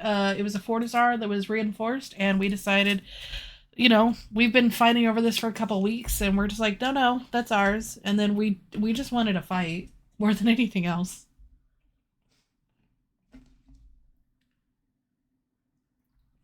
Who's winning? Horde is, I think, overall. Fun per hour, I think everybody's winning. I'm having a good time.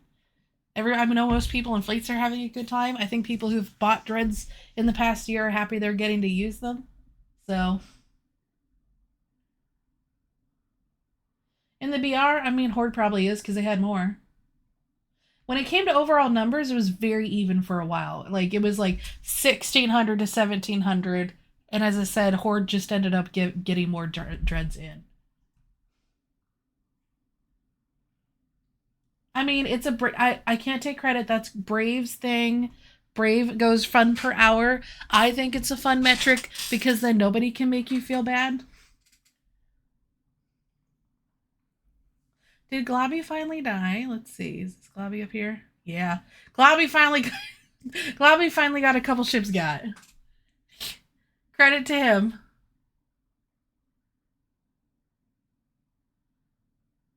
Can you ask Alterari to untether in his Zern? Certainly, I'll be sure to ask Alterari to untether in his Zern just for you.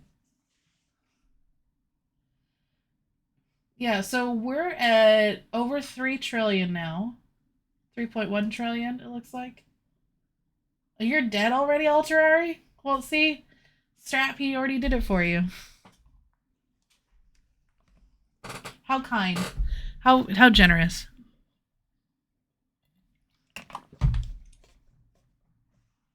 Yep. Actually, that's probably going to be the Reddit post is Dreads deleted by Goblins. So if you want to get on that, go do it now. Do it. If you want to have the hot Reddit post, go do it.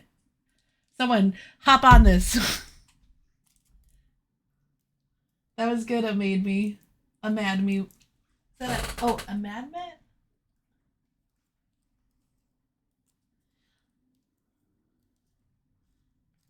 Seema, you don't have to do it. But I think if a Madmet came up with it first, he should get to post it. But if he doesn't want to, then anybody should post that, because that's pretty funny. Oh, Zero Muskie's at the top of my thing now. So we're at about 3,900 in local, so we've dropped about 300 plus people.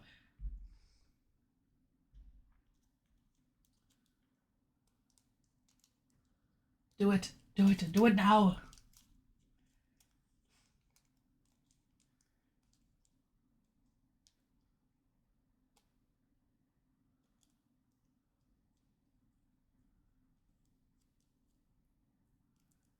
Reminiscing's always nice. But Asher said how we delete, though. I'm not sure what you're trying to say. You might need to rewrite that. What did Asher say? I think that's the Init fleet warping over to the gate. I don't know if they're going to kill things at the gate or if they're leaving. They might be leaving. Perfectly fine. I think we're finally starting to disengage, which is fine. I know, if you are a loot fairy, or a loot master, go loot now before a lot of people start paying attention to you.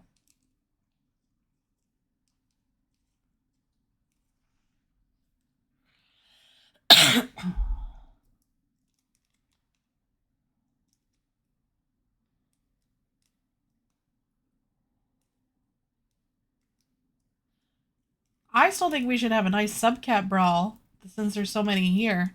But to each their own, I'm not in charge. Maybe everyone needs to go to bed. Yeah, I've been watching this Orcator right here, these guys. This one right here. Him and his buddies just going back and forth, back and forth, back and forth, looting.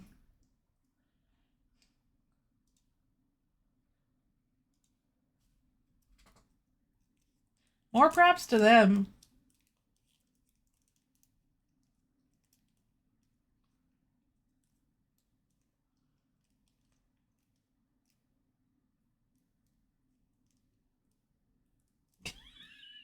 That's you? Okay.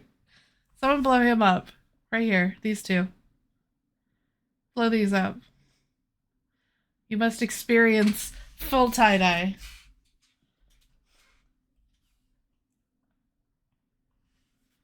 Yeah, see, you can see, I think mostly blue's coming out of here. You can see more red down here. And unfortunately, the group that has to extract first is going to lose more on extraction typically. Even though there's no bubbles here, these guys still have plenty of tackle probably around to grab an extra 10 plus dreads or more, depending upon, you know, I don't know how many are down here, but this is a nice blob. You're down there? Well, you're probably dead then. Better follow orders quick. Yes, Riss, basically the one that drops the most is because dreads can't move, right? So the only things that in a dread fight is the fits, the range, and the composition of the fleet. You know, boosts help, obviously those things. Both sides will probably have boosts. But if you have dreads that cost about the same, have about the same range, and don't move, then the side that has more dreads they're going to win eventually over time because they are pumping out more DPS, and it's getting worse and worse because as they eliminate each other, one side's just not going to have enough DPS at some point to kill something. So, it's going to swing like that. We started off with more things on field, and then eventually, it got to them, and they brought basically a whole extra dread fleet.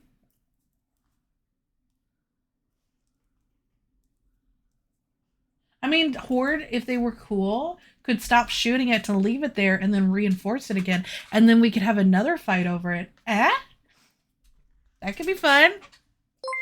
More dreads.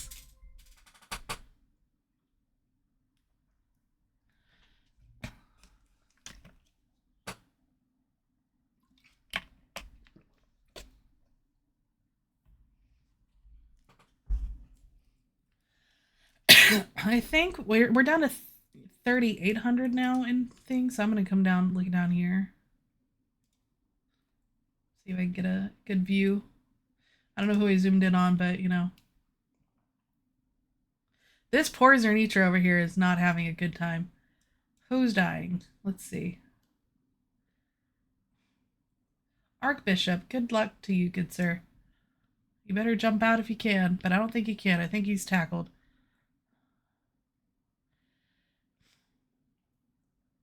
This fleet's just sticking down this guy over here. Are you what was it? Archbishop or Bishop 1 or whatever? If you paid for Prime, you wouldn't get ads.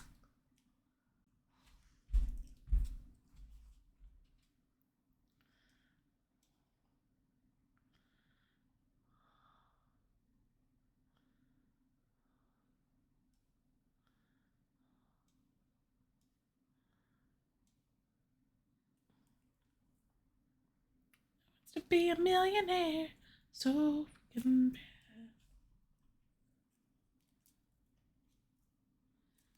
Why didn't we just drop more dreads? I don't know if we had more. We might not have had more. Maybe we did and decided it wasn't worth it. I don't know. I'm not in charge of that. Don't you guys have phones? I don't know if we had 250 more dreads. We have a lot of dreads, but we have more titans.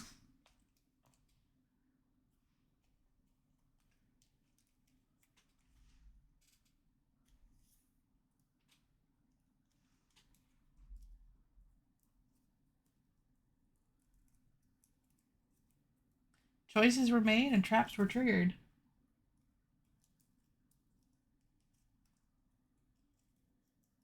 I mean, I think you misunderstand how the Imperium works. We have dreads as an alliance thing, right?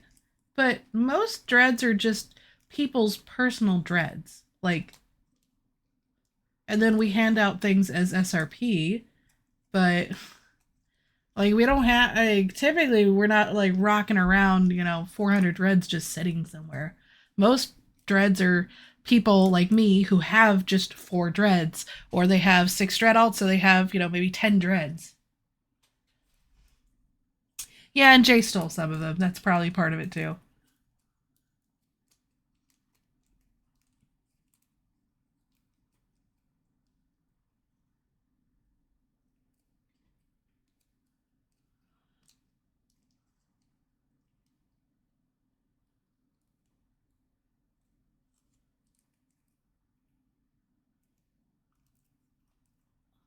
And it warped back in?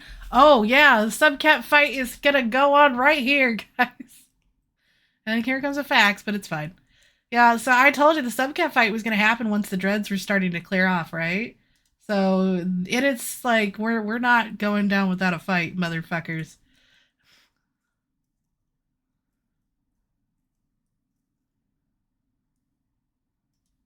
I don't know how well this fight's gonna go, but we'll go take a look. Let's see. Look at it. I don't know if it'll look at it. We're gonna try.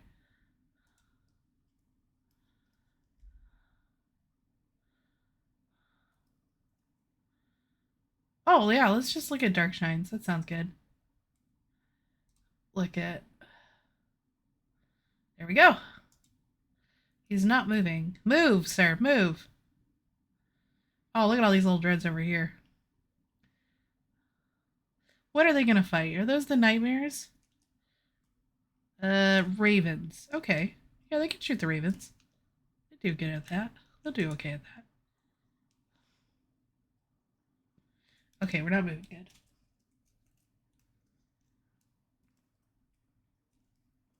There's a big toy on the field? Where? Did someone jump in a Titan on accident?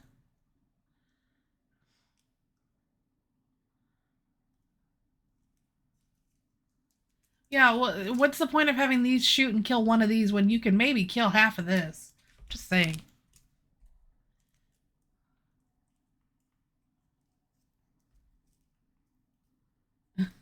No, Innet's been here the whole time doing stuff. Okay, I'll zoom in. They haven't moved yet. I'm sure they will at some point.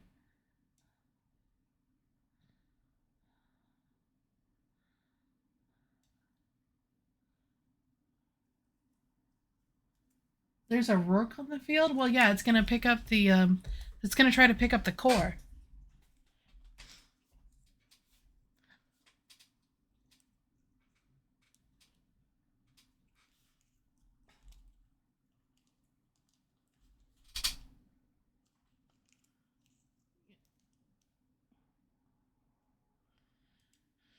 I don't know how long it's going to take for these guys to, you know, start doing their thing, but, you know, we'll sit here.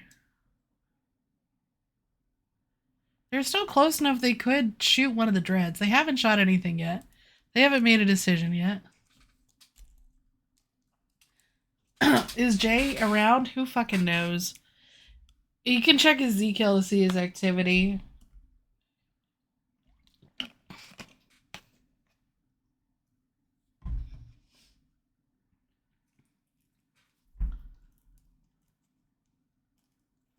Yeah.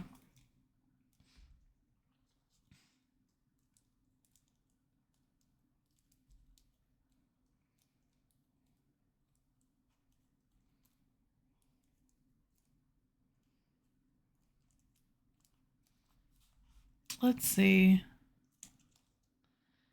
All right, well, once Init starts moving, we'll look at them. We're going to zoom back out.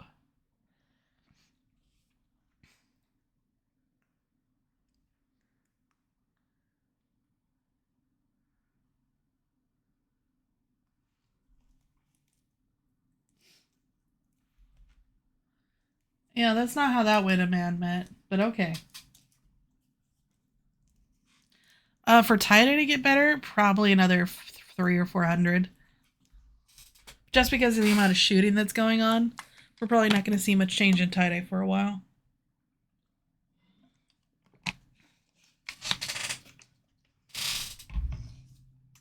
Nice.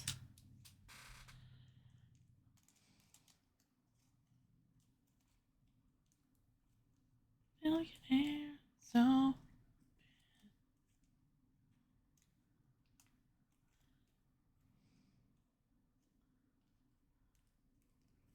Yeah, I mean, having, you know, what is it?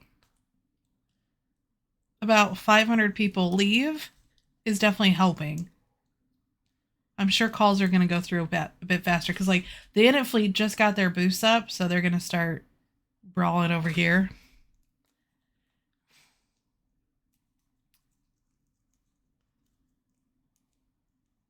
I didn't see Init dreads. Did anyone see Init dreads? I don't know if they brought them or not, or if they were prepared to use them. But I didn't see any. Can you jump with the PvP timer? Yes. You just can't dock or tether or log off.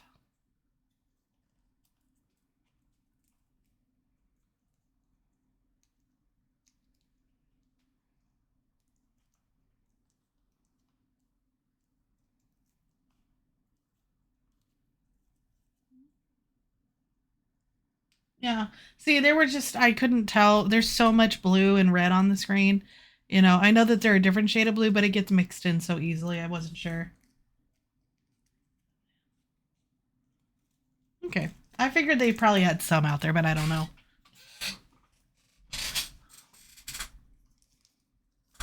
By the way, these little occupers over here, you can kill them. They just keep looting.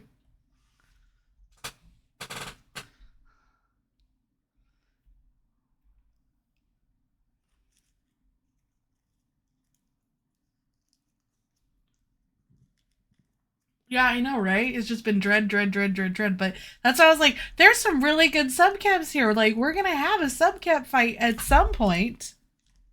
Oh, so this fleet's warping off a little bit to kind of get grouped back up together.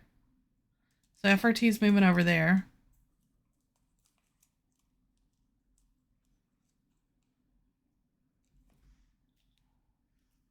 Yeah, the moment I lose tether, someone cheeky is going to kill me. So we'll lose stream as soon as the building's dead. So, but I'll stay here as long as I can.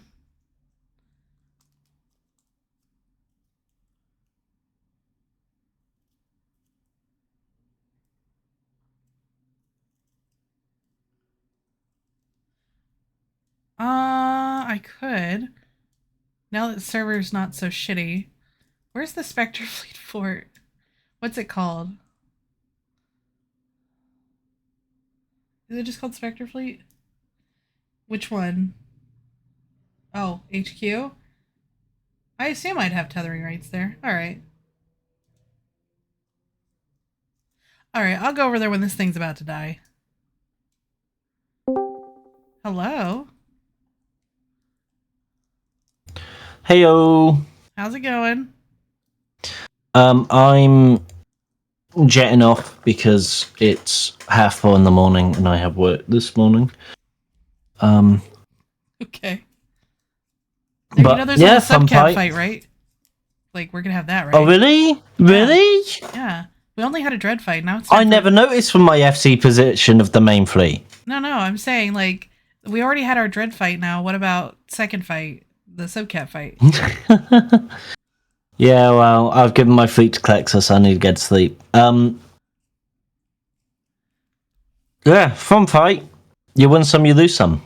Well, I'm sure me and Bisk will talk about it the weekend. We started off really well, and then they just started kind of bringing more and more and more. And that's why I was calling out the numbers. Yeah. Like, okay, you could tell eventually when it was going to start turning.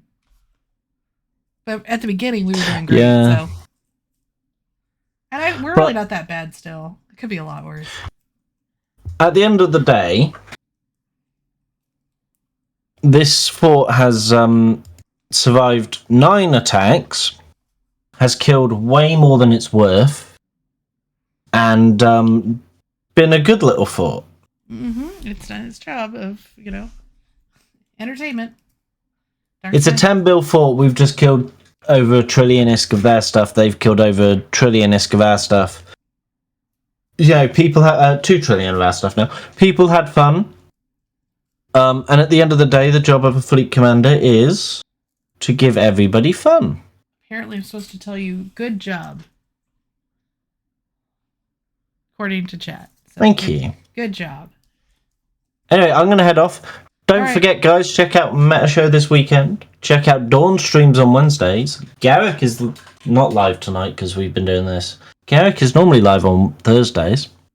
We've got a whole load of new stuff coming. He could have streamed too. He could have been in here just telling me what he was doing. I know, we were telling him. Yeah, a whole load of new stuff coming. Don't forget our partners at Logitech. We got some giveaways coming up next weekend for our 10-year partnerversary. And if you need new peripherals or equipment, check out the link below. You get a discount at the Logitech store by using the code TheSwarm. Right, I'm now warping out to the station, so I'm gonna go. Dawn, I'm gonna be up for a bit. Because it takes me ages to wind down. When you're done, let me know, because there's a person I'm gonna raid. Okay. I will try to tell you, and if you don't respond with any certain time frame... Just get one of the other stream team leads to raid someone if I'm not about. Okay. See you guys. Alright, bye.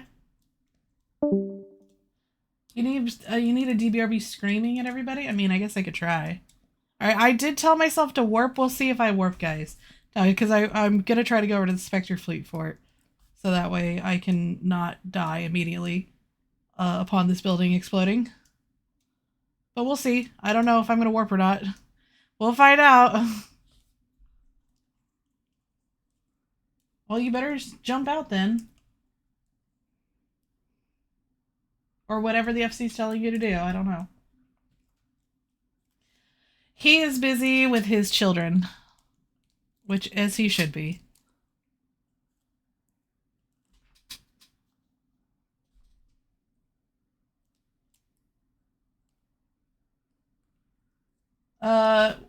So I mostly just stream on here. I do have my own page, but I don't stream on my own page much. So just on here is where you'll see me most. My actual here I'll type, you can follow me on this one. I'll just put an XD. So that's my channel, is Fluffy Leopard.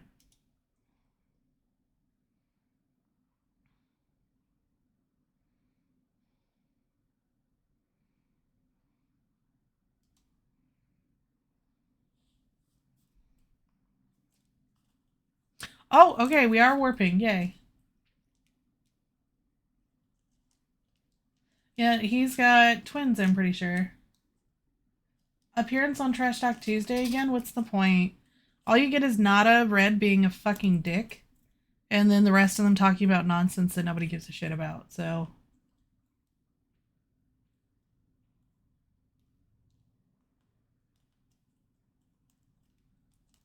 I mean, he's unreasonably hostile towards me.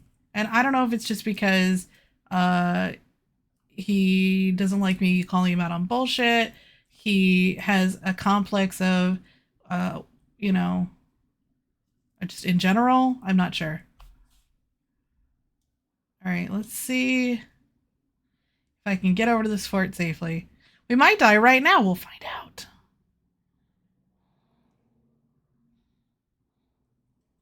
But the fight's winding down, so I'm not too worried either way.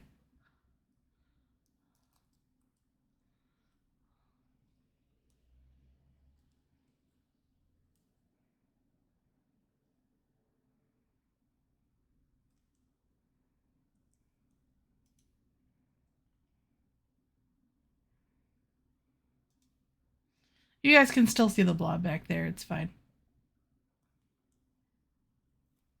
I'm in a shuttle, so, you know.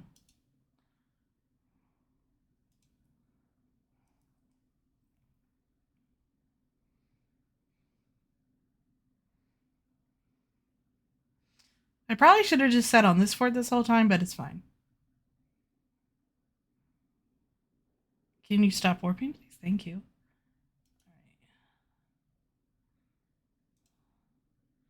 All right, just approach him for now.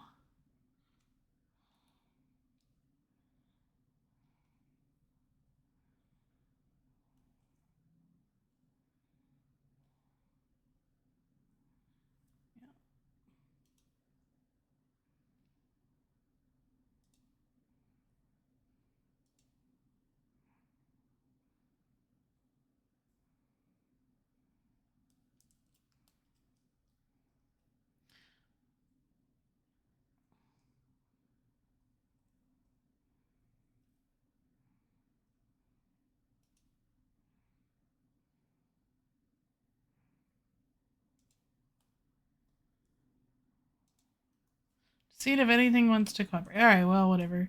I'm sure it'll figure itself out at some point. Look at.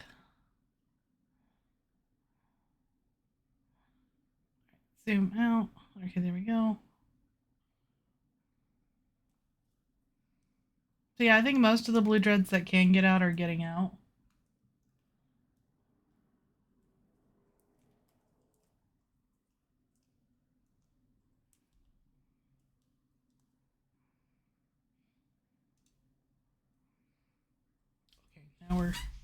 Okay, now we're doing something. That's fine. Good. Move me further in. This is where, like, a lot of the goon dreads were, and most of them are out now, I believe. Does anyone have an updated battle report? Why no Titans? We didn't bring them. Also, this is not something that we would want to risk Titans over per se, when we can just have a good old-fashioned Dread Brawl.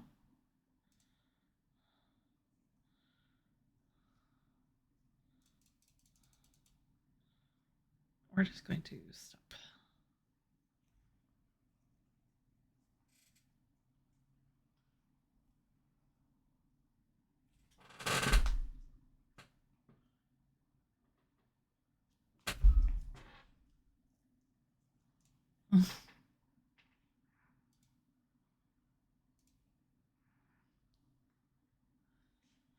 All right, let's see.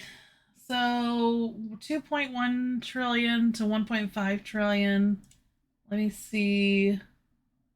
63 Zern's dead. 29 Zern's dead. Bad. 350 Rev Navies. God, so many dreads. That's one thing. Dreads have never been our biggest strong suit. We've lost almost every major dread battle we've ever been in. And the tradition continues, but it's fine. How are the Ferox navies are getting crushed?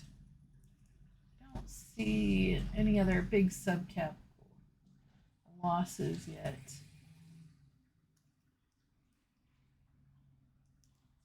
Our side has lost some rogues, so the rogues are starting to fight. Okay.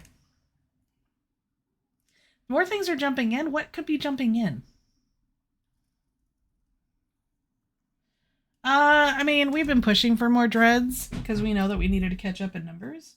I mean, just in general, we've been saying that every week. And we're getting there. This is a much better fight than some of our other dread fights have been. So. But when it comes to Titans, we are A-okay. When it comes to dreads, we're getting there. I gotta say, though, we had a very nice spread of them. We had good numbers for what we had. We just need to plump it up.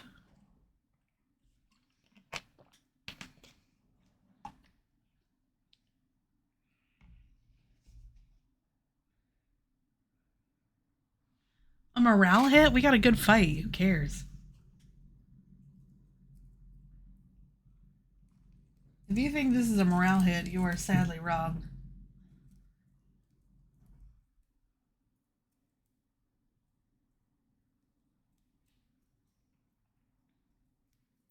And I will say there is something where you have, and this happens a lot, where in theory, something works. You look at the numbers and it says, oh, it's going to take, this does so much damage. It's going to apply so well. It's going to be faster than this, or better tracking than that. And then in reality, you start in practice doing stuff and it just doesn't work the way you think it will. Or you're running into an issue that's something that you really couldn't predict and you just kind of have to see what's going to happen. Because tie-dye's a motherfucker.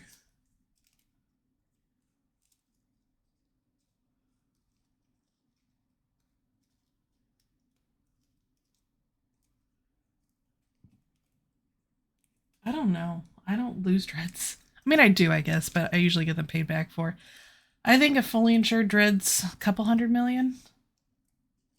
Maybe $1 billion? I don't know.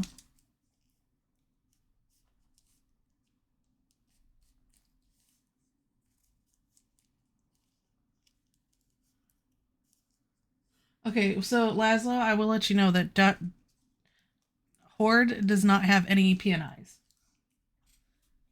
They have, let me tell you how many they have. They have 26. We have 87. You know what they have? They have 349 Rev Navies. They have 260 Zernitras, and they have a Hubris. Someone brought a Hubris, which is the Lancer Moros, basically.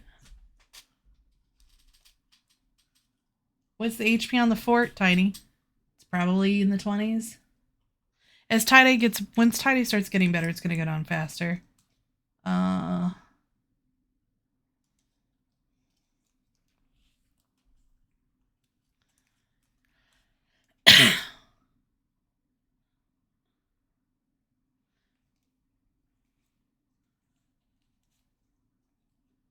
No, it's Hubris. Tell me you're not a goon without telling me you're not a goon. It's Hubris.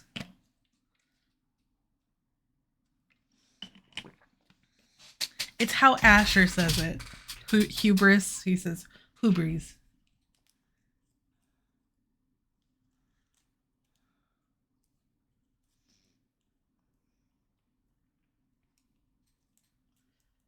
Hubris. No, see, it's Hubris. There is one on the field somewhere, so if you find it, kill it, just for funsies.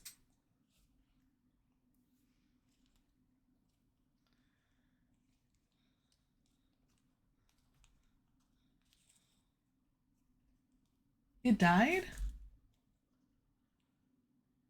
Can someone post another... I apparently closed mine.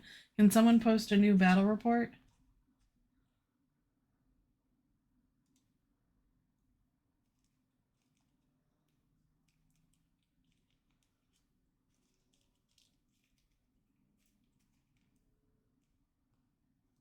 Why would you think Horde, the largest alliance in the game, wouldn't outform us?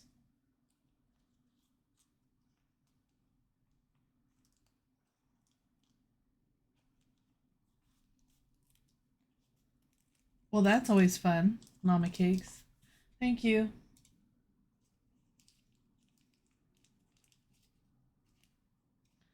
Let's see. Ooh. Oh wow, the Hubris did die. Nice. The FRT one.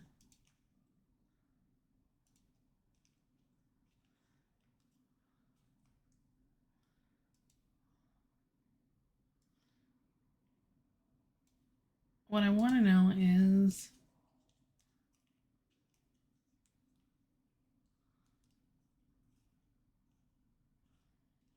just looking at the... oh yeah. 48. 89. Okay.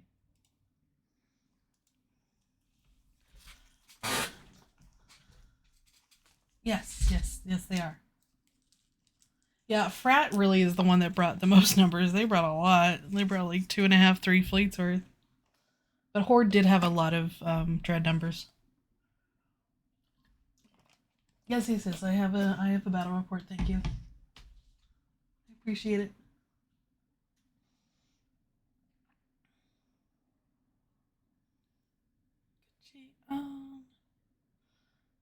Once the fort dies, or if everybody leaves, then I'll shut the stream down. I know we could sit here and watch the subcaps brawl, but I don't have the wherewithal to last that much longer. I do have work as well at some point.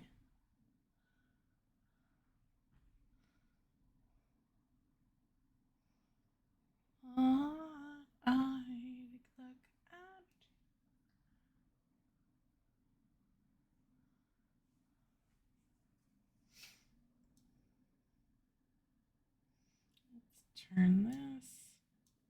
What's happening? So these... okay. These guys up here are shooting this poor bastard. Who's dying? Yare Daze from DC. Okay.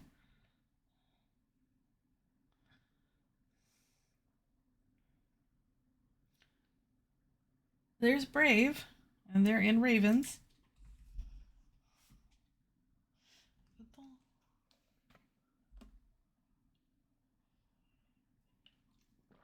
Slow what down? The server? I mean, yeah, I could.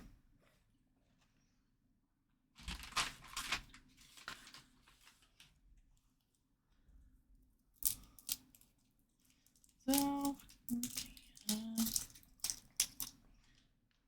I still think golems would have been more fun. But to each... but who am I to judge?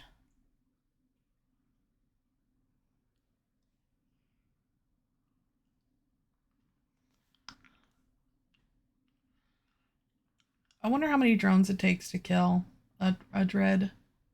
I did the math once, and if you had a rookie ship with T2 lasers and unlimited ammo. It would take killing an Aeon, normally armor fit. It could kill an Aeon in 8 hours. And that's including with the shield regen.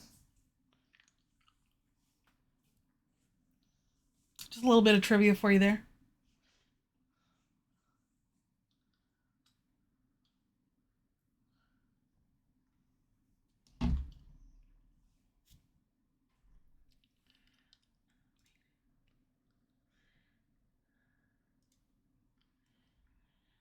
And there's still so many boosts over here. It's just this white blob.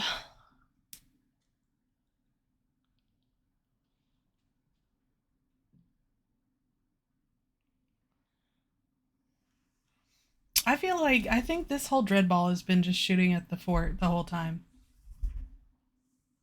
Not sure. I don't know if they've had other targets at any point, but I feel like they've just been shooting the fort the whole time, which has not paused or not stopped. Hasn't stopped being paused the whole time, and is still at 27 minutes 20 seconds. So.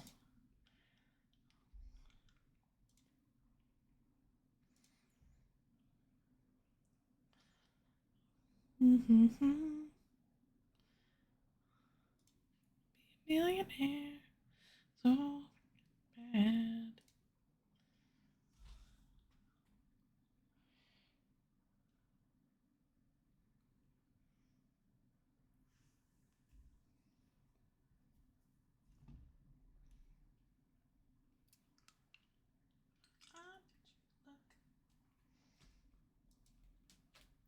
If anyone's got numbers on the fort and wants to let me know, that'd be great.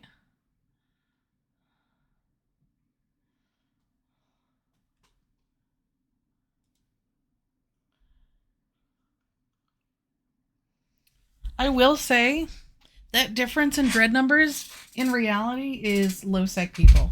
So Big Gab, Deepwater Hooligans, and them coming was that difference in dreads. PHORDE's and Frat's dread numbers were actually very close to ours because they dropped a ton of Zernitras as well. We only had, I think, the wormhole guys helping us. I don't think we had any of the other low sec-y guys around helping us. So in reality, I just remembered that a ton of those Big Gab and stuff, they're not Horde. They just, help out whoever they feel like helping out at the time. And they had a significant dread number. So really, they were a huge portion of that too. So actually, our dread numbers really weren't that bad if it's just Goons versus Horde Frat and company. But having the low sec guys throw their weight in definitely shifted the battle.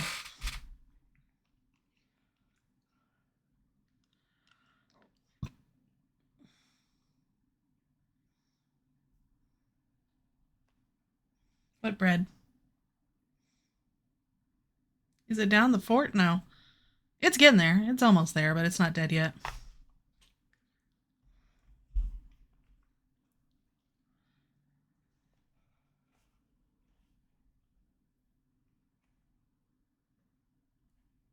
No, Big Gab is low sec, and they just they helped us one fight, they helped them this fight.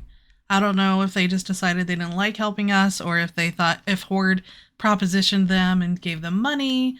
You never can tell with low sec guys on what they're going to do. So, but yeah, that really what the actual dread numbers between us and Horde were even. It's just the low sec guys throwing their numbers in, swung it their way.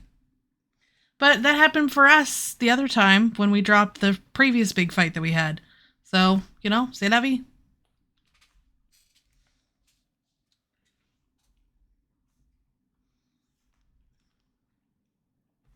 You can see some of these guys jumping out.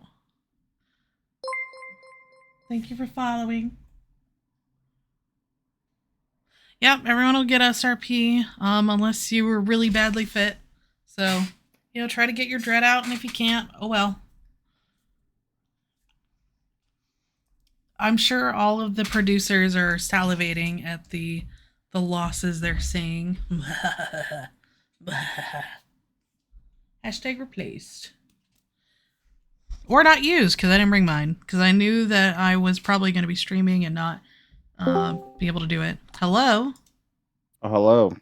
How's it going? It's going. finally got dinner and everything handled. So I saw you're sitting here by yourself, so I figured I'd drop by and see how everything was going. We're just waiting for the fort to die, and once it dies, then we'll end. Because they're having a little bit of a subcap fight, but a lot of the subcaps are kind of warping around to weird places. So pretty much it's going to be over once the fort's down. Gotcha. So it's almost there. What's It's like 10% or something. So how bad's the damage for everybody? Well, last was 2.4 trillion to 1.7 trillion, I think. We're losing, but that's because they had an entire extra dread fleet.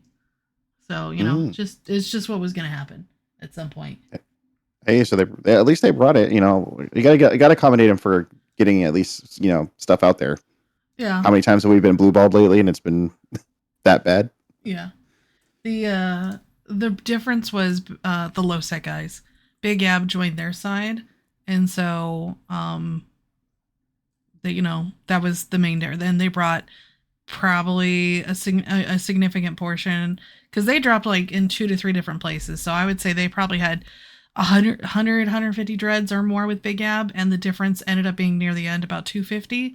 If they had been on our side, we would have swung and definitely won. If they had not shown up and Deepwater Hooligans hadn't shown up, it would have been a really tight race, and then I don't know where it would have gone. So really the low set guys swung it, which, I don't know if Horde offered them money or what, or if they just decided it would be funny to shoot us, but they did.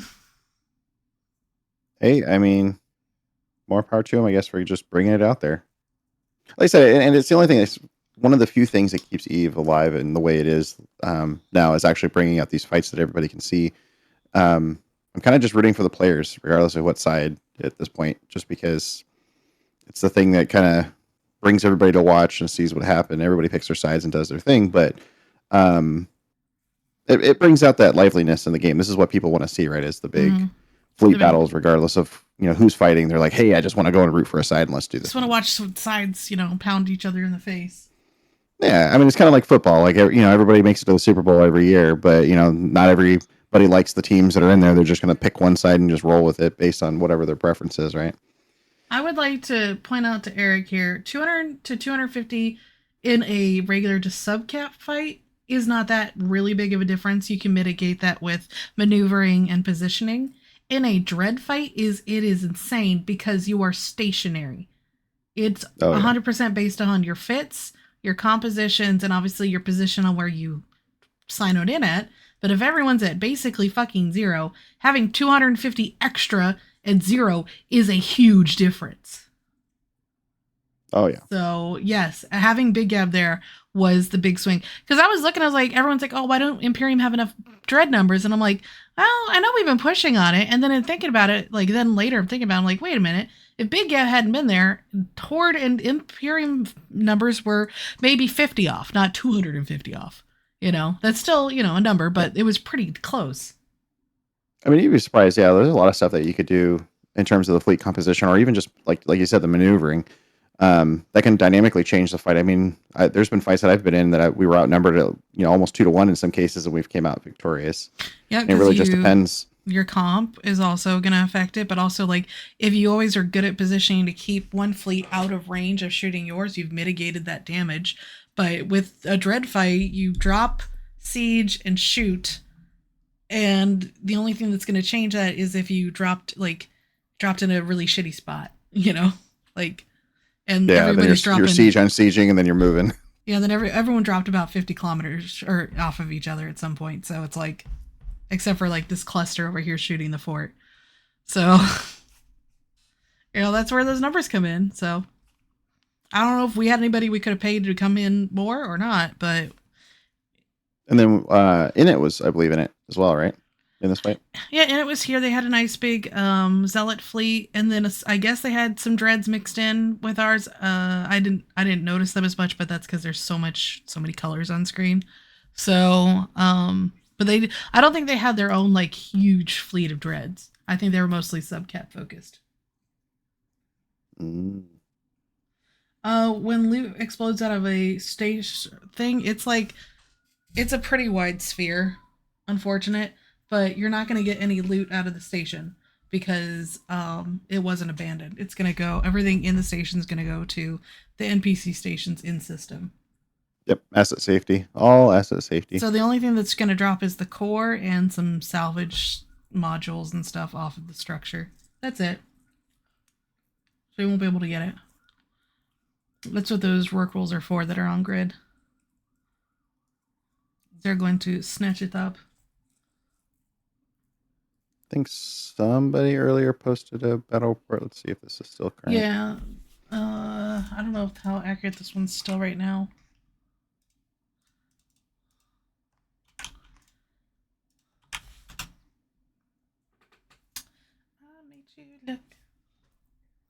Okay, so this cluster is having some people jump out, which is nice. Tiday's is not showing a lot better, but it is better. I mean, you think we're definitely, I think, getting to the apex of where I think hardware will definitely be able to catch up with this kind of,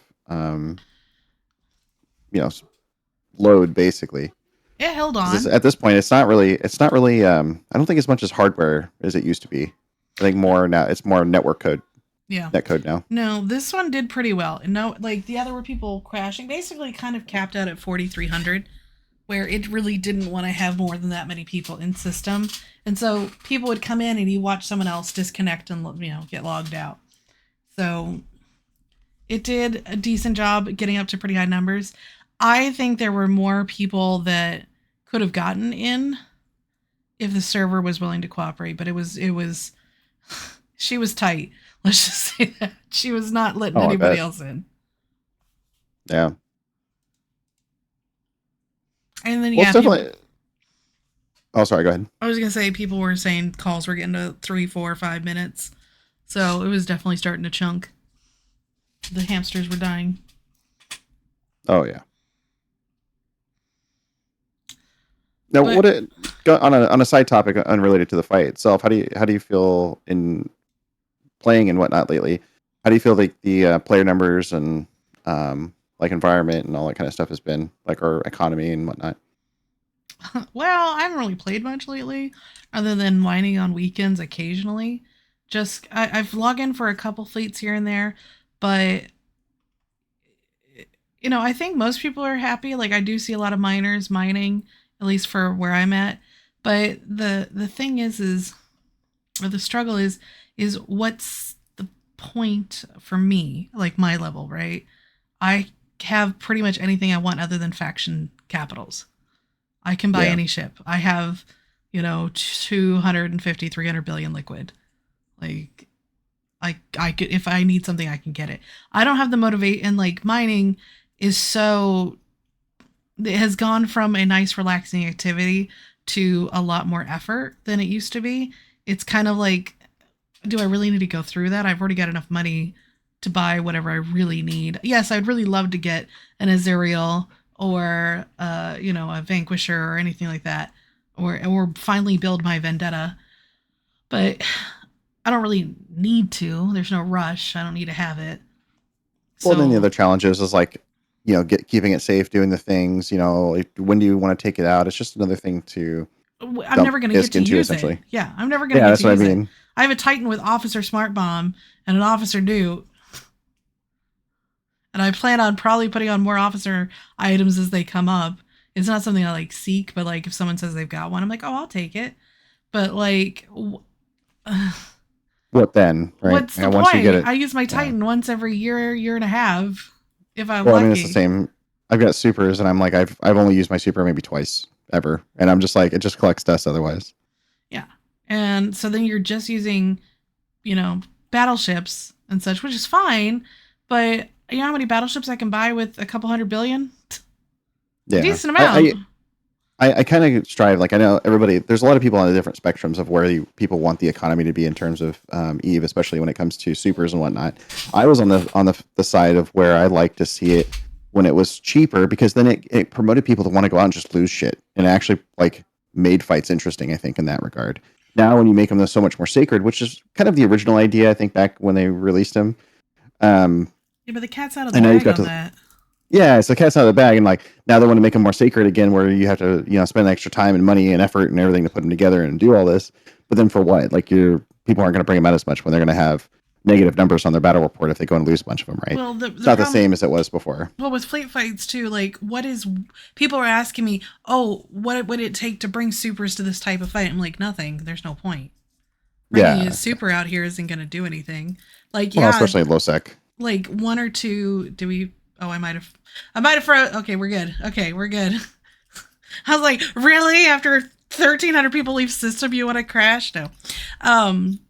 No, like, the thing is if you were to bring out even like 10 supers into this, you could. But you totally could. Like, but it still wouldn't really benefit anybody one way or the other. In fact, it's like 5 times more expensive, and it's gonna kill dreads just as fast as dreads do.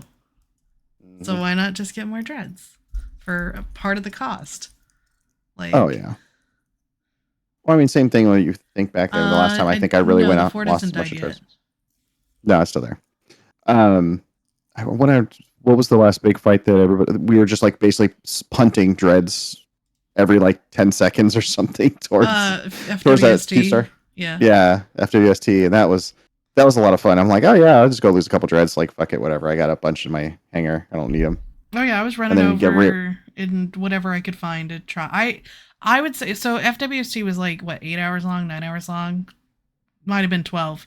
But I got on there. I had a Vexor Navy, set drones on it, and had it overpropped so it would do like the 500, whatever. It would go fast, right? And I set it, and that thing ran for like 6 hours while I was streaming with everybody. Yeah. So once it died, I was like, okay, I'm good. I'll just go kill pods somewhere. Mr. Curly, welcome. How you doing? I always thought E was too small. Used to take time to travel these days, and you could get to one of the other logistics in less than a day. Oh yeah. Like where your trips usually used to feel like trips, like they actually felt like you were traveling somewhere. Now that part I don't mind. Actually, that's one of the changes I think this is more welcome. Like being able to get more places and seeing more of the game itself, I think is a great thing, especially with how jump bridges and all the jump ranges and all that kind of stuff work now. I'm all on the end of like, oh, they got a bunch of fleets pulling out. It looks like. Yep. So we're disengaging because I think most of the blue dreads are either dead or gonna be lost. And they're like, yeah, well, before they turn on us, let's go. Yep, pretty much. Yeah, it looks like Imperium's warping off. So yeah, I would love certain things to still be tweaked to where it encourages players to want to go in and have their fun, and you can't, once you get to the point where you're making so much money and even if you are getting these things, like you're saying, like people get stuck in this place. Like I'm one of those people too. Like I don't give a shit about buying any of the expensive stuff anymore because what was I going to do? Sit in the hangar, look pretty? Like I don't care about having another box to check, for that stuff. I'd rather go out and blow shit up personally. Yeah. And if that means it's going to be a subcap of some sort or a dread or whatever, that shall be it. Sure. But I just want people to have, still stay with the game and have fun and, blow shit up basically. I mean, do the things that you enjoy, not take gameplay, decisions or play styles or whatever away from people. I'm all about the choice. I mean, they've already spent the last 3 years just mutilating and destroying the mining meta because of their perceived grievances with it because, some PvPers like, they're making so much money. Okay, is it hurting you? No, shut up. So... Yeah. Oh, for sure, I agree. I just kind of want to build Stargates for the rest of New Eden. Yeah, that would be cool too. The rest of New Eden's boring. Well, yeah, and that's what exactly Mr. Curly. Yeah, it's like really like they need to be bringing more choices in for players, not taking away or mutilating ones that people like. Like I really loved mining in the era when orcs became useful for once, and I was like, oh, like this is. I mean, granted, they were a little overpowered. Like I fully admit that they too. were absolutely overpowered. But the thing I mean, you're making trillions an hour, basically. Yeah, like they were very overpowered. But when people are like, "Oh, having en masse Rorquals, it's so hard to kill a Rorqual." I'm like, no, it clearly wasn't. You just void bomb and just hope you find somebody stupid, and you just take their excavators because that was great gameplay. That was so good. And then, we're going to slash the HP of all the capitals in half. And it's well, all right. You better make them cheaper with that slash, basically, right? And then the water. No, we're just going to make it more expensive. 2 freighter tons of water to build one, shit like that. Yeah. So stupid. IGUK, how's it going? Who's holding the field at the moment? Enemies are holding the field. It looks like Imperium is pulling out because the fort's about to die here shortly. So it looks like fleets are warping off as we speak. As a PvPer, I like miner. They farm and buy expensive ship. They don't pilot well. Well, I mean, hey, that works too. But it's even if a miner wants to go out and get a big ship and say, hey, I built this ship, or I contributed into this in some way, shape, or form. They want to go take it out and blow it up. Hey, let them do it. Now, if they're expecting reimbursement for making stupid choices, that's a different story. But especially if you're in one of the big blocks or whatnot. But that's also part of EVE too. Is like you want to experience that loss and take it on and keep going basically. I don't want to. I get to some degree where CCP was talking about like, hey, like we want to make those losses meaningful still, which I agree with to some degree, but not doing it so much to where people don't want to fly it. And that's a too far of an extreme, I think, on that spectrum. Yeah, I mean, I used to take my Titan out or my Super out to like sometimes like help somebody rat for fun or kill a dread or whatever. Now I don't think my Supers have left other than for a move op. So my Aeon goes to war, my Nyx stays home, and my Aeon, the last time it moved was when we went up north to help Brave for a while. So it's been over a year since I've even gotten my Aeon, and that was a Christmas gift. So I value it a lot, but yeah, it's like it's so hard to like say there's a point to playing sometimes when you've already done a lot of stuff, you tried a lot of stuff, and you're like, this is what I like to do, and you've destroyed it, and what else am I gonna do? But then we get fights like this where it can be a lot of fun, and this is why I still play, is because I enjoy getting to do big fights and stuff. So what's the score? 1 dead fort. That's the score. Yep, pretty much just going to be one dead fort. We don't talk about anything else. Just 1 dead fort. So there's the battle report. I don't know if it's still how up to date this one is, but this is the one we last had. So it's been updating if you like hit refresh. So we've lost almost 1 trillion more than them, but they did lose a hubris called Greed Titan, or the character's name is Greed Titan. Yeah, they're really the numbers. Ships lost is only about 60 more, but how many pilots? 2005 to 12. Well, he had 500 more pilots. Yeah, which eventually not too big. All the Sinitras though. Yeah, well, no. Look at their Rev Navies. Look at how many Rev Navies they have. Oh, and they do have a lot of Zernitras too. But yes, look at the Rev Navies. Woof. They pumping them out. Oh yeah, wow! Look at all those Rev Navies. Ooh, that's a lot. The fort is almost dead. It's on 1.5 bars. Someone kept asking me, is the timer paused? Yes, the timer's paused. It hasn't changed in 4 hours. I told you I would tell you if it changed. Yeah, Key, it looks like Zentra versus Zentra for the most part. Plus, whatever subcap variants are doing their thing. It was mostly Rev Nave versus Zernitra for a while. There were Zernitras, but it was mostly Rev Navies. And then more and more Zerns came in. Yeah. I mean, both sides, Rev Navies all over. Phoenix Navies, Moros Navies. So Horde really likes Rev Navies, and Big Gab really likes Zernitras. That's all I can say. They clearly don't like any of the other dreads. Well, usually somebody is watching the server to make sure it doesn't die. I thought Dave was in here.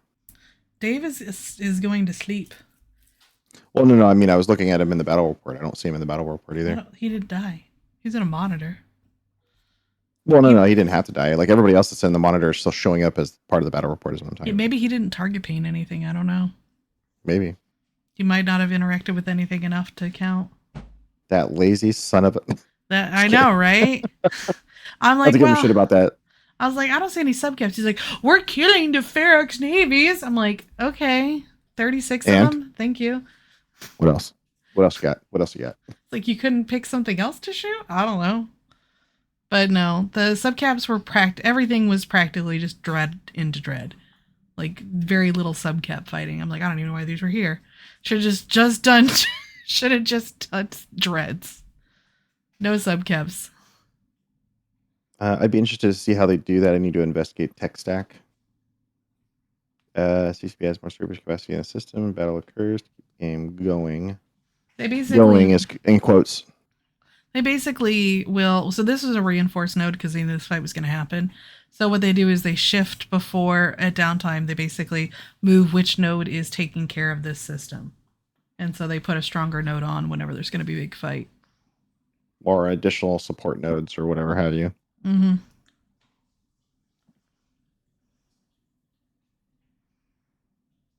There is. So I was sitting on our fort for a while, and then I moved over to the Spectre Fleet Fort. So I'm surprised no one's bumped me off to kill me yet.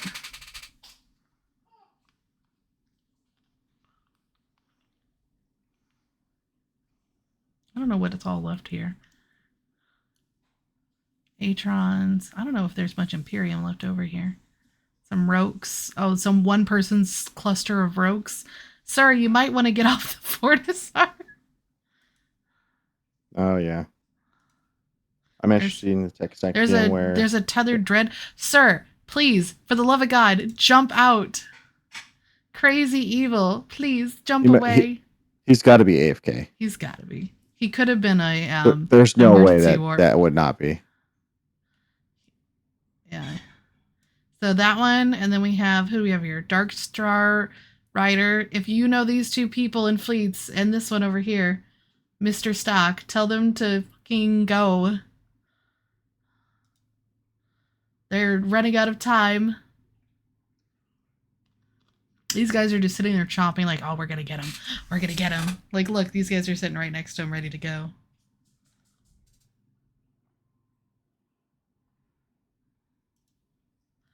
Oh, we're halfway there.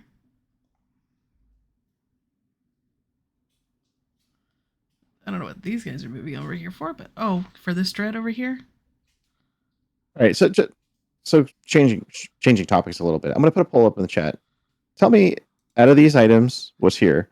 What brings you back? Like either to watch Eve, play Eve, do whatever. What is one of the things that you enjoy out of this list? So the poll should be up in chat now. And it could be other, like anything that you think is closely matches whatever kind of goes towards your play style. Like, what are those things that like really drive and bring you back? Like me, I've been playing since 2009, and I've tried all different kinds of play styles. I've pretty much sampled everything that Eve has to offer for the most part. But I've always wanted to know, like, what do other people like? Like, everybody's got their own preferences and ways they play games. And in fact, like as I've gotten older, that has changed a lot than it used to be. You and your delicious voice. I mean, I wish my voice was good. It's not. I got a little bit of, little something, but not much. Appreciate it though. Other the friends I've made along the way. Hey, the friends is actually a good thing too. That's one of the reasons that has kept me back going over the years. It's the largest, most interactive player versus player sandbox in the world. That is true too. The way I could do anything I want in a video game. Living out that lifestyle that you've always wanted. That's always another big plus. Yeah. PvP, yeah, like PvP is in one of them. I live in Tama. Losec is retirement home. Losec is a retirement home. It's like Florida. It's like I'm gonna go to Tama. It's like equivalent of going to Florida. Hey, you have a great voice, but a face for radio. Oh wow. I don't know if I have a face for radio. I appreciate it though. Mean. I love the sandbox nature. Your PvP's not there. Yeah, I'll put it. I should have put it in there. I was just trying to whip something up really quick.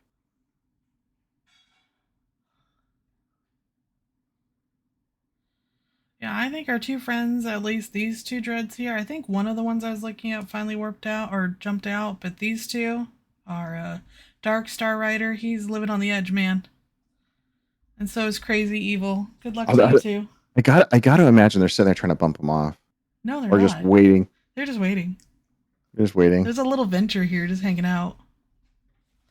I bet you he's gonna go and like try to warp like the last minute if he's not AFK. Yeah, I don't know. Or he's just trying to collect insurance. You never know. Yeah, he might be like, I don't really want to do a move hop home. Fuck that.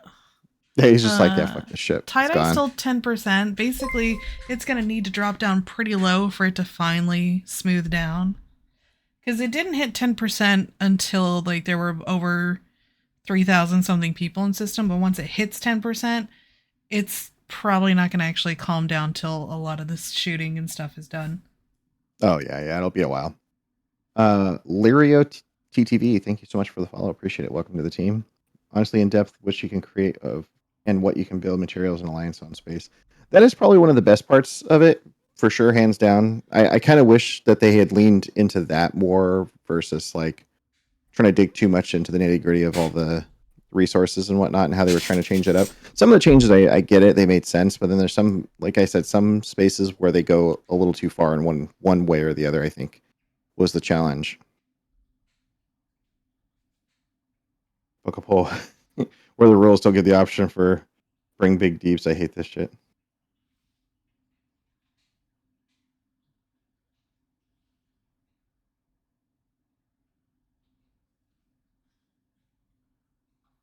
Played since beta, exotic days. I only log in now when the Horn of Gondor is blown and the alliance is in need. I mean, that's always fair too. I know a lot of people that came back when the Horn of Gondor was launched.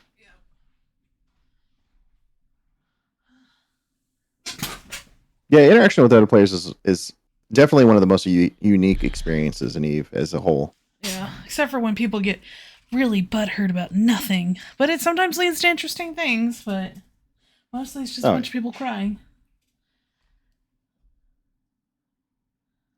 But yeah, that's why, I mean, I play EVE because of the EVE meets. I like to go to EVE meets and meet up with people, get to know them, have friends that I can visit around the world, and just build those bonds and those relationships and memories with.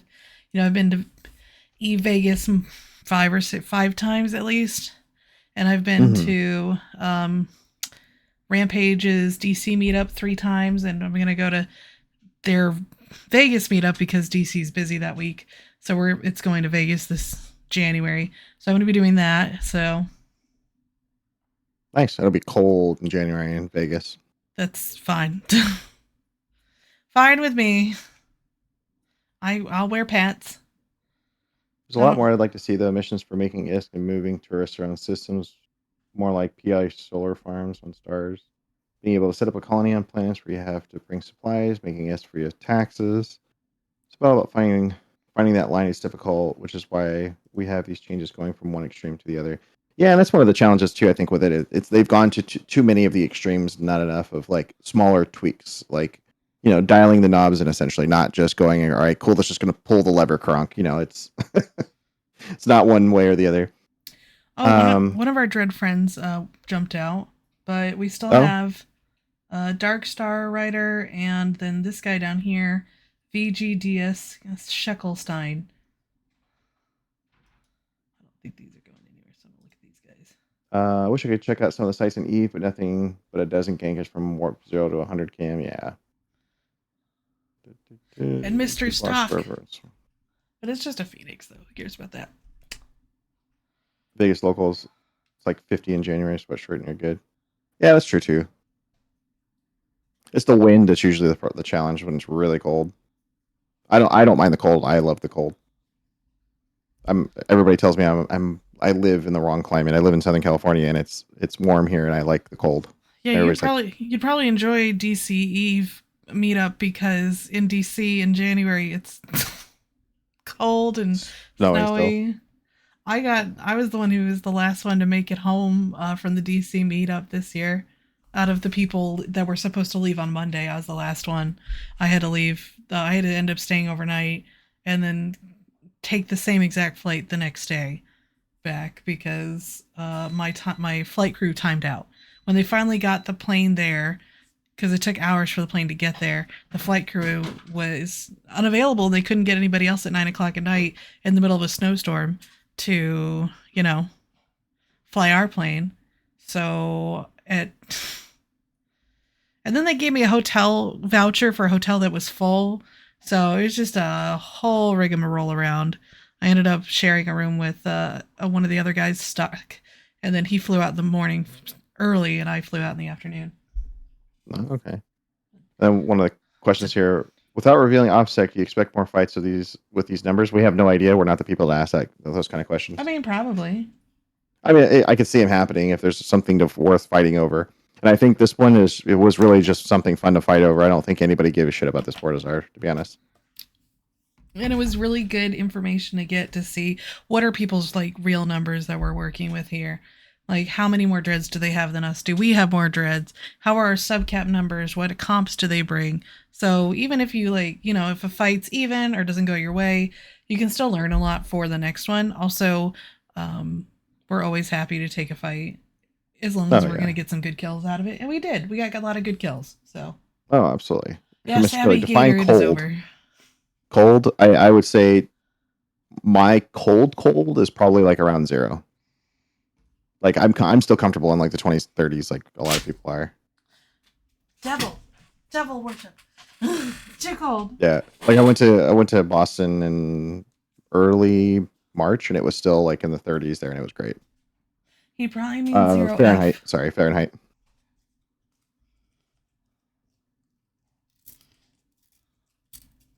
I don't know what that would be in CC. It's gonna hit 66 on Saturday for LA, anyways. Yeah, I mean it's been in this the low 70s, late 60s or low 70s in Orange County where I'm at, Southern California. Just warning ahead of time, by tomorrow afternoon, prices for resources will be going up. Oh, I imagine. Yeah, because everybody's gonna start trying to buy and recoup from all this. If you're real smart, you'll have extra dreads. Yeah, about 3 to 4 hours. Oh, I'm sure. Fair enough. It was a fun fight. They probably already started in some degree too. Mm-hmm. Is it over now? Yeah, it's essentially pretty much over. In fact, Don, I think we could probably wrap it up here shortly. Yeah, because it's only on the last little sliver over here. Let's see if we've got somebody we can toss some love to. Because Dave said when he left, he's like, let me know so I can raid you over to somebody. I don't know if he had somebody in mind, but I don't. I mean, we could look through some of the folks. And all right, I've made the attempt. I told you. Or try to go outside of that, but I don't see many people outside of that. It's actually kind of a dead night, surprisingly, for people streaming. It's a Thursday. What do you expect? True story. Thursday's the lowest night of the week for everything, because apparently everyone's just too prepared for Friday to hit. I work in OC. Shit's getting expensive to afford anything in SoCal. Yeah, that is facts there. Facts. Mm-hmm. Especially where I'm originally from is San Diego, and it got to the point where it was number 1 on the West Coast for most expensive places to live, beating out San Francisco, which was really hard to believe. Interesting. A great goal to achieve. No. If this happened on Saturday or Friday, local would have hit 5,000. Oh, easily. Maybe. I don't know, because it really wouldn't go above 4,300. It was really resisting a lot. Maybe. For the Init Capitals, I think they came and went already. Right. Who is this? Let's see. Refresh it.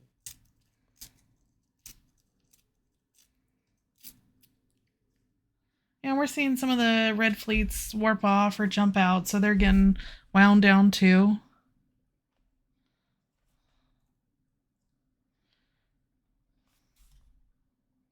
I could see that, Mr. Crowley. Well, that is fine. We'll raid over to them. Yeah. Any final words for the stream? Congrats to everybody. Hope everyone had a great time. Thank you for our chat for joining me and keeping me company while I talked for 4 hours straight. And I hope that you'll join us on the next one whenever we have the next fight. Yep. And then just a little housekeeping. Next weekend is INN's 10th partner anniversary. So we're going to be having some fun streams, special edition talk shows. We're also going to have Eve skin giveaways. We're going to do some game giveaways. We're also going to do a Logitech giveaway that weekend. Stay tuned. Hang out. I'm going to be streaming myself on Friday the 10th. On the 11th, we'll have a few of the special talk shows and game streams and whatnot. We'll also be doing some reviews on some newly released games that are coming out. So definitely check it out. And then thanks, Don, for so much for doing the stream tonight and being able to hang out here even by yourself. Unfortunately, that's why I was like, I need to go over there and help. But thank you all so much for joining us tonight. I definitely appreciate it. And we'll definitely see you all in the next one. All right, thanks. Have a good night. Bye.